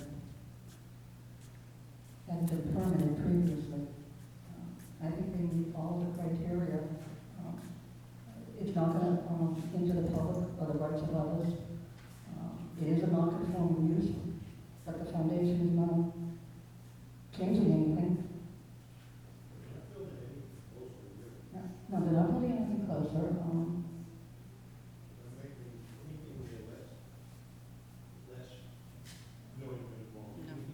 Exactly. Say that 3 It times says fast. non-conforming, no more, no less. The only question I have is, from the drawings, I just want to make sure that it's the roof line, it's not extending any farther out than the foundation, because that would actually, that's lot coverage, so that technicality is We don't. it's a minor technicality, but that would, you know what I'm saying? There's this deck, but it has no roof line. If you put Oh, okay. walls directly on the edge And the roof of the line. foundation, Even though because it juts in on both sides of the house, the deck juts in this way. I think we looked at that on the map. It's, the deck sets back. The deck is narrower than the house. in the house. Right, but I'm saying, Because of the right, yes, but I'm saying that would be something we have to be careful about, because the existing foundation is here. You would want to.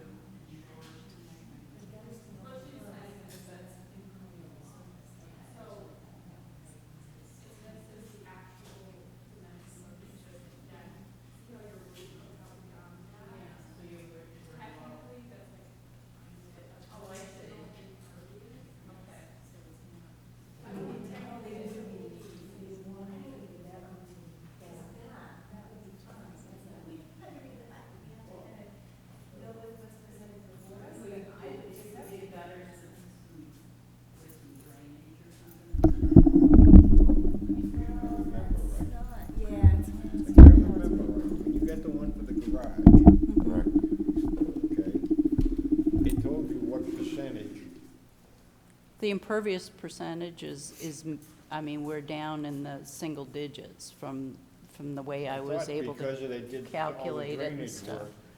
For the garage, they did For the drain. garage. All around When they the put that garage in, and everything. that you wound up with, you know, extra drainage, if you will. Yep, extra because we had to permeable. fix how it was, the runoff and stuff. I mean, I think it would be, I just don't want them anybody to get hung up on a technicality. Do you know what do you know what I'm saying? I think it's minimal, but I want to make sure that Yeah, nobody I don't else have that with feels me. that is I don't know if I an even issue. have it, but, Which one? well, your plan from before that said what percentage of the, This is the old one, this doesn't have the causal. The existing lot size coverage is 16.5. This is the drawing That's you just more got? than, no, it won't is have. that more than what it's supposed to be? Maximum No, building coverage. total lot is 20. It's 20, so they're actually still within it, They're- and that would they're be still minimal. within it. So that would still be within it. Yeah. I think as long as we cover it in our facts, that we understand that overhangs but that overhang would still be within acceptable amounts? Yes.